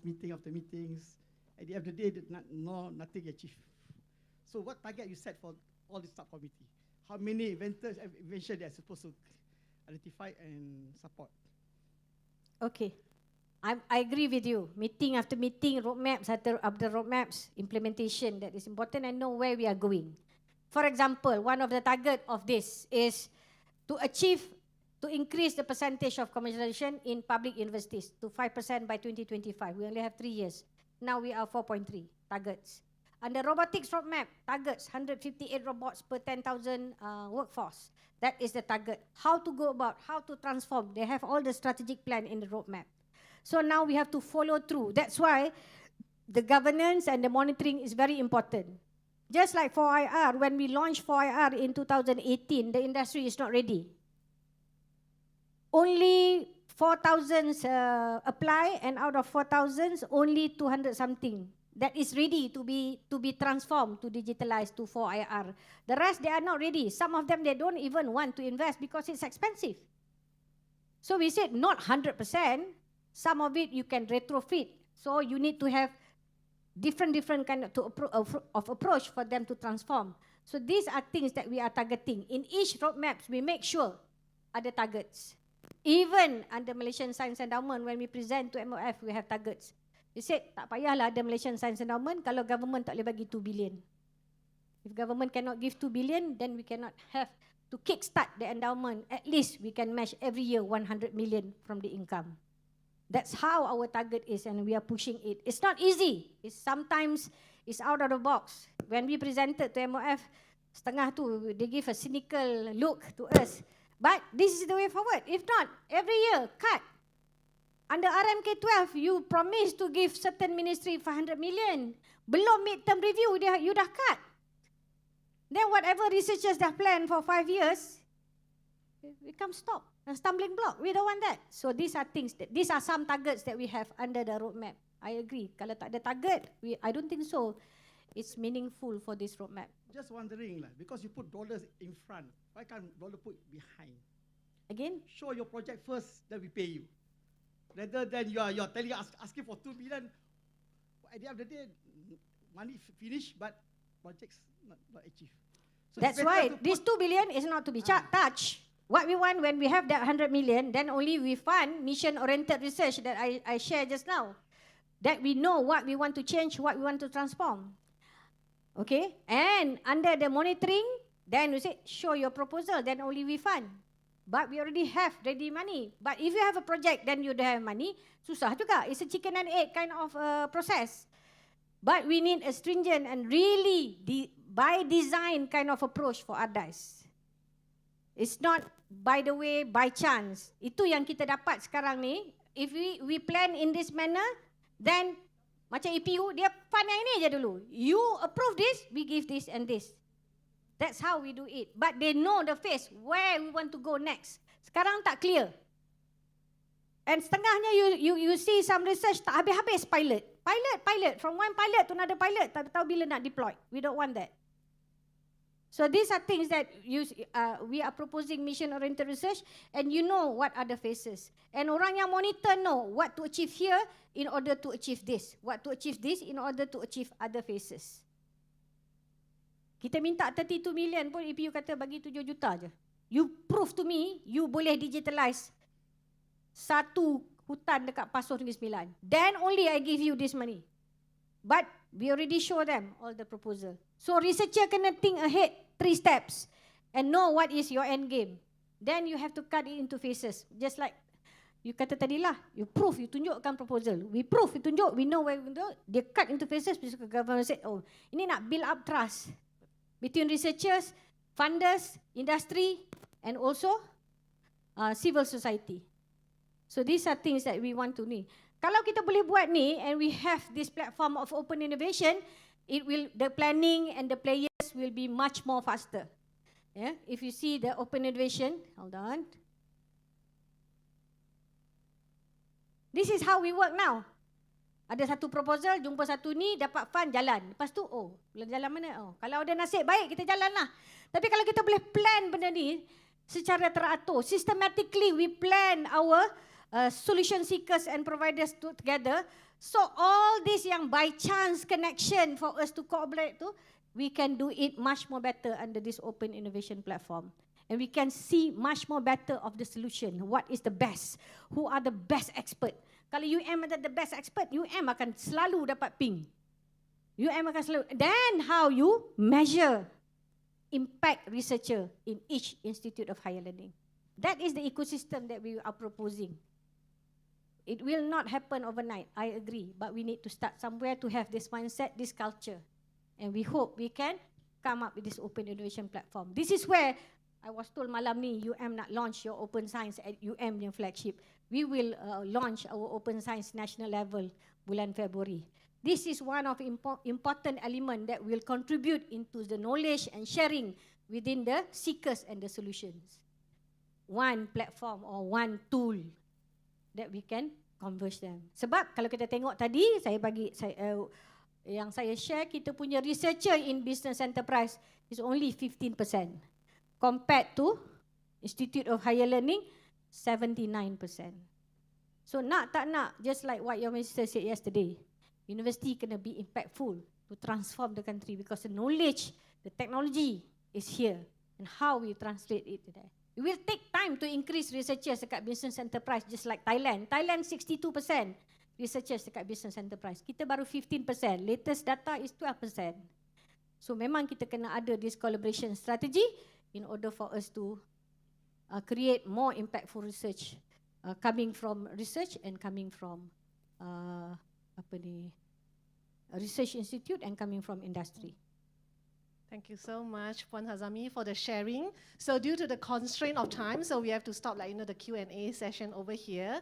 And if Puan Hazami would stay after this, probably if any of you still have questions, you may catch probably Puan Hazami after this. I also have my analysts around in this hall. You can contact them. probably. If you have any good inputs that can strengthen this roadmap, this is together our roadmap. It's not Mosti's roadmap or ASM roadmap. It's our roadmap for ARDICE that you think from researchers' perspective, you can strengthen this roadmap. We welcome all ideas. Thank you very much. Yeah, thank you.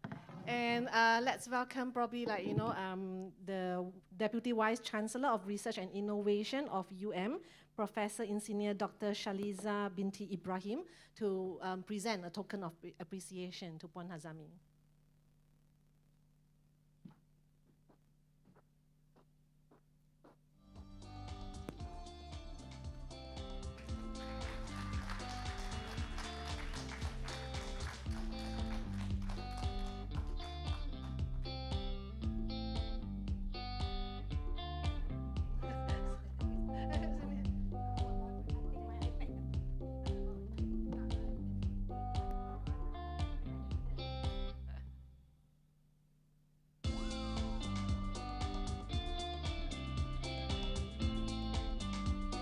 Okay, thank you so much, Puan Hazami, and thanks, Prof.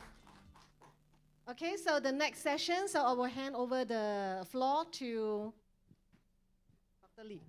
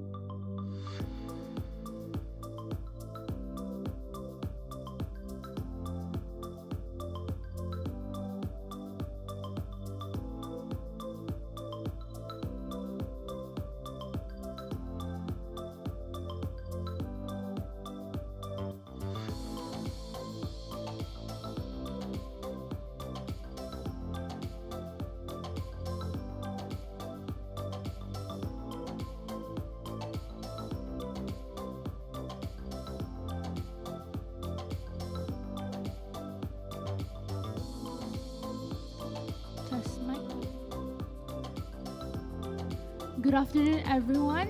Here's a quick announcement. We will begin shortly in around 10 to 15 minutes. If you, now is the time for you to go to the toilet or take a short break before we'll begin. So I'll see you guys here in the auditorium in 10 to 15 minutes. Thank you.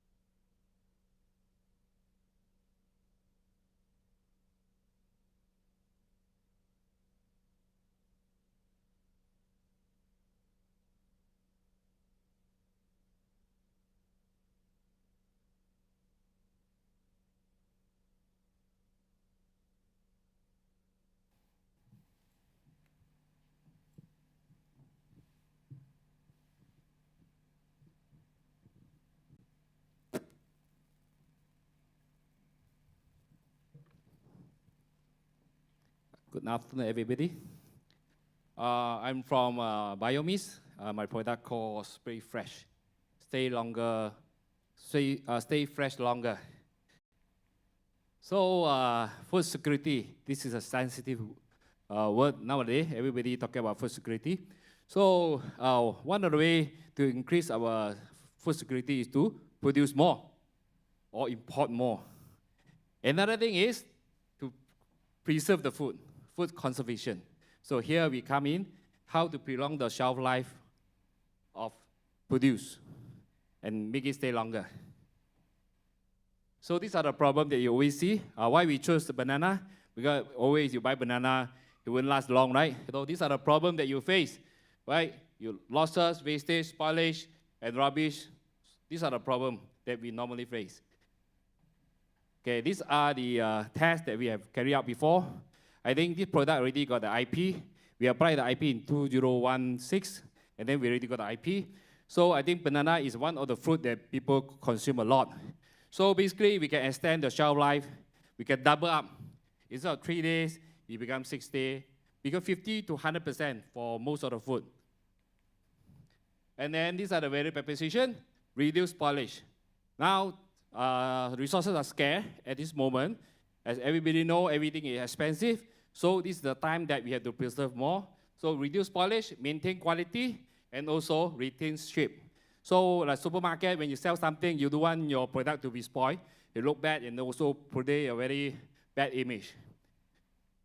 So market validation, we already done 50 validation with this farmer. We already done it, and then good response. And then the spoilage is reduced about 5 to 10%. And then the number of days, 3 to 7 days. And this is the market size. In Malaysia, it's about 10 million based on 20 kg per capita per annum. Food and vegetable intake, average about 1.5 liter per ton. This sort of solution that we need. So the other one is the SAM and also TAM. The go-to-market and adoption strategy, basically you're going to work with some group who are involved in veggie and food distribution association. And some of the people already expert in post-harvesting, like UPM, they have a department and doing the post-harvesting, this testing and management. So also we intend to develop our own apps and go to market directly B2B and B2C later. And through our research, the bigger market in Johor Bahru, a lot of farmers actually from Johor Bahru. Veggie is in Cameron Highland. And then also veggie a little bit in Kota Tinggi because Kota Tinggi is supplying to this Singapore market. So you can see the word 65 basically in Johor, Negeri Sembilan, and Malacca. So competitor analysis. So our product is the safest and also the most effective. In terms of price, also the cheapest. Of course, you can use other methods like mechanical, chemical, and another product called Stick Fresh. That product already no longer in markets. So they are more expensive, they are not creative. And then another thing we go to implement when we sell our solution, so we also ask our partners to put a sticker onto the product that he spray with this, our solution. That way we can get this information, collecting big data. So whenever they say you buy a stock of banana with a sticker, he scan, he feedback the information, that we get the information back. Then we can tell our partners who are the buyer. And then the people also get benefit because we're going to organize some competition. We give them something. This not happened in the market yet. Usually people buy fruit, people will not care, who are the supplier and all this. So these are the competitor metrics. You can see Spray Fresh have all the advantage. Low capex, cost effective. But if you use the mechanical system, you have to invest for a chiller. Then chemical is not safe, right? So I think we are the best. So revenue model, so they say we can produce 100 liters per year. So we can create about 10 million revenue. So these are the financial forecasts. With 10 million in 2027, we can create a profit of 6 million. So the more we produce, the better is the profit. So the traction letters, we already got 5 people really interested into our products. And then our next plan is to scale up to 100 liter per month. So at the moment, only 20 liter per month. And also, same solution also can increase the range of application. So into other fruit. So now we focus on banana. Of course, this also can be used to refresh your refrigerator. I'm so sorry, Dato, to interrupt you, but your 5 minutes is up. Okay, thank you. You can proceed with just, all right. Now I'll pass the floor to the judges for the 5-minute Q&A session.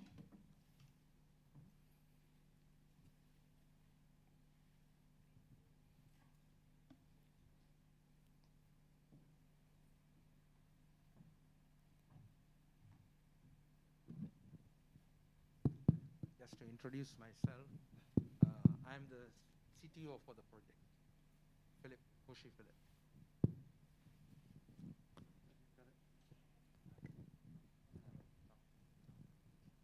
Hello. Okay, thanks for the presentation. I'd like to know who are really the real user of your spray. Is it the farmer? Is it the wholesaler? Is it the retailers? Or is it also can be the user or the consumer who purchase the fruits and the vegetables? Okay, actually our strategy, I think the first stage is to the distributors, the farmer and distributor. Depends on the product. Like banana, so banana is on the retailer, because the farmer depends on banana. We start the banana, Perangan, and then the Cavendish are different application. They apply in different stage. But usually we focus on the retailer. So thanks for clarifying. I just have one comment. It's not really a question, because this is application dependent on what stage of value chain that is. It may increase workload, cost, and process for different stage of the value chain. So you might consider, while it definitely deliver value, but from a business standpoint, I'm not sure how willing are these people willing to incorporate your product into their processes. So that's just a comment. You may not need to answer it. Yeah, maybe we can answer you. We also encounter this, because I know the biggest farmer, this banana producer in Malaysia. So he told me the same thing also. Because Cavendish, you have to pack and go inside a container for reputting process, right? So for him, it cost him money when he want to spray every stock. So in this case, we will go to the retailer, because retailer will buy. If the thing spoil, he have to pay for all the costs. So I think it's more incentive for the retailer to do it. Okay. Hi, Dato. Dato, I think it would help if at the beginning you actually explain what your product is, because I was waiting for you to actually talk about what is it and what is it made of, because you said it's safe and so on, right? So, but the slide never came. So I wasn't sure what it was. I just had to, I guess, assume that it's something of spray lah, right? Yeah. I think this, I leave it to Dr. Koshi. I think he can tell you the whole logic, Let me elaborate a little bit on the technical aspect of it. This is basically antimicrobial peptides, and it is extracted from what is classified as GRAS, generally recognized as safe. Basically, this is a range of probiotic cell lines, and these are mostly lactic acid bacteria. And this is what we grow in a bioreactor. And the secondary metabolites, which is the antimicrobial peptides, which basically inhibit the spoilage microorganisms on the surface of the fruits and vegetables. What's the base product? I mean, what's the base of when you create the enzymes? We just, for a scale-up process, we just use a cheap carbon source as a media for the lactic acid bacteria to propagate. Actually, they extract it from fruit, different kind of fruit. It's all organic. It's not from animal, all from fruit or veggie. They extract from there. In my case, when I go to sell this, to introduce to the farmer, I drink in front of him. He say, "How do you show that this is safe?" So I drink. I say it's safe. I have a question regarding the costing and market adoption. So the regular price of a banana before the spray and after the spray, what do you expect would be the cost? Because at the end, the consumer is going to pay a higher price.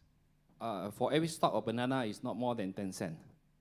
So 1 liter can spend about 800 times, you know. So one stalk is say about 2 or 3 times. So this is our our calculation on costing, not more than 10 cents. So one stalk of banana now about 6 ringgit, let's say for retailer selling at 6 ringgit. So it's about 1.5 kg, about 9 ringgit. They say spend 10 cents or 15 cents, it's still okay. Otherwise the whole stock will be spoiled. So and then also is I think beginning we start with B2B, but eventually we go to B2C. I think a lot of household people also will be interested. Like me, I'm using it to spray my chiller. Because inside there's some bacteria, whatever virus, all can be kept. You know. The application is up to us, like how are we going to research, you know, how are we going to introduce and market it.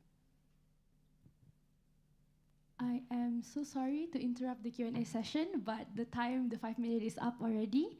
Thank you to all the judges, and also thank you to Biomist for your presentation just now.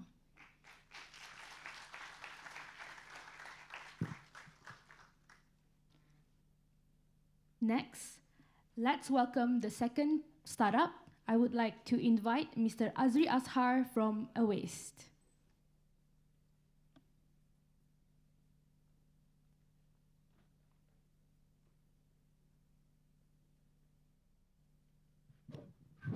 I think, can I suggest that you give us 1 minute break so that we can give the score? If not, when we are writing a score, we cannot listen to the next presentation. Just 1 minute in between. All right, different definitely. speaker. Thank you. Okay.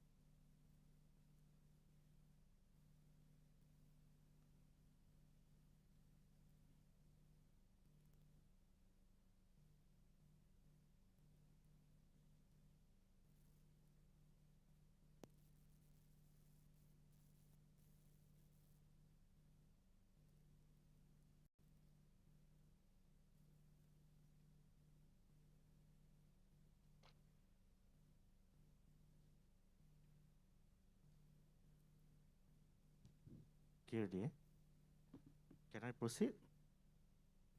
Is it okay for the judges? All right.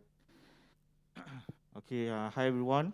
My name is Azri, from AA Waste. Yeah, maybe some people will pronounce it Waste, because we always got a call like that. Waste. Okay. So what we do is integrated waste oil recycle platform. So as you know, the current problem is there is more than 500 million kilograms of waste oil produced in Malaysia yearly. This is a statistic from Department of Statistics Malaysia. And it takes 30 years for this waste oil to biodegrade. Okay. As you can see, there is a lot of waste oil in restaurants, rice cooking oil, in industrial, hydraulic oil, transmission oil, ETF, Jet 1, aviation industry, there is SAF, and there's a lot more. Everywhere you can see there's a lot of oil. But the thing is, the waste oil is not fully recycled. There's a lot of problem with it. people tend to just throw away into the drainage, or they can call this freelance collector to come and collect. All right? Okay, so we collect all type of waste oil, except, this one is a real story.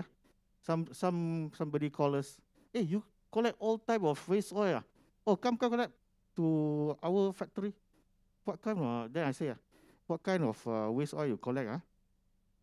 Massage oil. Oh, no, we don't collect massage oil.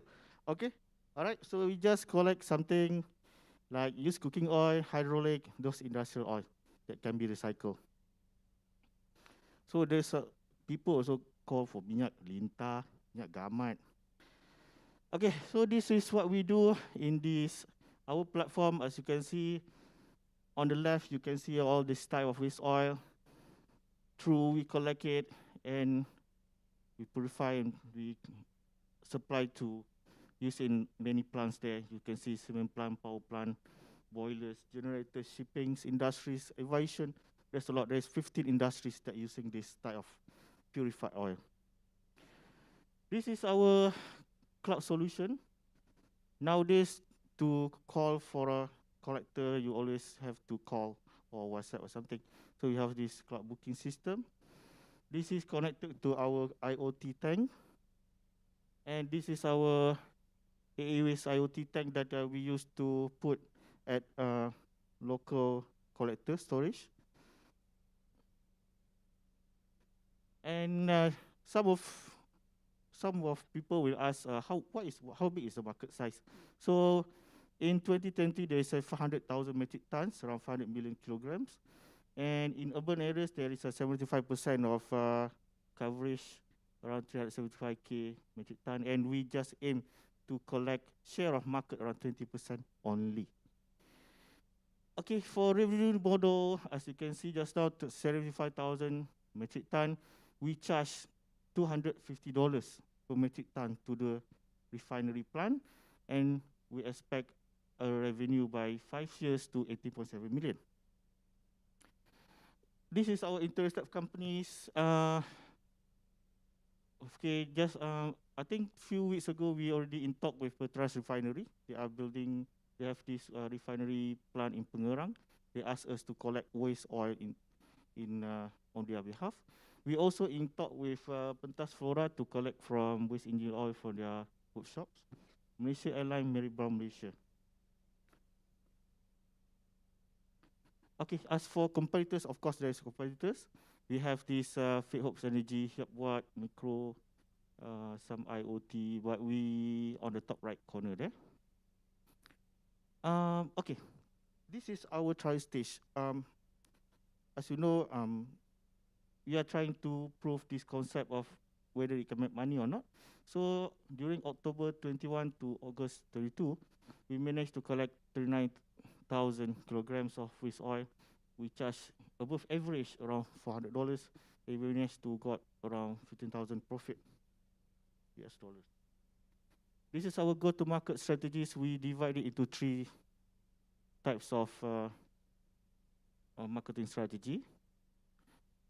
This is our founding team. Myself is a business development as well as research department. I'm doing PhD in currently in civil environmental, and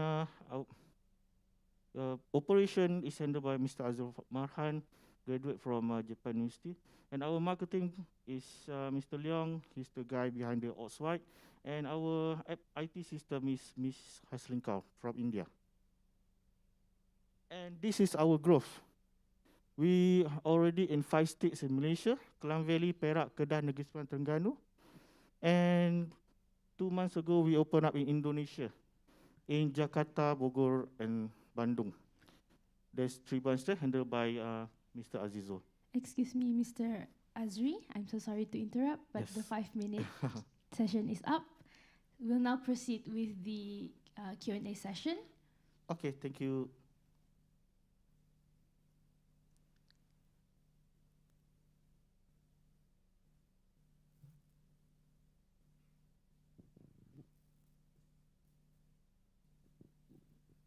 Sorry, Cik Azri, can you just click through your remaining slides while the judges are asking questions? Oh, okay, cool, thanks. Yeah, thanks, Mr. Hazari. I like the fact that you tried to inject some humor into your presentation. That's always a good way to pitch. Okay, the question I have for you is, regarding how you've calculated your profits. Could you maybe describe, what were the considerations that you made to calculate your profit of 15,000 USD from the 39 million tons? Yeah, did you include your salaries and yeah? Okay. For this waste oil, actually the market price for waste oil is floating. There's 1 metric ton, it can up to $1,000 per metric ton. And the average that we got through Alibaba is around $400. Okay. So some treatment plant we charge $600, some $700, some $200, some $100. So we got an average of US $400 per metric ton that we receive in revenue. So we the times it with 39 metric ton, we got around 15,000. So it's actually revenue, not profit. Because there is Okay, that's fine. okay, sorry. It's a revenue. Sorry.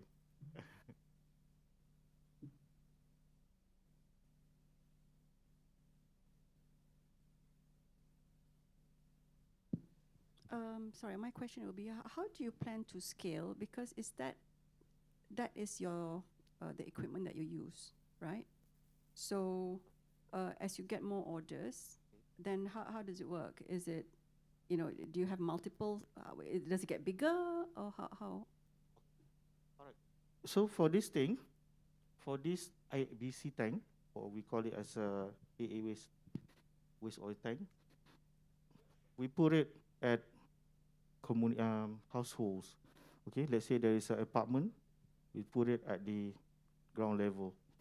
If there is a housing area, let's say Taman Sentosa, so we will appoint an agent there, and they will put this thing there to collect the waste oil from the community, from the nearby, from the restaurants, from the house, anywhere.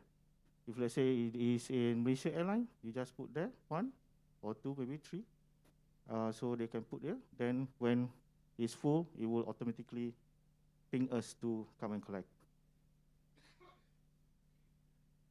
through IoT. Yeah.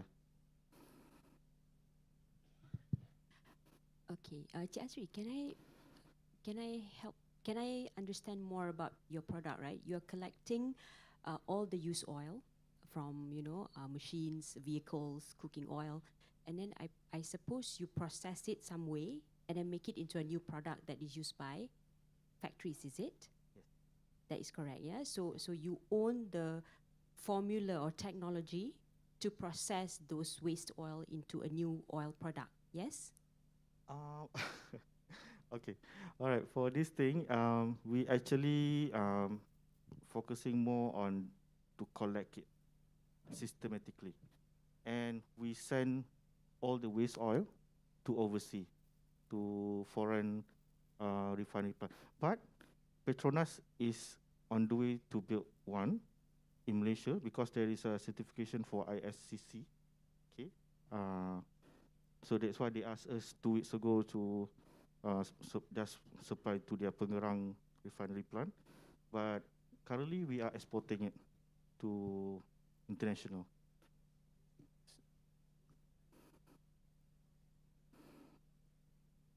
Yes.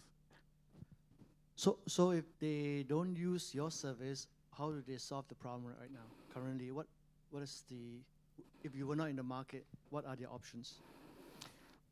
The traditional way is to just pour it into the drainage. That's a very simple way. We already done a survey out of 500 people. 100 something people, and 90% just put it into the drainage or something. Another 10% is they call. There's a freelance collector, or some maybe the big companies, the big volume, they can call for these big players. But for this small one, normally there is a freelance. So how do you? Is there any mandate, any requirement by government to say you cannot pour it anymore because it's a cost to them, right? So for the restaurant owner, they just flush it down the toilet, flush it down the drain. So why would they want to pay extra? Like there's no mandate. Yeah. According to Department of Environmental, 2015 Environmental Act is 500,000 fines for disposal of waste oil into drainage or into soil or something. But the thing is, the enforcement is still on the way. But I think one day, once they fully enforce it, people will fully asking for recycle. What questions? I'm so sorry. I'm literally very, very sorry. But the Q&A time is already up as well. Thank you so much to the judges. And also thank you so much to Mr. Azri from AA Waste. Okay, thank you, thank you.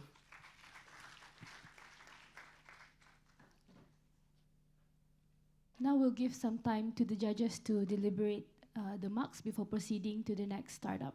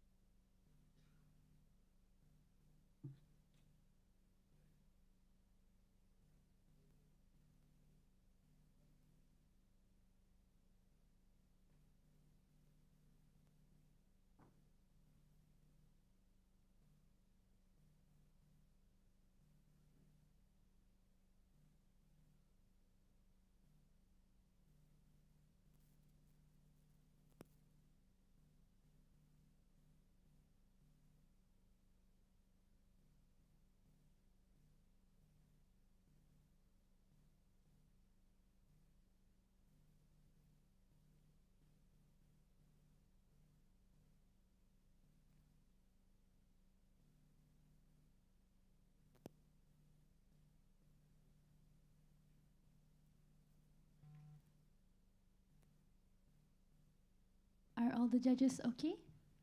Can we proceed? Okay, great. Now, I would like to invite the third startup to present. Please welcome Hello Plus at UM.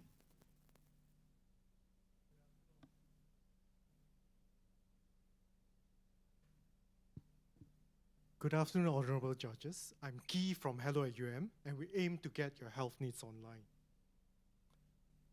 We have a goal to make healthcare easier for everyone. And the way we're going to do it is by enhancing quality of life using a fully integrated healthcare platform.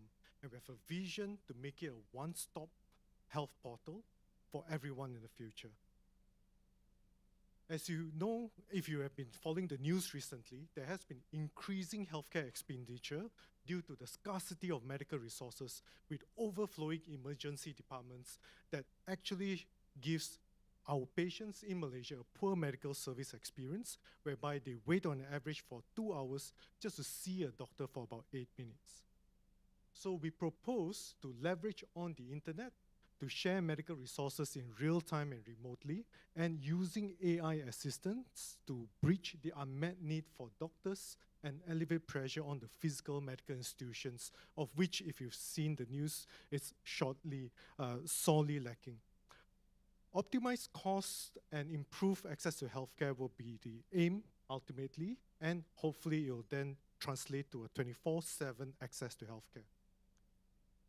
We are currently already spending more than 62 billion every year, with a growing population of more than 33 million, and by 2035, you're also going to be a rapidly aging population. And assessing patients, doctors, as well as professors, more than 96% of them think that we definitely need this digital platform as soon as possible. And we initially aimed to target the Klang Valley population of 6 million and then eventually absorb the whole of Malaysia into the program. And Hello UM is going to be a one-stop healthcare portal, providing healthcare information, medical services, and drugs, as well as health supplements, including health plans. And this will be integrated into our robust UMMC offline services, which are already ongoing currently. And our business model will have multiple sources of revenue, primarily through the tiered subscription model initially, and pay-per-use service, and subsequently using advertising as well as licensing revenues. So we are currently beta testing our minimum viable product and starting off our campaigns to raise awareness as well as engaging stakeholders, and finally automating our processes later. So there are multiple events that are shown here, partnership as well as promotions and marketing, which are in the plans to make this successful. So looking at the patent search in Malaysia itself, there are no other services offering anything similar, especially when you're talking about tertiary care telemedicine services, and more importantly, other added value services, for example, medication compliance, reminder systems, and long-term monitoring. So Hello has gone through quite a journey, and we've had several successes winning hackathons, as well as the International Innovation, Invention, and Technology Exhibition. And more importantly, we've also struck up new collaborations with Yale and Vanderbilt University, whereby they have existing successful tertiary care platforms using Epic and RegCap, which is currently subscribed by And not forgetting our humble beginnings, whereby we first started the idea during the NUS Grand Medical Challenge, looking into students and now growing a community of practice of more than 100 now, whereby we debated ideas and solutions with international professors, their Ministry of Health as a matter of fact, and also medical informatics experts to finally come to our solution. And currently our community of practice is trying to get this into our final solution so that we can get all your health needs online together. And not forgetting our harrowing experiences looking at our 1.2 million UMMC patients who are still currently having only physical face-to-face services and the difficulties they face when they wait for long clinic hours, which currently are about 1 year waiting time if it's a non-urgent case to see a specialist, and also accessing our very, very full emergency services. Finally, we have our team. On the rightmost is actually our student who's actually just graduated and planning to join us to develop this further, and Ms. Ng Su Min, who's been our business analyst, as well as for myself, whereby I've just come back from an intensive course in Yale using the implementation science system to try to drive medical informatics systems forward. Thank you. All right, thank you so much. Now we'll proceed with the Q&A session with the judges. Hello. Let me fire the first question. So, who is going to pay for this service? Okay, at the moment, we actually have a two-pronged approach whereby the patients themselves will be paying what they feel they need. So for example, we have TB patients that are currently coming to our services, and they're coming almost every 2 weeks to get their medication using what they call a direct observed therapy system, where they have face-to-face meetings to show proof that they've taken medication. With this system, they can actually upload videos online, and they don't have to come physically to the hospital. And this is the biggest advantage of the system.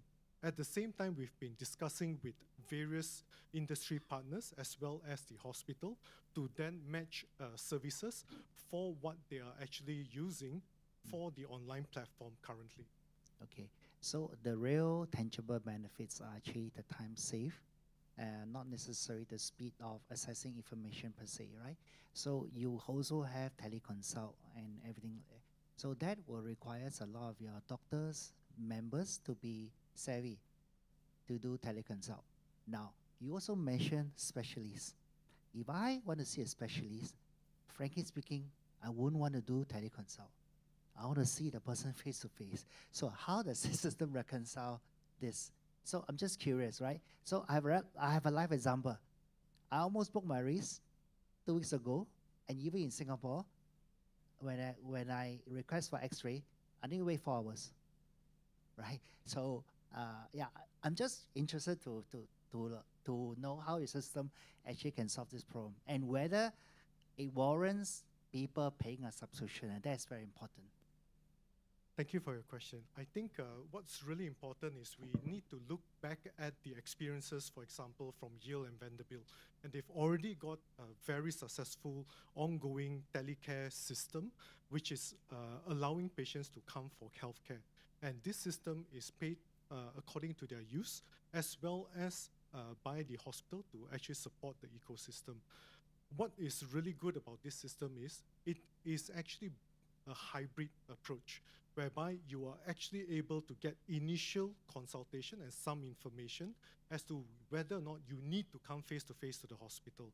And more importantly, it allows you access to various medical services like X-ray, for example, of which, unfortunately, in our current system, because all physical and face-to-face, you have to go to see a doctor, and you can see waiting hours are long, just to see a doctor for 8 minutes and to get that prescription to get an X-ray done.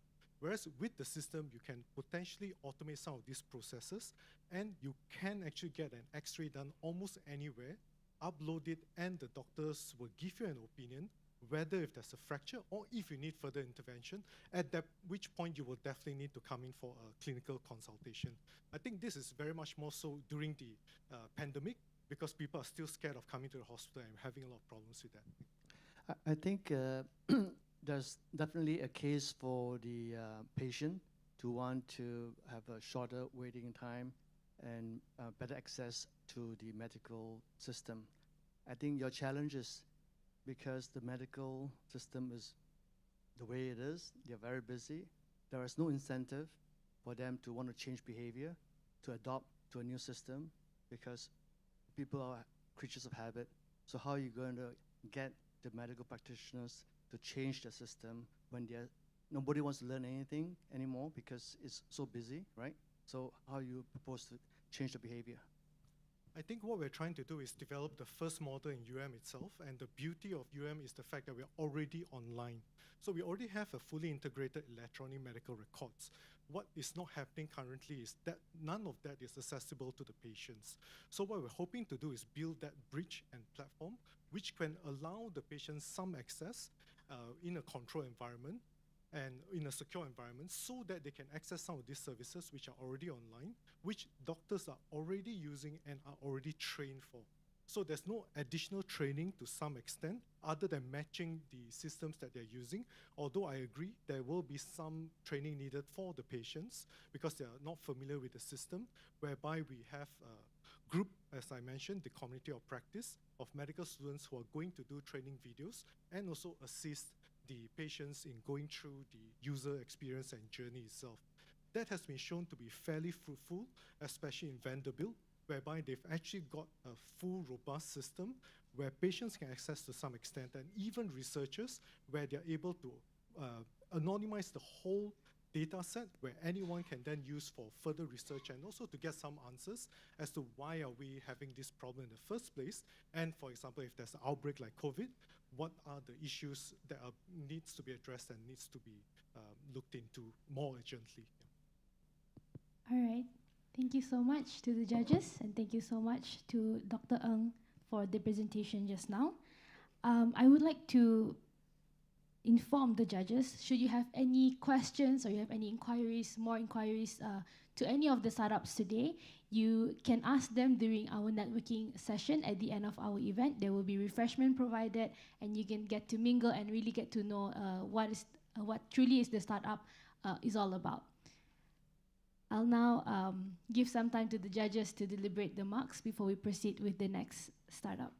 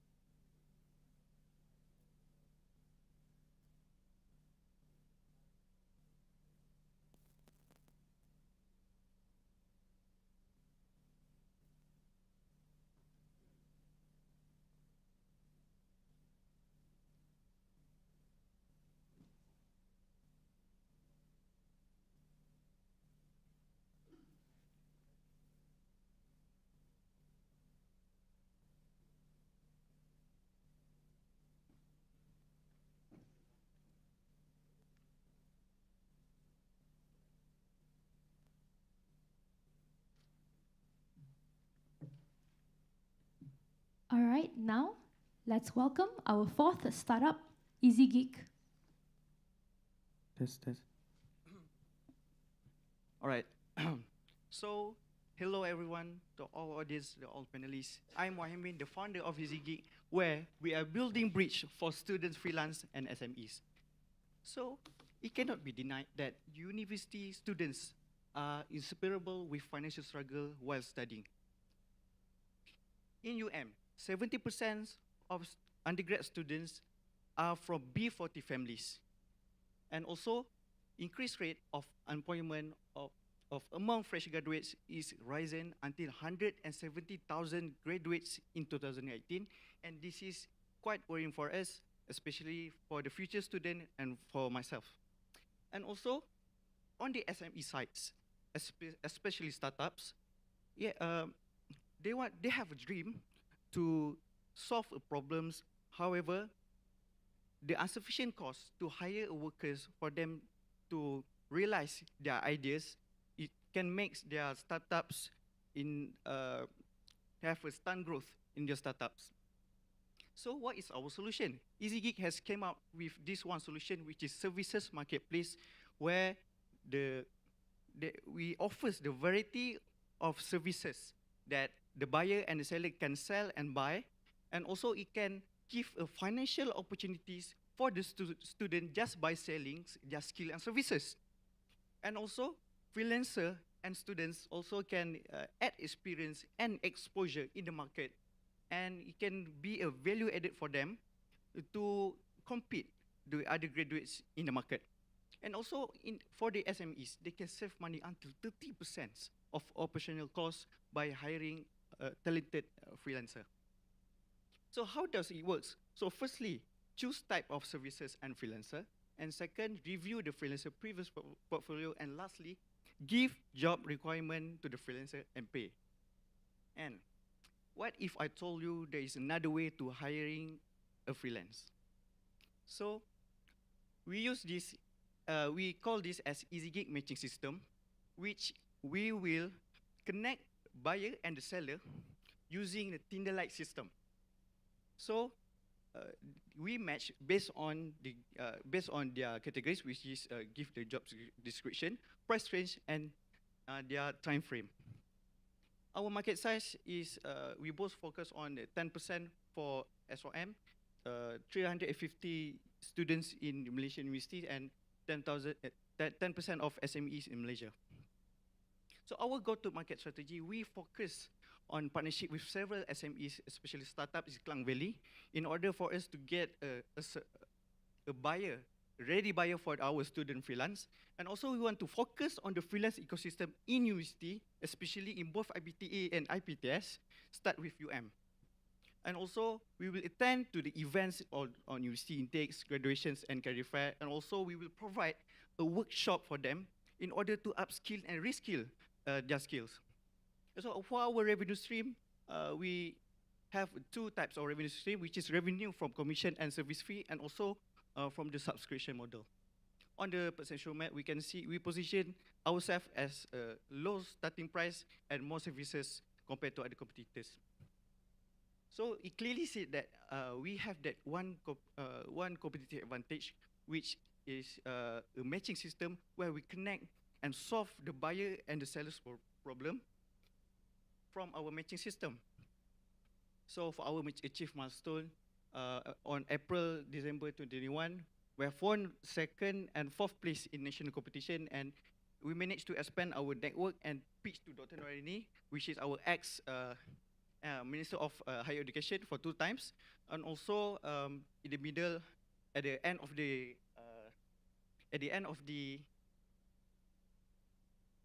2021, we make a market validation for 3 months and receive 100 students and 60 SMEs for our participants.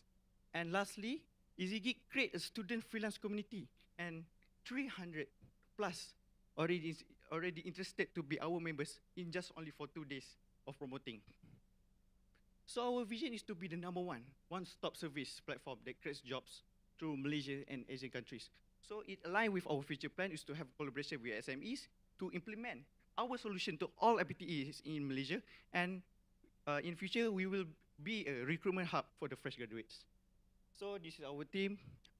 We are from the different faculty. Me, myself, from Faculty Arts and Social, and we have business, we have law, and also computer science. Even though we have a different kind of views, different kind of perception, but we have this one common solution is we want to solve the problem of the students. Thank you. All right, thank you, Mr. Mohaimin. Now we'll proceed with the Q&A session with the judges. Hi. Hi. Congratulations. I think don't be nervous. Okay. Really not Thank you. nervous. Yeah, thank you. Anyway, it was a good set of slides. I just want to know how much revenue have you gotten so far? Okay. As for now, we are on the beta system, where we're trying to gather our community first in order before we launch our platform lah. So we don't gain any revenue, but we have this one community in order for us to get the ready buyer and ready seller in our platform. I understand that your business model is your customers are SMEs. Yeah, our customer will be focused on the SMEs as a buyer, but the buyer could be everyone. But we focusing on this niche market because mostly when I doing my market validation, right? Mostly SMEs they want to minimize their operational costs, and also what is they want they can to minimize the operational costs. So I suggest them and I give them the solution. How about you just hiring the student freelance?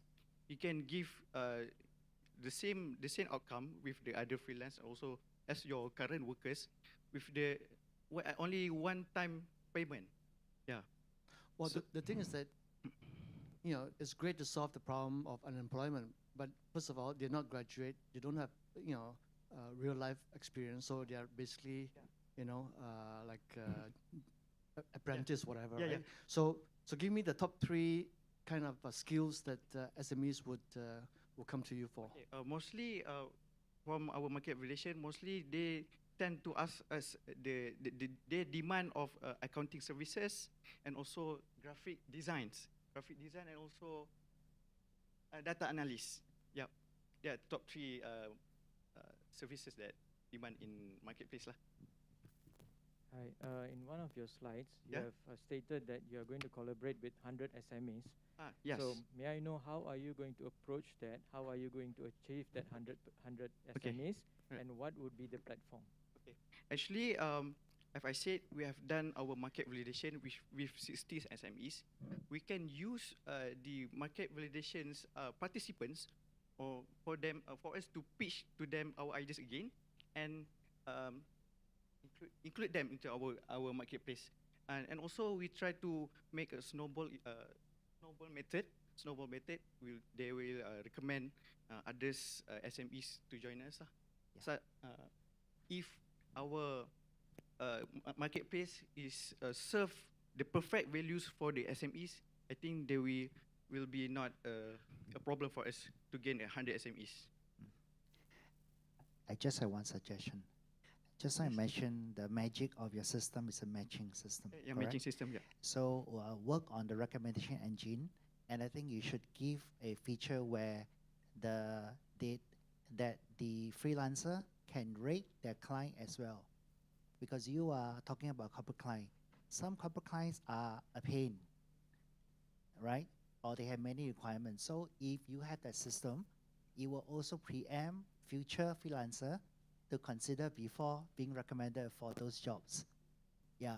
So just look at things like people like Fiverr, whatever they're lacking, you just go into the system. If not, you don't have differentiation. If you want to compete with these guys, you're already low cost, right? From your much already low cost, you don't stick to Malaysia, straight away go international. Yeah, serve all the SME in the world, right? And of course, your freelancer only limited to Malaysia. Then everybody's a millionaire. Just a comment. Okay? Thank you, sir, for your suggestion. Thank you so much. Any other questions? No comment because I think you talk about B40 unemployment and so yeah, on. yeah, yeah. I think I agree. I think with John's comment, I think that you need to relate back to that because you're talking about now hiring of university students. Dia tak ada kena mengena dengan unemployment tu, you know. So my question to you would be, I guess in future you would also open up to other freelancers out there. I mean the gig workers. But I think, correct me if I'm wrong, it looks as if you're just, your phase one, you're just focusing on the university student community. Yeah, am I correct? Yes, there is one of our strategy in order for us to get into the market. So we try to focus on the student first, since I'm also a student and also all my friends also have that kind of problems that I've stated. So yeah. Yeah, and one more thing, your team is very young. I think you need to look for a mentor who's much more experienced, who can advise you accordingly. I mean, that's, I think, my 2 cents. Thank you. Thank you. Right. All right, thank you so much, judges, and also thank you so much, Easy Geek, for your presentation just now. All right. Thank you. Thank you so much.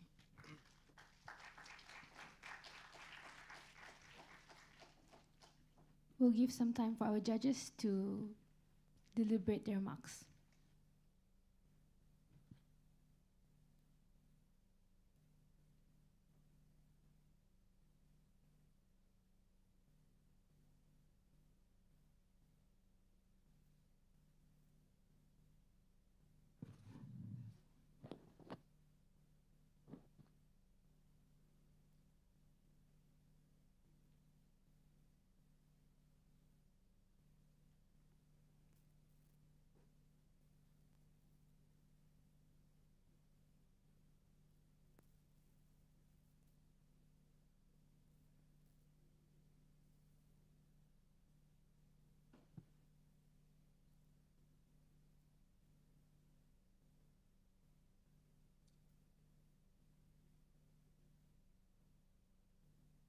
Now, I would like to invite Dr. Venga from Van Coating to present.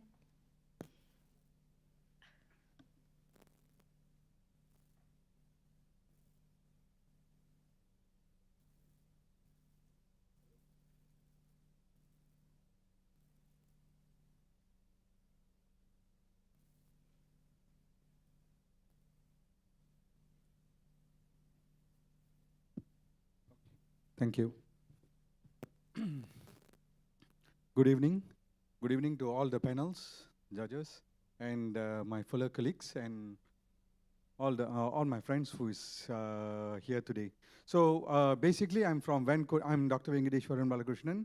I'm with UMPDAC. Van Coatings and Berhad is a spin-off company, and I'm with Van Coatings and Berhad. And the project which I'm going to propose today is going to present today is NanoGuard, advanced self-cleaning coating for industrial application. First thing is we have a collaborators from TNB Research and TNB with N plus Solar Berhad, okay? And from here, we are going to bring our product into solar panel industry, okay? First thing is our problem statement is dust accumulations. So the efficiency of monocrystalline module, PV modules is approximately 15 to 24%. So from here, the efficiency of PV panel will be degrading by 8% per year. So about 750,000 liters of water needed to clean for 50 megawatt power plant station, photovoltaic power plant station, solar farms, and cleaning cost is about approximately 31,000, more than 31,000 for 50 megawatt solar farm, and about 3,000 per cleaning cycle. This is for per cleaning cycle for 5 megawatt solar farm. Apart from that, low light absorption, there is 50% solar light reflection, causes optical and loss heat. Electrical efficiency of photovoltaic panels decreases at least 0.06% for each increment of temperature by 1%, and loss of energy yields, that is approximately 20% for 1 megawatt string. For every 1 hour, it loses about 100 ringgit hours per hour loss. So this is our solution. So ours is light spectral response. We are using nano calcium carbonate over here, with organic resin. And here with this, we can get less thermal loss. That is and it has reduces to 1 to 4% of reflections. And high thermal loss, we can degrade. We can reduce as well over here. So this is our 2 patents. Okay, we have 2 patents over here. We filed in 2018 and 2020 for the solutions. So over here we have, this is for the 2020 is for the prevention of watermark and for self-cleaning. So this is the technical report for the coated PV panels, where for the coated PV panels, the bare PV panels, the degradation for after 3 months it is about 16%, whereas the coated PV panel is about 2%. So this is the significant impact actually. So from the PV users, the solar farm users, so we can prevent money losses due to harvesting. So usually 1 megawatt hour operations, they run for 3.8 hours operation per day. If it is 20% of loss, 20% efficiency drop, it is about 387 ringgit per day due to low PV efficiency. And for 50 megawatt TNB power plants, they lose about 19,350 ringgit per day. And the self-cleaning, due to the what we call cleaning effect, they lose about 1,500 ringgit because they use 750,000 liters. That is about 750 meter cube. And 1,500 ringgit loss on water alone for 50 megawatt power plant. And the proposed project can reduce the maintenance of the cost of the PV modules. That is about, we take about 25 cents per panel, and the cleaning cycle per cycle will cost about 31,250 for 50 megawatt TNB power plant. So this is the SDS report which we have already obtained from CRIM, and this is the CRIM self-cleaning test for our coating system which we have for the NanoGuard, which we have already obtained, and we also obtained for anti-fogging as well. So here we have already started selling for automobile industry. So we started with automobile industry, and now we are going into TNB solar farm, into solar farms, okay? So this is the technology benchmarking over here. So NanoGuard we have is a simple fabrication, short curing time, shelf life is up to 3 years, durability is up to 24 months, and this is the price per liter. It's about 90 ringgit price per liter, okay? And our market size is TAM. We can say that 1,787 megawatt solar farm solar has been used in, has been established up to 2021. So our TAM is 134 million, SAM is 1.9 million. We can attain in 1 to 5 years, and our with TNB solar farm 30 megawatt, we can go for 1.1 million profit. I'm sorry to interrupt, Doctor. So this is a revenue source? Yeah. But the time is up. You may just click through your slides, and we can proceed with the Q&A session. Yes.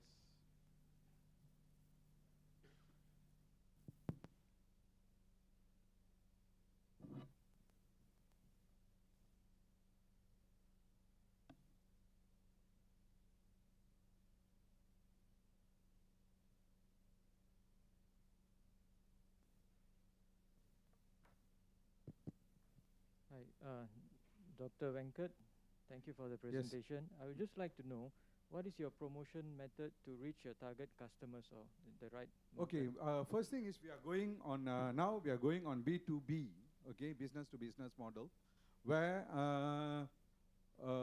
for automobile industries, we have gone to the detailers and also more into car industries, the car detailers, okay? And now with for solar panels, we have to do the testing with CRIM in order to convince the TNB, because the TNB, they want the CRIM tests, okay? So they are coming together with us. So they want us to coat it on the PV module and run the test with CRIM. So once that is okay, then they are going to do the pilot study in their plant in Manjung solar plant. If that is okay, then they are going to go for bigger one.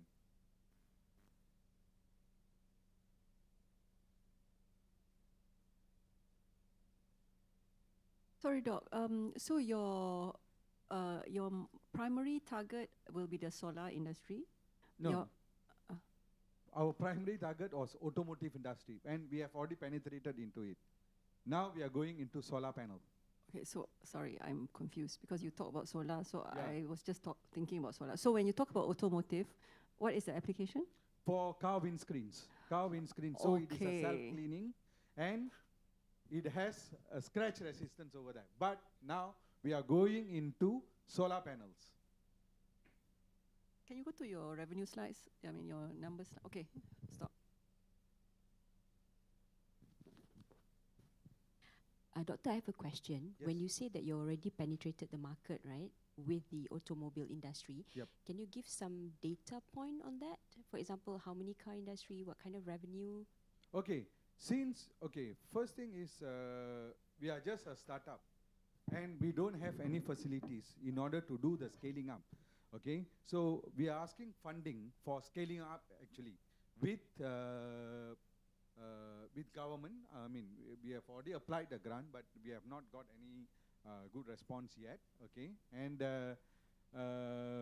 now we are using only on lab scale only. So on lab scale, we have penetrated, and we are currently generating income, but it's not on a big scale, it's a small scale. Yeah, correct. Yes, I haven't scaled up. But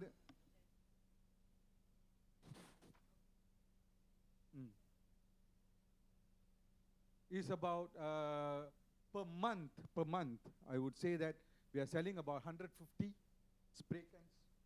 This is our spray cans, this is our prototype. So 150 spray cans. Hello, doctor. I have questions. What's the status of your IP patents? It's still in PI, I mean pending. Okay. I haven't got approved yet, yeah. I see. And because I see no slides regarding on the competitions like worldwide, I would say like because like Iran, they are very strong in nanotechnologies. And do you have like kinds of competitions around the world or in Malaysia for Okay, this? when we are talking about overseas market, okay, we have not penetrated into overseas market. We tried to go to Europe. Okay, someone is interested in Europe country. Okay, but the only problem is the product is made of ethanol. It contains ethanol inside it. So when it comes to ethanol, so it classified as DG goods. So when it goes to DG goods, it is very difficult to export unless we want to set up the thing over there. So we are working on it. Yeah. Okay, thank you. All right, I think that's the last question for the Q&A session. Thank you so much, Van Koting, and thank you so much to the judges as well. We'll give some time for the judges.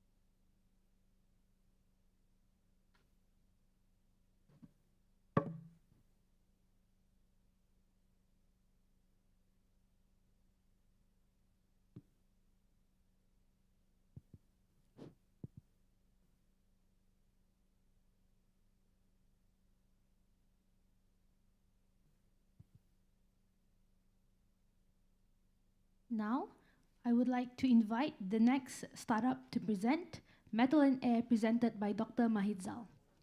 Thank you, Ms. Chairman. Bismillahirrahmanirrahim. My name is Dr. Mahidzal.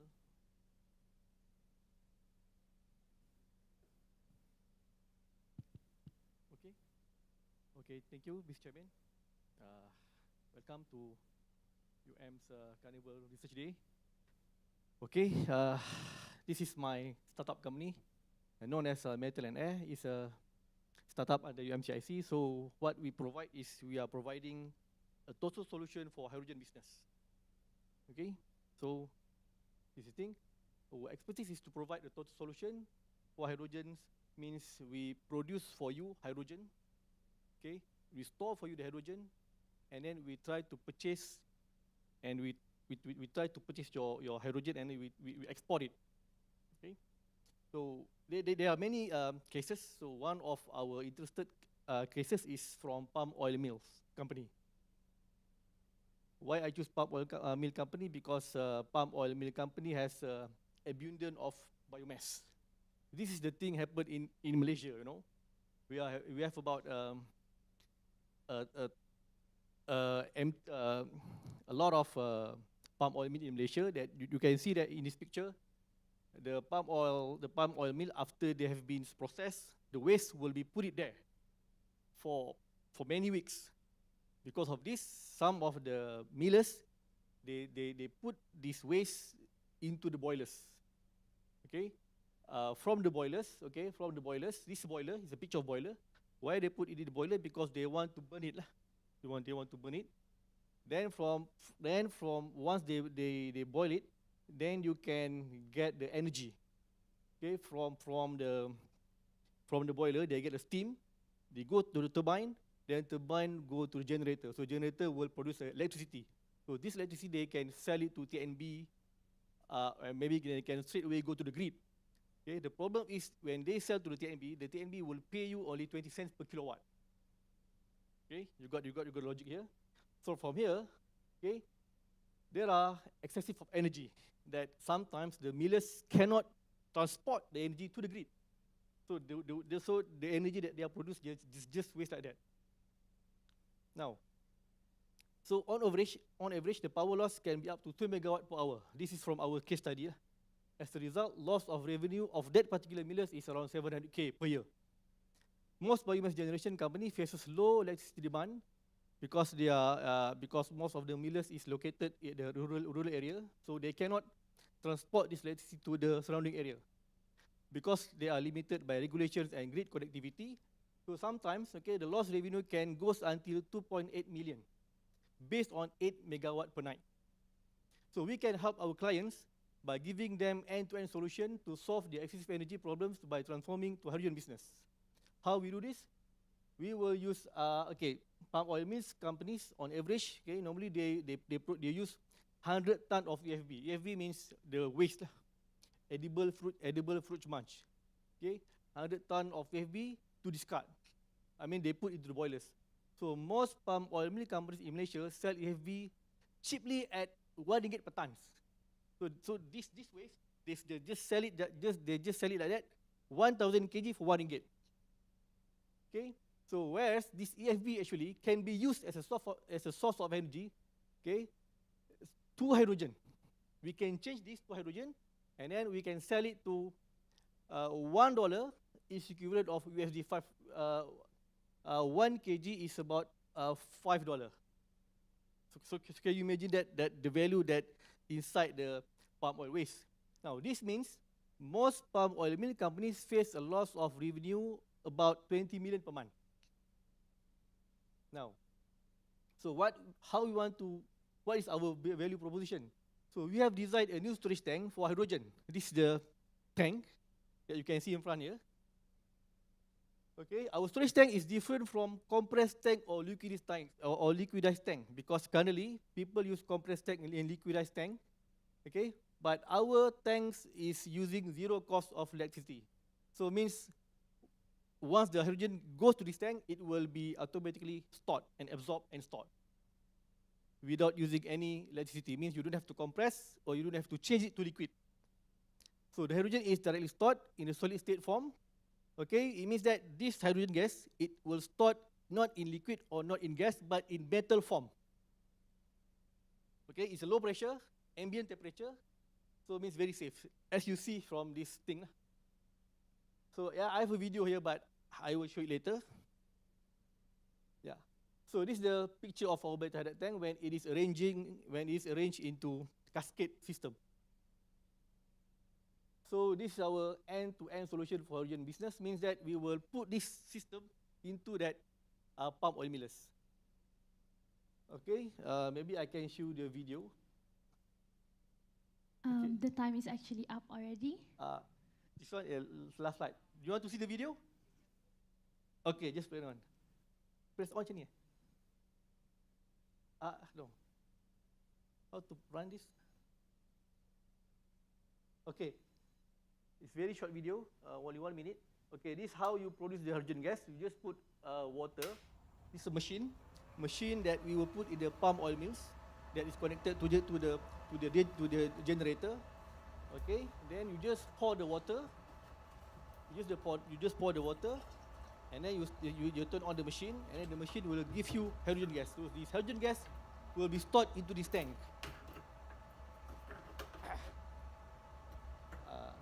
Okay.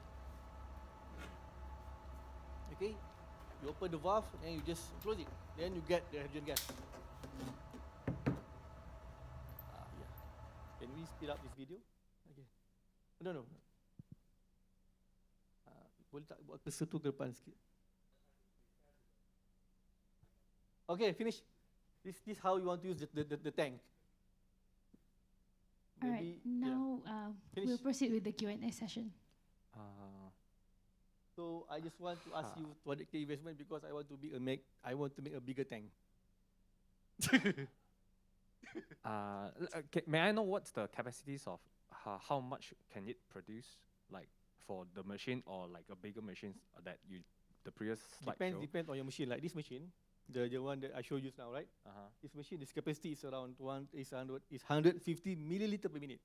Mean it produces 100 milliliter of hydrogen gas per minute. Okay, per minute.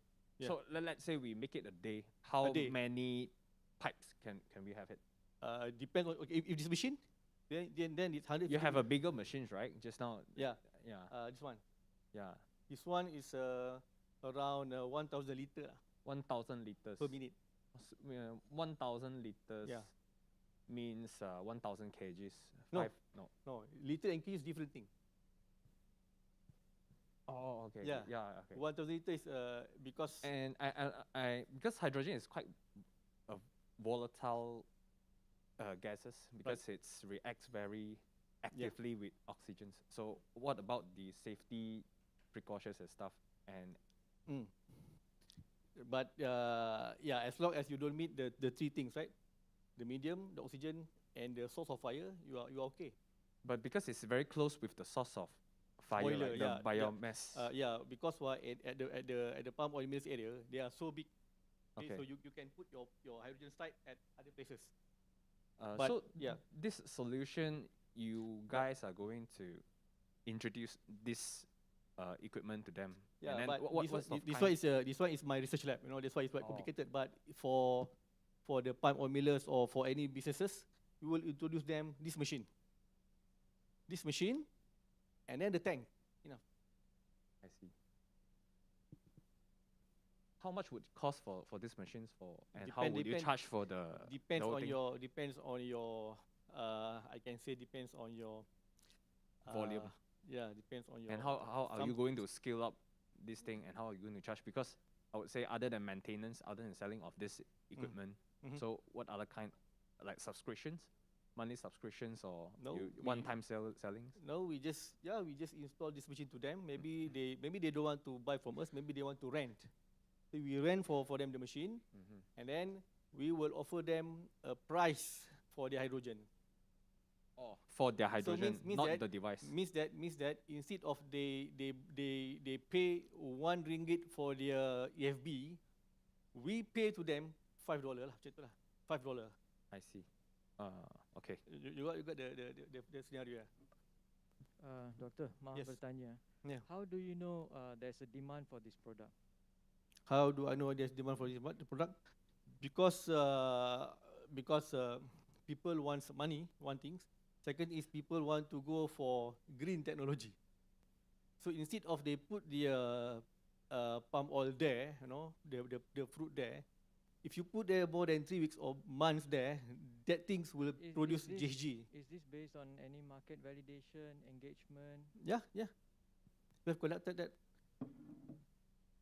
Actually, we have already get interested parties lah, but I cannot reveal it here. I just want to focus on my tank. Doctor, Yeah. is there any similar technologies or Yeah. your competitors For this tank, for hydrogen collection, this kind of system? I think this machine is a well-known thing now. People can buy it now. I mean, you can easily get it. It is called a hydrogen production system, or you can Google electrolyzer. Okay, but the tank, I don't think so. The tank is our. I think that that means yeah, like you say just now, it produces per minute. That's your IP lah. Yeah, can. Okay. No? Storage. Actually, yeah. Actually,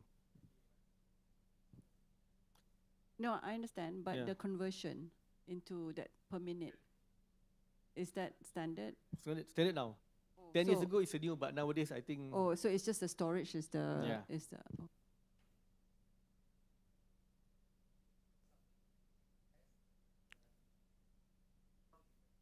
Ah.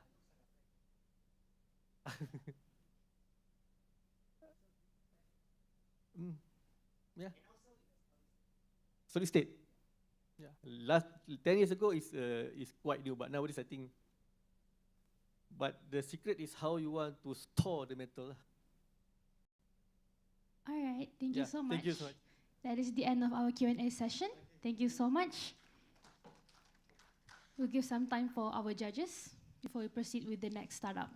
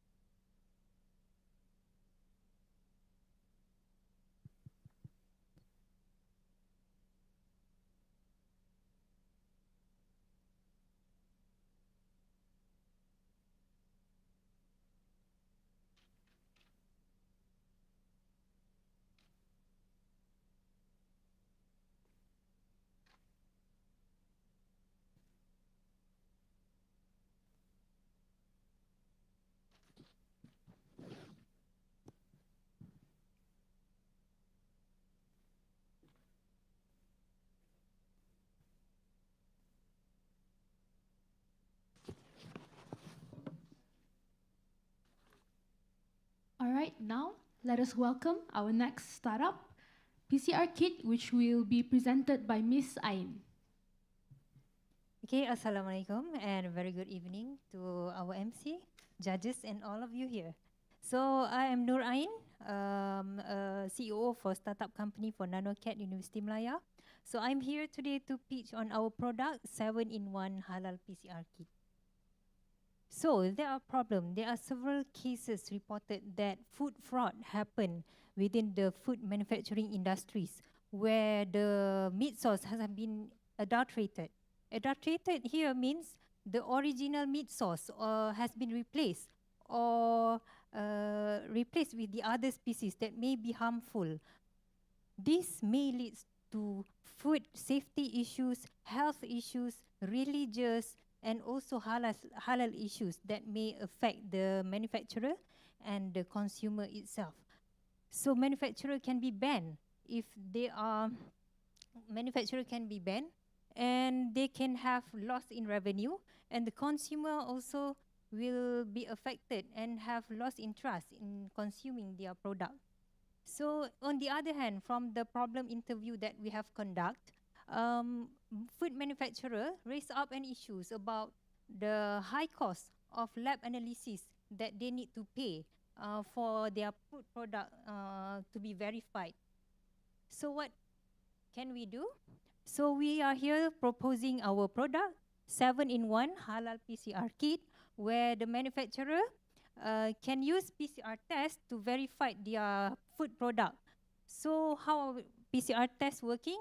Sample is collected and the DNA is extracted from the food product.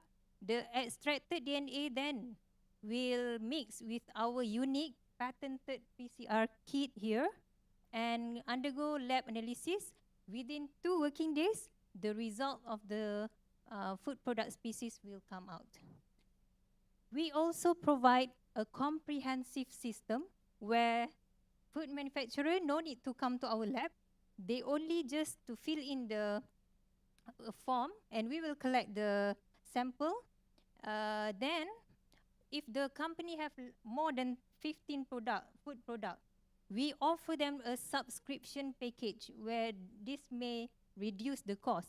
We also provide online tracking system where they can easily monitor and track the status, and we also will upload the results in the tracking system.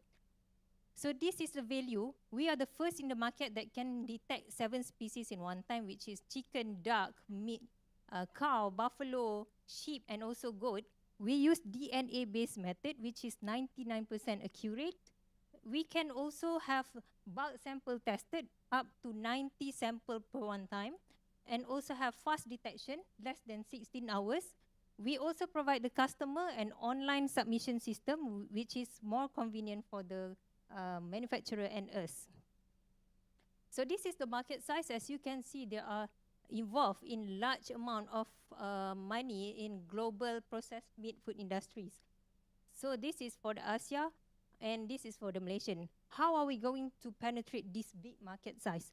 We are proposing that we will license our kit to them, which all lab service provider can buy from us the kit and they can run the PCR test in their own lab. So from the market size, we come up with the revenue model.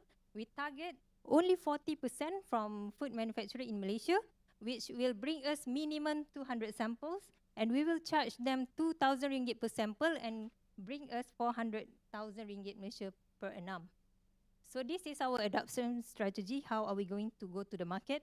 We will join the Halal Festival around the Southeast Asia, doing a partnership with Food Industry Association, and we will conduct an event for them to join us in safety and also halal industries.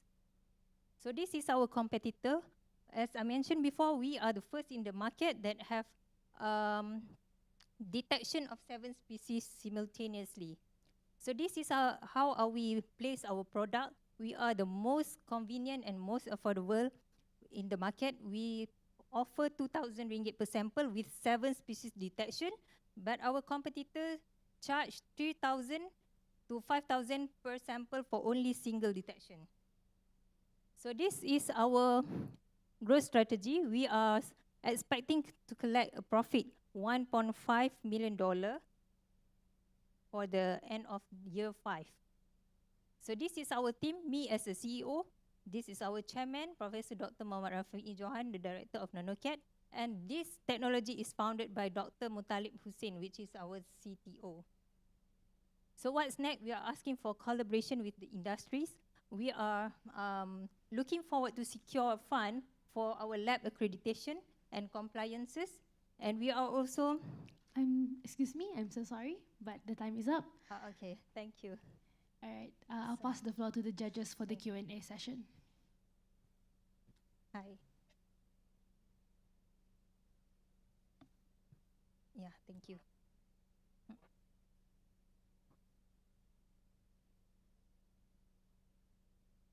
Multiplex PCR and obviously compete at the price points that you are suggesting. Why do you think that they choose to do one test rather than have this 7-in-1? Actually, from my knowledge, this test is must do. They need to do for them to get the halal verification and food safety. They need to run through a DNA test, PCR test to be exact. So we are just offering them more what do we call more point. They can detect 7 species, which is the highly consumed meat all around the world. No, I totally understand. Your Yeah, rationale yeah. makes a lot of sense. I just want to know why a company like Kaigen, that today produces for, say, cancer genetics panel, it has 30 gene PCR panel, 20 gene PCR panel. Why is it for this halal or the meat industry, it's providing only one test? Why is it not multiplexing? Yeah, maybe existing in the market now, they only detect one species, which is majority is pork and cow. Maybe it's because there are no what we call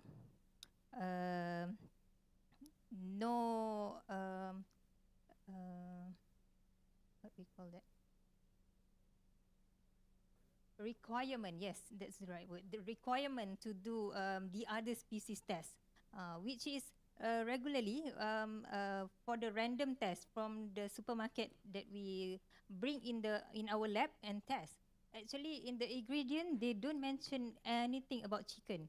In the beef burger, let's say beef burger brand XXX, we test. Then the result come out. There are some chicken DNA inside. That means the food product itself is a combination of ingredient that they don't mention inside the ingredients. Yes. Thank you. Any more?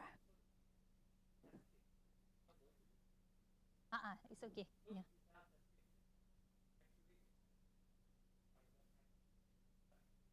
Yes, yes. Yes. DNA, DNA. Mm-mm. Mm-mm.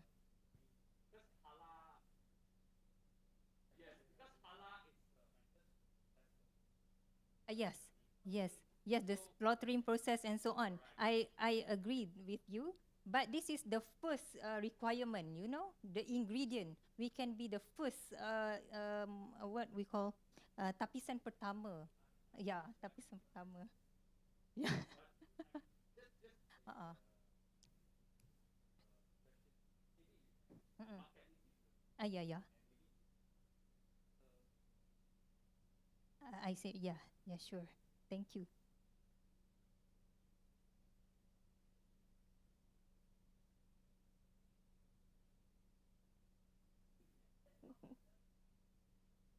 Yeah, yeah. Yeah, you're correct. You're correct. Because halal is a very many segment need to be checked on, right? But this is one of the first layer of detection whether it's halal or not. Yeah, that's all.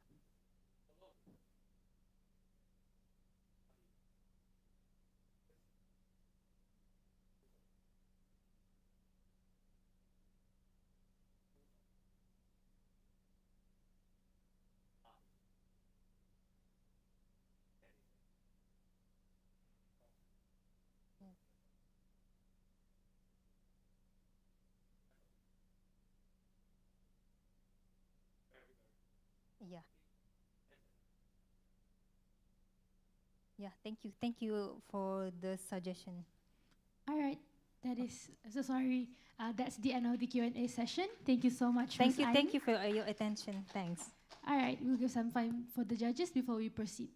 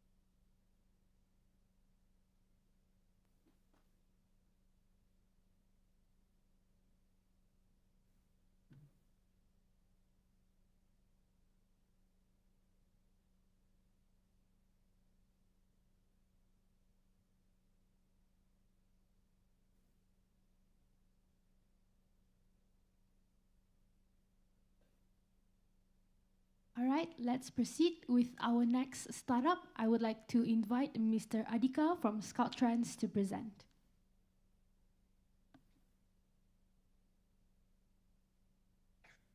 Hello, all honorable judges and all the audience. Welcome to Era of Scouttrans, new mobility movement of the beginning of the night. My name is Adika, the co-founder of Scouttrans. Next, what most challenge when we are facing when we are going to the office? First, high cost of traveling to work by yourself, and second, for the fluctuation of the petrol price and high maintenance of the car, and poor public transportation and crowded, such as bus and train, and also unreliability e-hailing service during peak hours and bad weather. Even you got the driver, that will be so expensive, I think. And also you will be feel bankrupt. Yeah, for example, it's like that lady. Next. This is the resource that prove our pain point. Next. Our value proposition was earn extra income and saving costs for both riders and driver, and also third-party circle of trust. So you are connect to your neighbors and coworkers, so you are not going with the stranger. And also right among ladies for safety and social impact for OQU people. Next. Okay, here we go, our apps. Open the Scouttrans app. Then you can register by one of 3 categories from your circle of trust. Sign up under your residential code. Sign up with your office code. General sign up through invitation. And then continue to fill up the identity verification and card details. The first option is about the trip. In this section, you can set your daily commute schedule for a week or a month. You can also choose either you want to be a rider or driver. Another eye-catching feature is to set price by your own budget for driver and rider. In this section,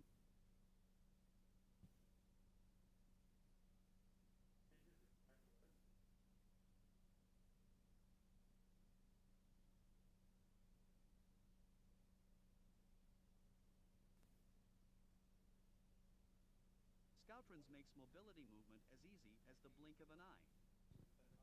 Open the Scouttrans app. Then, you can register by one of 3 categories from your...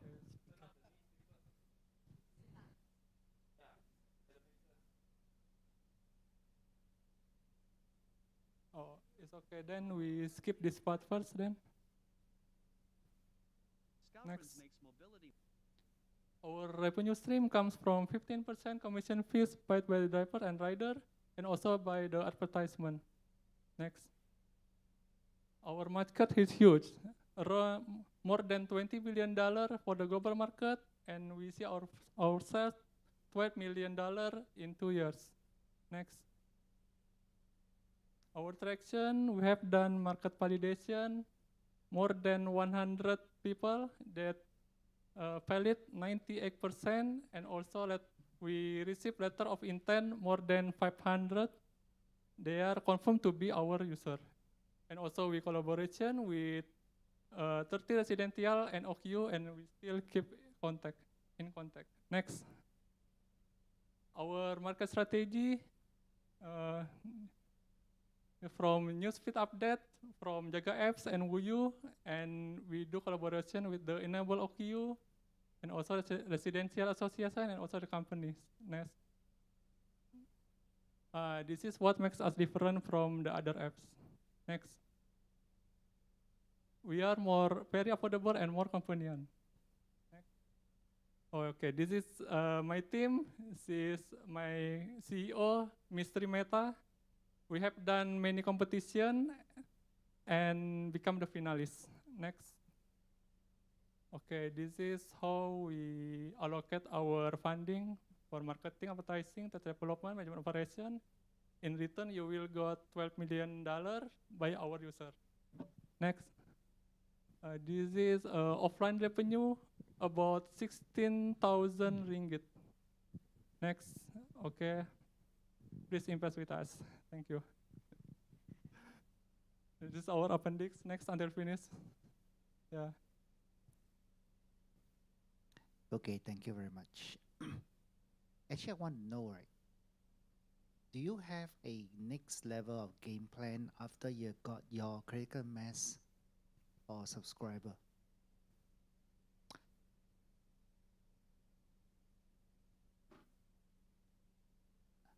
Yes. Hello. Yeah. Can you please repeat again?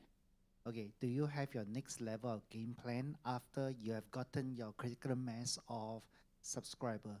Because I'll be very straightforward to you. Whenever I look at this, I always remember the famous Malaysia story. My taxi become Grab. You know, Grab business is not really in this. Grab is a platform. Now they do Grab Finance. They do a lot of other things. So what I want to know is, all right, all your ladies' only options is good. Everything is great. But what is your game plan? Because it's so difficult to make money from this. Okay. First of all, we need. I think I want to make it clear first. What is our apps about? So our apps is actually not kinds of taxi driver that people working as the professional driver. No, but it's like carpooling apps actually. You guys going to office and you return home, right? So you will go together with someone that's going to office and home, which is in the same residentials with you. That's why from our strategy here, we are partnership with residential associations, management office, companies, and also enable OKU. And this how we do also for our communicate to market about our apps. So this about you will connect it with your neighbors or your coworkers. That's it. So you are not going with the strangers. This is what we are talking also here. Our value proposition that make us different than the current apps that we have like Grab. We are not going to compete with Grab. Grab, they have their own market, we have our own market. That's make us different. So we want to give extra income for the driver, but they are not professional driver. You guys corporate people and you guys can be our users. That's it. And we also the same. And then flexible list of drivers. One day you can be the driver. One day you can be also the passengers. When your friends or your coworkers or your neighbors cannot go. So you are the one who will drive and you are the one who will earn. And at the end, of course, the commission will come to us, 15%. And then third party cycle of trust, you are not going with strangers, like what I mentioned just now, but you are going with your coworkers or neighbors, that's it. And then right among ladies, if you prefer only for the ladies. And then social impact to OKU, why? Because, they are going to office, okay? Maybe they're not going to office, maybe they're going to their craft industry or whatever is that. But then they have maybe disability that they cannot go alone. So they need someone to fetch for them. So this what we see as our market also, that we have the social impact. And then like usual like identity verification and car details, just like normal. Yeah. Tell me about the 16,000 ringgit. Who's paying for it and how do they pay? Okay, that one, okay, first, our apps is still in the process. I would say we just had meeting with our programmer team, so it's around 70% right now, the process. We are not launched yet, to be honest, but we also doing our offline. So we did the offline to collect for our drivers and also for the people to use it. So those offline is targeted to the OKU people. No, you're not by the explaining. offline. My question is, you said you have revenue of 16,000. Where is the 16,000 from? Like, is it? It's and how- from- and break down. Like, is it commission income? Is it? Yeah. You know, It's from the commission. Oh, I think we can later. Yeah. No, because you mentioned somewhere you have So- 16,000 of income. Yeah. So the average trip is actually 15 ringgit. So it's come and go, 30 ringgit. And then we take only 15% commission. This 15% commission is not only for the driver, but also for the rider. So passengers and also the driver. So both of them, we will charge them the same. So at the end, for example, we have 85 right now for the OKU people, and then 85 for the driver. So We times that also is around 16,000. So this is not real. Is it real? Is it real revenue received? This is the 16,000. This No, my question is, 112. did you receive the revenue? Yeah, as the offline. This is as the offline, not as the app's not ready yet, but as the offline. So we have all the manual. Is it?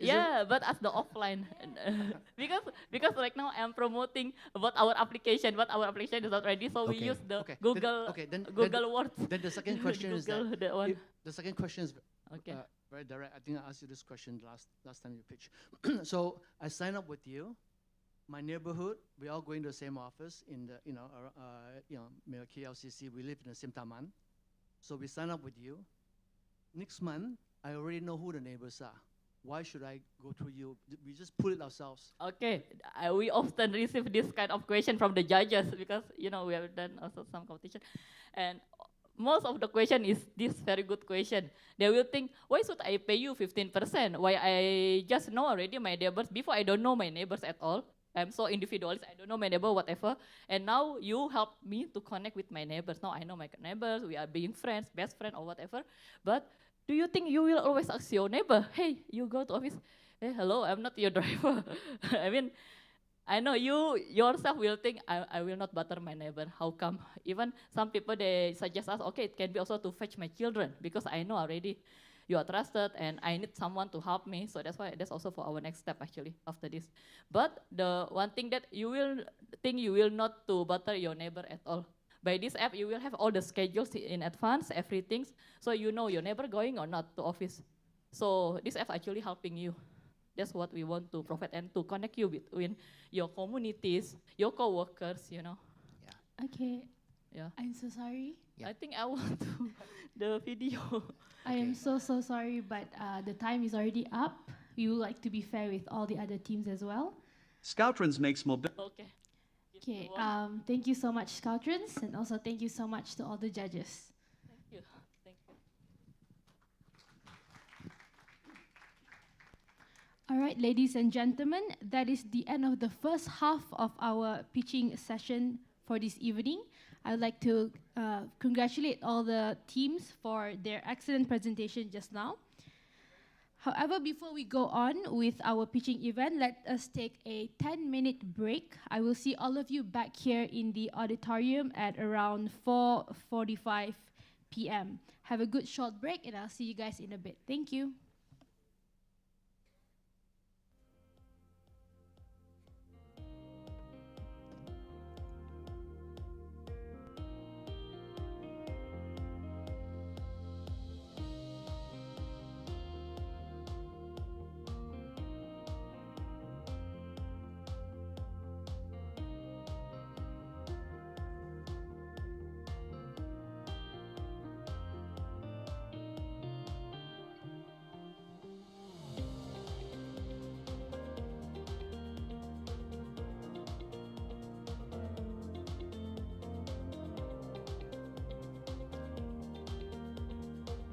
Attention to everyone, there are actually food outside that you can take and take a quick bite before entering the auditorium later on at 4:45. Thank you.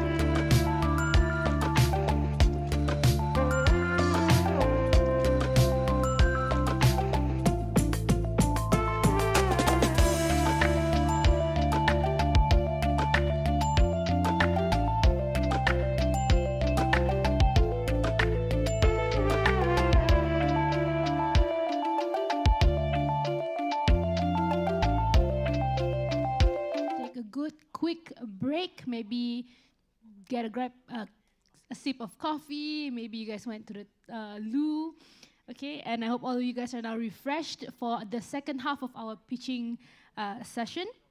So before we continue on, I would like to remind all the startup that all of you are given 5 minutes to pitch your innovation, and there will be no additional time given. So once the timer is up, please immediately stop and just click through your remaining slides.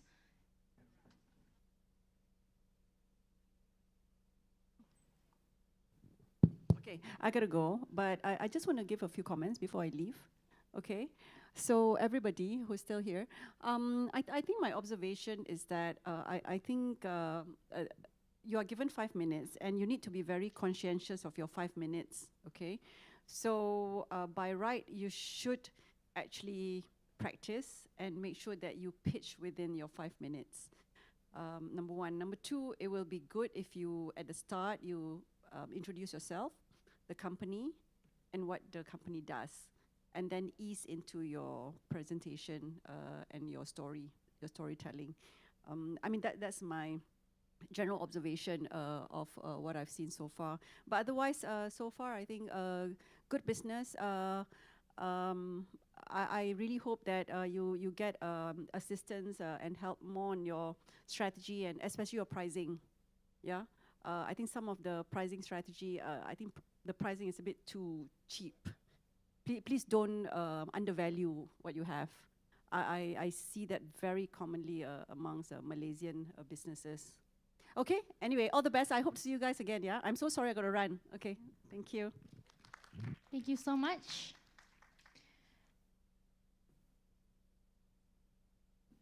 All right, we'll proceed with the second half of our pitching session. Without further ado, I would like to invite Isanti Nutrient, presented by Miss Nurin. Hello, hi, good evening, everyone. My name is Nurin. I'm the CEO and I'm the CEO and founder of Isanti Nutrients Sinamberhad. So Isanti Nutrients Sinamberhad is the pioneer producer of tiger milk mushroom extract, XLR. So what does XLR means? X is for extract, LR as in Lignosus rhinoceros, which is the tiger milk mushroom scientific name. So in Malaysia, lung and respiratory diseases has been top 3 causes of hospitalization and death. And people with this health problem are very vulnerable to the slightest triggers, which are due to weak and imbalanced immune system. And in the current endemic health crisis, we know that many are very burdened by the respiratory problems, and some are even have to be depending on long-term steroid, which can cause, we know it's not healthy. It can cause damage, kidneys damage. Okay, so we see this problem and we are here to solve it. So with our ACE technology, we can produce tiger milk mushroom extract using only pure and clean water without any chemicals, and our extract will be water soluble. So with this technology, we can enhance, we can get bioactive in high concentration, and this bioactive can help to provide therapeutic effects for the tiger milk mushroom, which is it helps to balance immune system. It can reduce inflammation in airways naturally, and it can also help to expand, tighten airways, which can make you breathe much more better. So our technology is patented, and the capability of SLR has been proven, scientifically proven, for 15 years. There are 15 years worth of research and journal published. And we also have testimonials from our consumers. And these are the testimonials. Most of them are asthma and sinus patients when we tried the tiger mushroom extract with them. So the market size is health supplement market size, which we are aiming to be an ingredient supplier for this market size. So we hope that from here we can grow to be a pioneer producer of tiger milk mushroom extract for the industry. So Isanti Nutrient focuses on extract focus to be an extract producer and also ingredient supplier. So our target customer is manufacturers and health-related companies who are interested in selling and also producing health products using a natural-based extract. We aim to produce a very high quality and safe extract for the consumers. So this is our strategy. So we are planning to build a partnership with companies so that we can run a workshop, seminars together so that we can create more awareness on our technology and also tiger milk mushroom. We also plan to hire a marketing partner or engage a marketing agency that can help us to do advertisement campaigns and also email campaign so that we can reach a lot more potential customer that we have. So this is the XLR competition among other product of tiger mushroom in the market. So XLR is not the mushroom raw form. The rest are mushroom raw form. So we are water soluble while the rest aren't. And we also, with SLR, you can consume less, but get more health benefits compared to the others because we have high concentration of bioactivities after the extraction. So what's next? What's our plan next? We wanted to grow by purchasing upscaling equipment and also expand our marketing plan.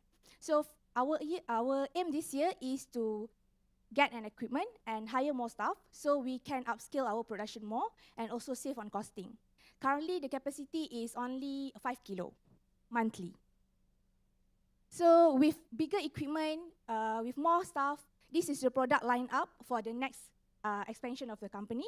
So with our ACE technology, we can extract all these mushroom, herbs mushroom, and also plants, fruits. Whenever, if people request on it, we can do it.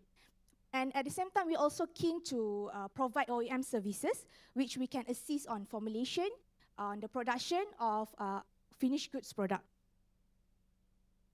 So this is our team, consists of me and Dr. Fong. We have been very well equipped with the knowledge on the technology and mushrooms. So we believe that we can bring healthier changes in the most natural ways to our community. And these are our advisors, consists of Encik Zaki, our startup advisor, Dr. Tan, known as the father of tiger milk mushroom, and also representative from Ministry of Health. And thank you. Do pop me an email if you are interested, so we can join hands together to bring the healthier changes to our community. Thank you. Oh, just to show, this is actually our packing. This is we pack in 100 gram. We have 100 gram, 300 gram, and 1 kilo pack. All right, thank you. We'll now proceed with the Q&A session.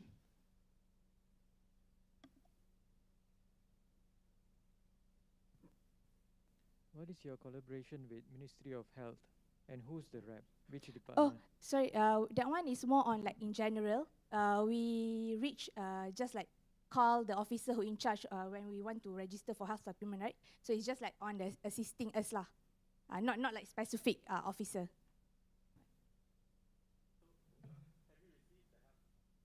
Okay, for now, we have a customer who we provide the supply, we supply the mushroom raw powder, powder form, extract powder form, but that customer is using it for food.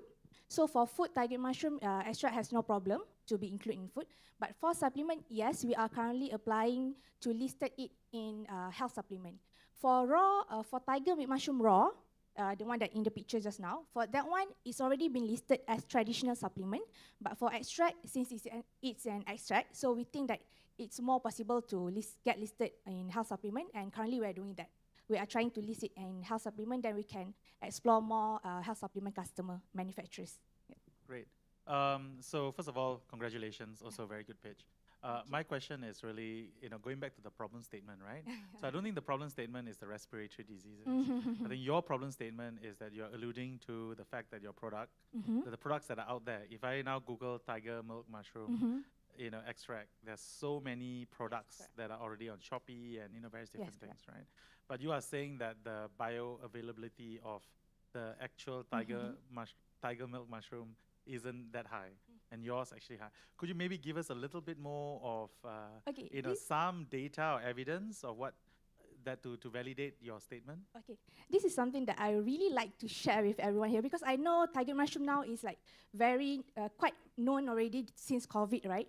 So for tiger milk mushroom, I saw a lot of product of tiger mushroom, and I actually tried to investigate those products. In Malaysia, there's only one tiger milk mushroom supplier that is that the species is validated. And that species that is validated is actually the one who target your respiratory problems. But the rest, and I know that that supplier don't supply to all that kind of target mushroom product yang ada dekat market sekarang. So it's sometimes you really need to know where is the source. So for us, we get the supply from that supplier. And the research that we have been doing has been like since 10 years ago, which collaborated with the supplier to do the research. And currently we are in the stage of, we have clinical trials with breast cancer because they also have the anti-proliferative punya and anti-cancer punya properties for tiger mushroom. And we also have asthma clinical trial ongoing now. So yeah, that's the proof that actually our tiger mushroom is like species validated and proven.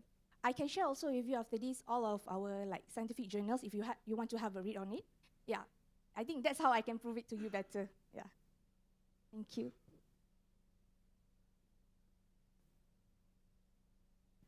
Hello? Okay. So you're saying that the tiger milk mushroom supply is coming from the other supplier. So you just apply your technology and turn it into that liquid version. I mean, the version that is soluble, water soluble, right? Okay. So right now, what's your plan moving forward? Let's say you have this powder form, right? And then you're trying to, what's your target in the next 5 years, for example? For the next 5 years, actually, we wanted, our target is like to be known. When people looking for tiger mushroom extract, people look for us. People know that, oh, this company punya tiger mushroom extract is confirm, safe, confirm quality is, the quality is good. So that's our target. And one thing is, if possible, we would like to supply to all manufacturers that produce the related product yang boleh produce using this tiger mushroom. So tiger mushroom is very broad, the usage. Not for now, I'm focusing on health supplement, for supplement punya ni. But it actually can be used for skincare, like what we call that, face wash ke, atau moisturizing. It can be used for all that. So we are, in the next 5 years, we hope that we can explore and create more awareness on the usage of tiger mushroom. So the manufacturers know that tiger mushroom is not for only supplement, but there are a lot of usage on this. So yeah, the next 5 years, that is our plan. Okay. All right. Thank you. Thank you so much.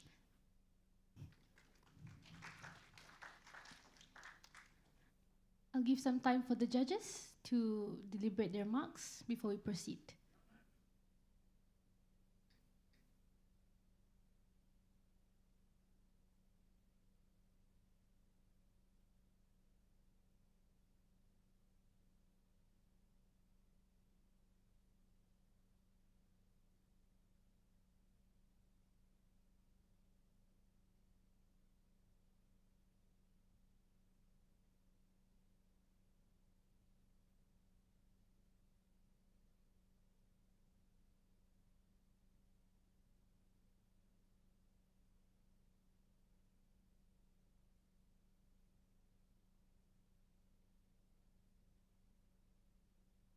All right, so now let us proceed with the next startup. I would like to invite Dr. Sahid from Super Capatory.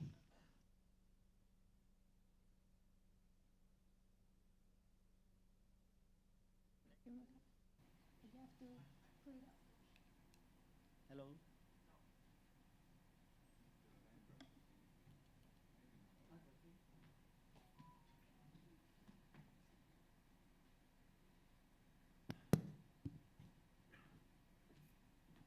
Sorry. I'm Dr. Shahid Bashir. My startup is Super Capatory Next Generation High Performance Energy Storage Device. As I'm using two devices and both contain battery. It is a replacement of a battery, which is Super Capatory. Due to many issues, the cost of a battery material is increasing day by day. Due to this, the manufacturers and customers are facing challenges, and there's a significant reduction in the revenue, which is more than 20%. And another challenge with the battery is charging time is very fast, which is almost 2 to 4 hours. But which takes a long time to get charged, and also which is a wastage of time. And also the battery. Every day we hear the news about the explosion of a battery. which puts the device and individual life at a threatened risk. And the existing batteries almost can be utilized for 1 year only. These are the major challenges. From where these challenges come? These challenges usually come from the electrode and electrolyte materials, which are the major components of a battery. We are proposing cost-effective electrode materials to replace the electrode materials in the existing batteries. The cost-effective nanomaterial can be utilized in the supercapacitor, which can be charged very fast, and it has a long lifespan.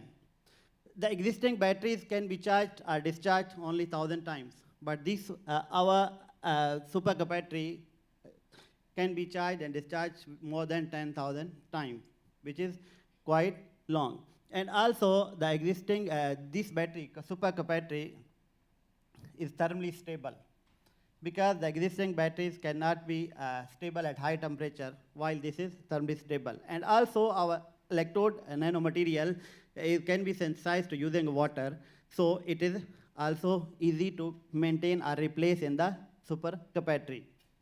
The major value proposition of our electrode materials are it is easy to synthesize, and also the cost effective, and it can be charged very fast, and it saves the electricity and time, and it has a longer lifespan. And also, one more thing, in the existing batteries, these can have a very long charging time. From where the long charging times comes? Actually, the existing batteries use non-conducting binder material, but our electrode material is we are using electrode material which is binder-free. Binder-free electrode materials, one thing, it decrease the charging time, increase the conductivity of the device, and also makes the device flexible and lightweight. Because the existing batteries, upon a small pressure, it can be damaged as well.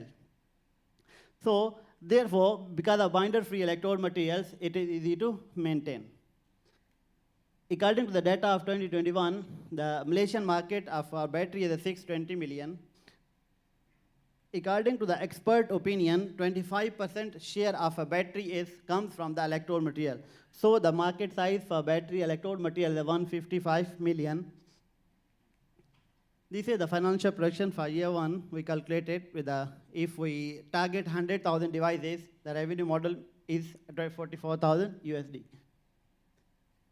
Who can choose our electrode materials? These can be battery industry, semiconductor industry, wearable electronic industry, and solar cell industry. And we are also introducing our electrode materials to these industries through events and exhibitions, and also through different marketing channels, social media platform. Here, who is the main manufacturer of battery? Panasonic and Energizer, while the supercapacitors comes from the Maxwell. Here from this one, we can see the batteries from the Energizer and Panasonic have a long charging time and limited lifespan, while the supercapacitors from Maxwell have a short charging time and short discharging time, but longer lifespan. But our supercapacitor have a short charging time, longer lifespan, and long discharge time. Here is our device. We presented in different exhibitions and won several awards. This is from the last, in 2021, we presented in ITEX and won the best of the best awards from 500 different participants from 15 countries. Here is our team. We are working under the supervision of Professor Ramesh T. Subramaniam. So sorry, Doctor, to interrupt, but your pitching session is already over. Thank you. Okay, we now proceed with the Q&A session with the judges.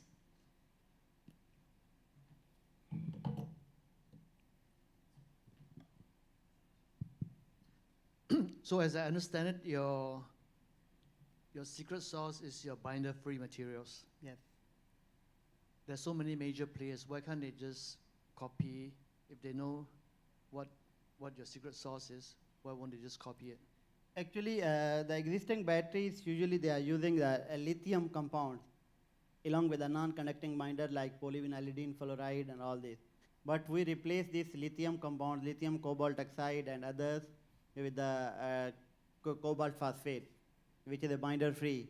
And also the existing batteries, they use, first they prepare the electrode materials and then they apply on the some conducting substrate. But we directly fabricate our electrodes by directly growing our material on the conducting substrate. So it becomes a binder free. So if I'm one of those majors, why can't I just buy your product and reverse engineer it? So what's the barrier to defend your business? It is difficult because the synthetic strategy, it comes from the material characteristics actually.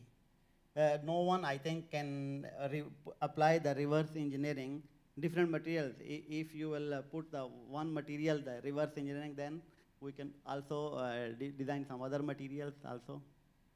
You can have no. Yeah, because we are focusing on the powder nanomaterial. This is a major. Do you have a patent now? Yes, on supercapacitor we have a patent. On electrolyte and electrode. Actually, we have two different patents on electrode and electrolyte, because these are the major components of any energy storage device. One is on electrolyte and one is on electrode. We both have a patent. And we, along with this one, electrode materials, we also introduce the flexible polymer materials as an electrolyte.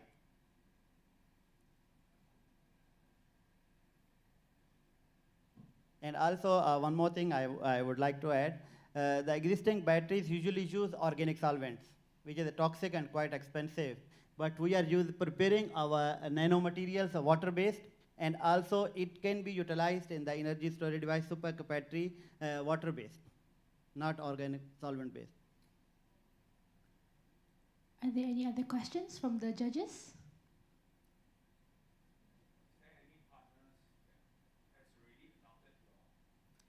Yes, this one our major industry partner, which is an Aclimo. We are testing our material with Aclimo, and also the KGC resources support. They also will help us to test our material in the supercapacitor. If there's no other questions from the panel of judges, I think thank you so much, Dr. Shahid from Supercapacitor. Thank you.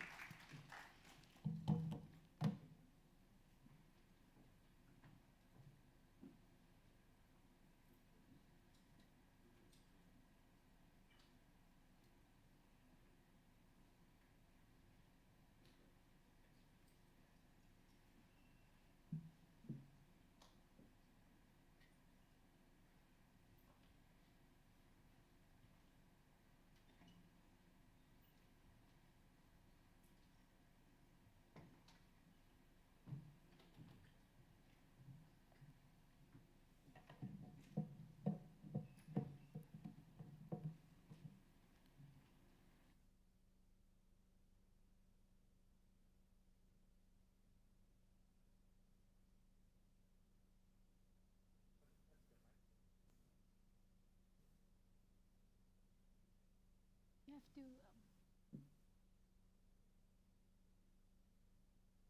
Hello, hello. Okay.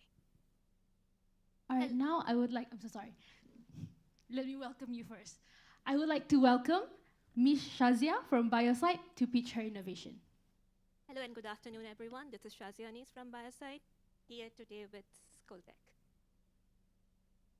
Just like every household has a digital thermometer and a BP monitor, we aim to provide households with growing children a scoliosis monitor. Do you know every country suffers with around, its population suffers with 2 to 5% with scoliosis. So we aim to help in monitoring scoliosis. Scoliosis is a condition where the spine starts to rotate within the body. And this condition, once gets diagnosed, needs to be carefully monitored and controlled from its severe stages. This condition, once gets diagnosed, the patient has to go to orthopedic surgeons, physiotherapists, chiropractors to get their conditions regularly monitored. And to do so, our physicians are currently using these traditional analog and visual analog scales and visual examinations, which are prone to human errors, motion artifacts, and require more adjustments and calibrations and further calculations to get the desired result. And this overall process is very uncomfortable for the patients as well as quite hectic for the physicians. To tackle these issues, we are offering an all-in-one digital device that will eliminate the need of multiple measuring devices. It will straight away display the result. All the calculations will be done internally, and it will display the result that the physician is looking for. It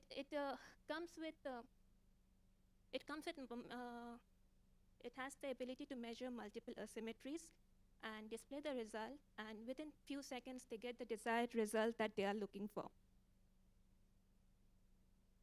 The device, we have split it into two categories. First is the hardware sales that will be targeting for the physiotherapists, chiropractors, and orthopedic surgeons, and that is currently this device, which will help with monitoring scoliosis. And then later on, we would be expanding to our app that will be able to display the readings over time and easier for them to track their conditions. The market that we are looking for the hardware sales is around 21.4 million ringgit locally and 5.2 billion ringgit globally. This technology has been clinically tested in PPUM on real patients by the surgeons themselves, and it has, compared to its current competitors, that is the baseline scoliosis meter and the ATR scoliometer, it is the only digital device that can give the result in a short duration and can be operated anywhere. Currently, our revenue model consists, our business model consists of our end users. Those are the physiotherapists, orthopedic surgeons, chiropractors, and eventually personal users. We aim to reach them with the help of medical device distributors and e-commerce. We are aiming to sell our product at RM2,000 per unit. The idea of Skulltech, it was initially started in the year 2017 when the surgeons came to us describing their problem they are facing with monitoring scoliosis. So that was when the idea was generated and the devices started building, and eventually today we have reached here. It's a handheld device that can measure multiple asymmetries, and for which we have received recognitions both locally and internationally. This is the team that is working behind commercializing Skulltech, and with this, we are looking forward to reach the schools that can help us in early detection of scoliosis, that will help in controlling the condition from reaching its severe stages. We also look our product to be incorporated into telemedicines, IoT services, where they can reach the specialist with just few clicks. With this, I would like to conclude. Thank you so much. If you have any questions, please. All right, thank you, Ms. Shazia. We'll now proceed with the Q&A session with the judges.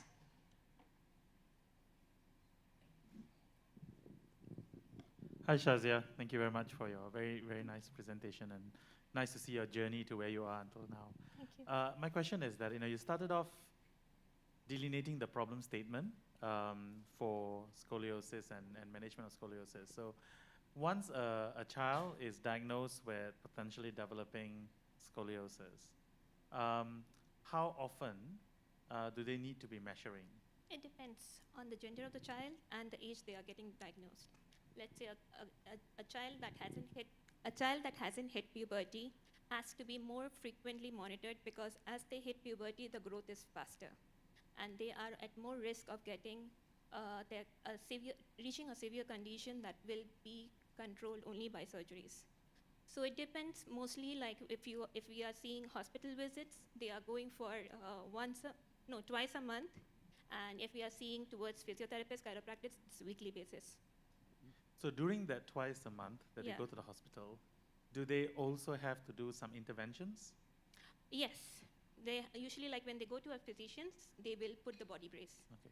So they monitor the condition. If, like, let's say they're putting the brace for 2 months, when they go to the next visit, they get all these physical examinations done, and the condition is improving, the brace remains. With the Yeah, so that's great. So I guess that's why I asked the question, because if one of your target audience is for personal use, right? Yes. But so even if they measure, but they still have to go to the hospital for a specific intervention. What would the value be with self, sort of monitoring? Okay, that use of personal use actually we realized during the time of COVID, because these surgeries and these patients were considered under elective procedures, and their appointments were getting postponed, getting delayed, due to which they were the outcome is yet unknown, but they couldn't go for their regular visits. So there was a possibility, especially for since these conditions are more common in growing girls, the severity can be more serious in them. So that is why we are promoting household also, that if they cannot go to the hospitals, at least they have a device that can monitor them.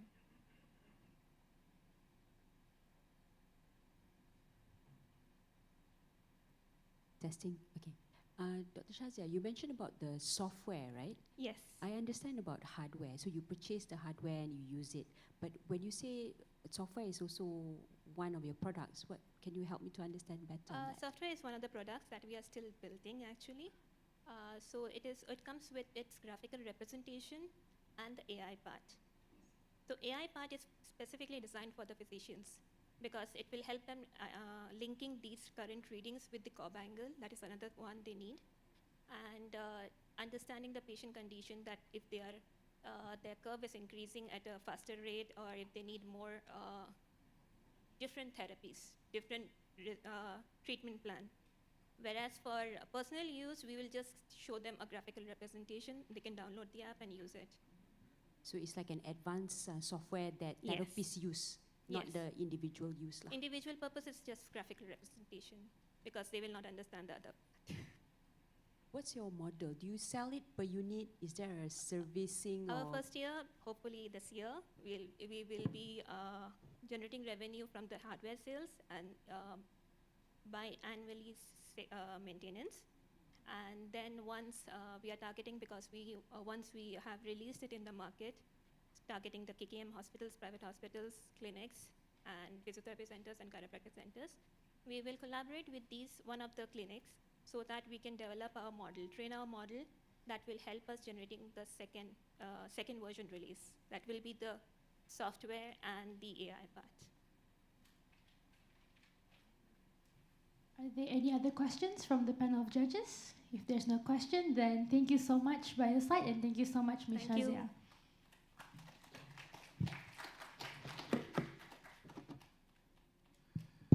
We'll give some time to the judges.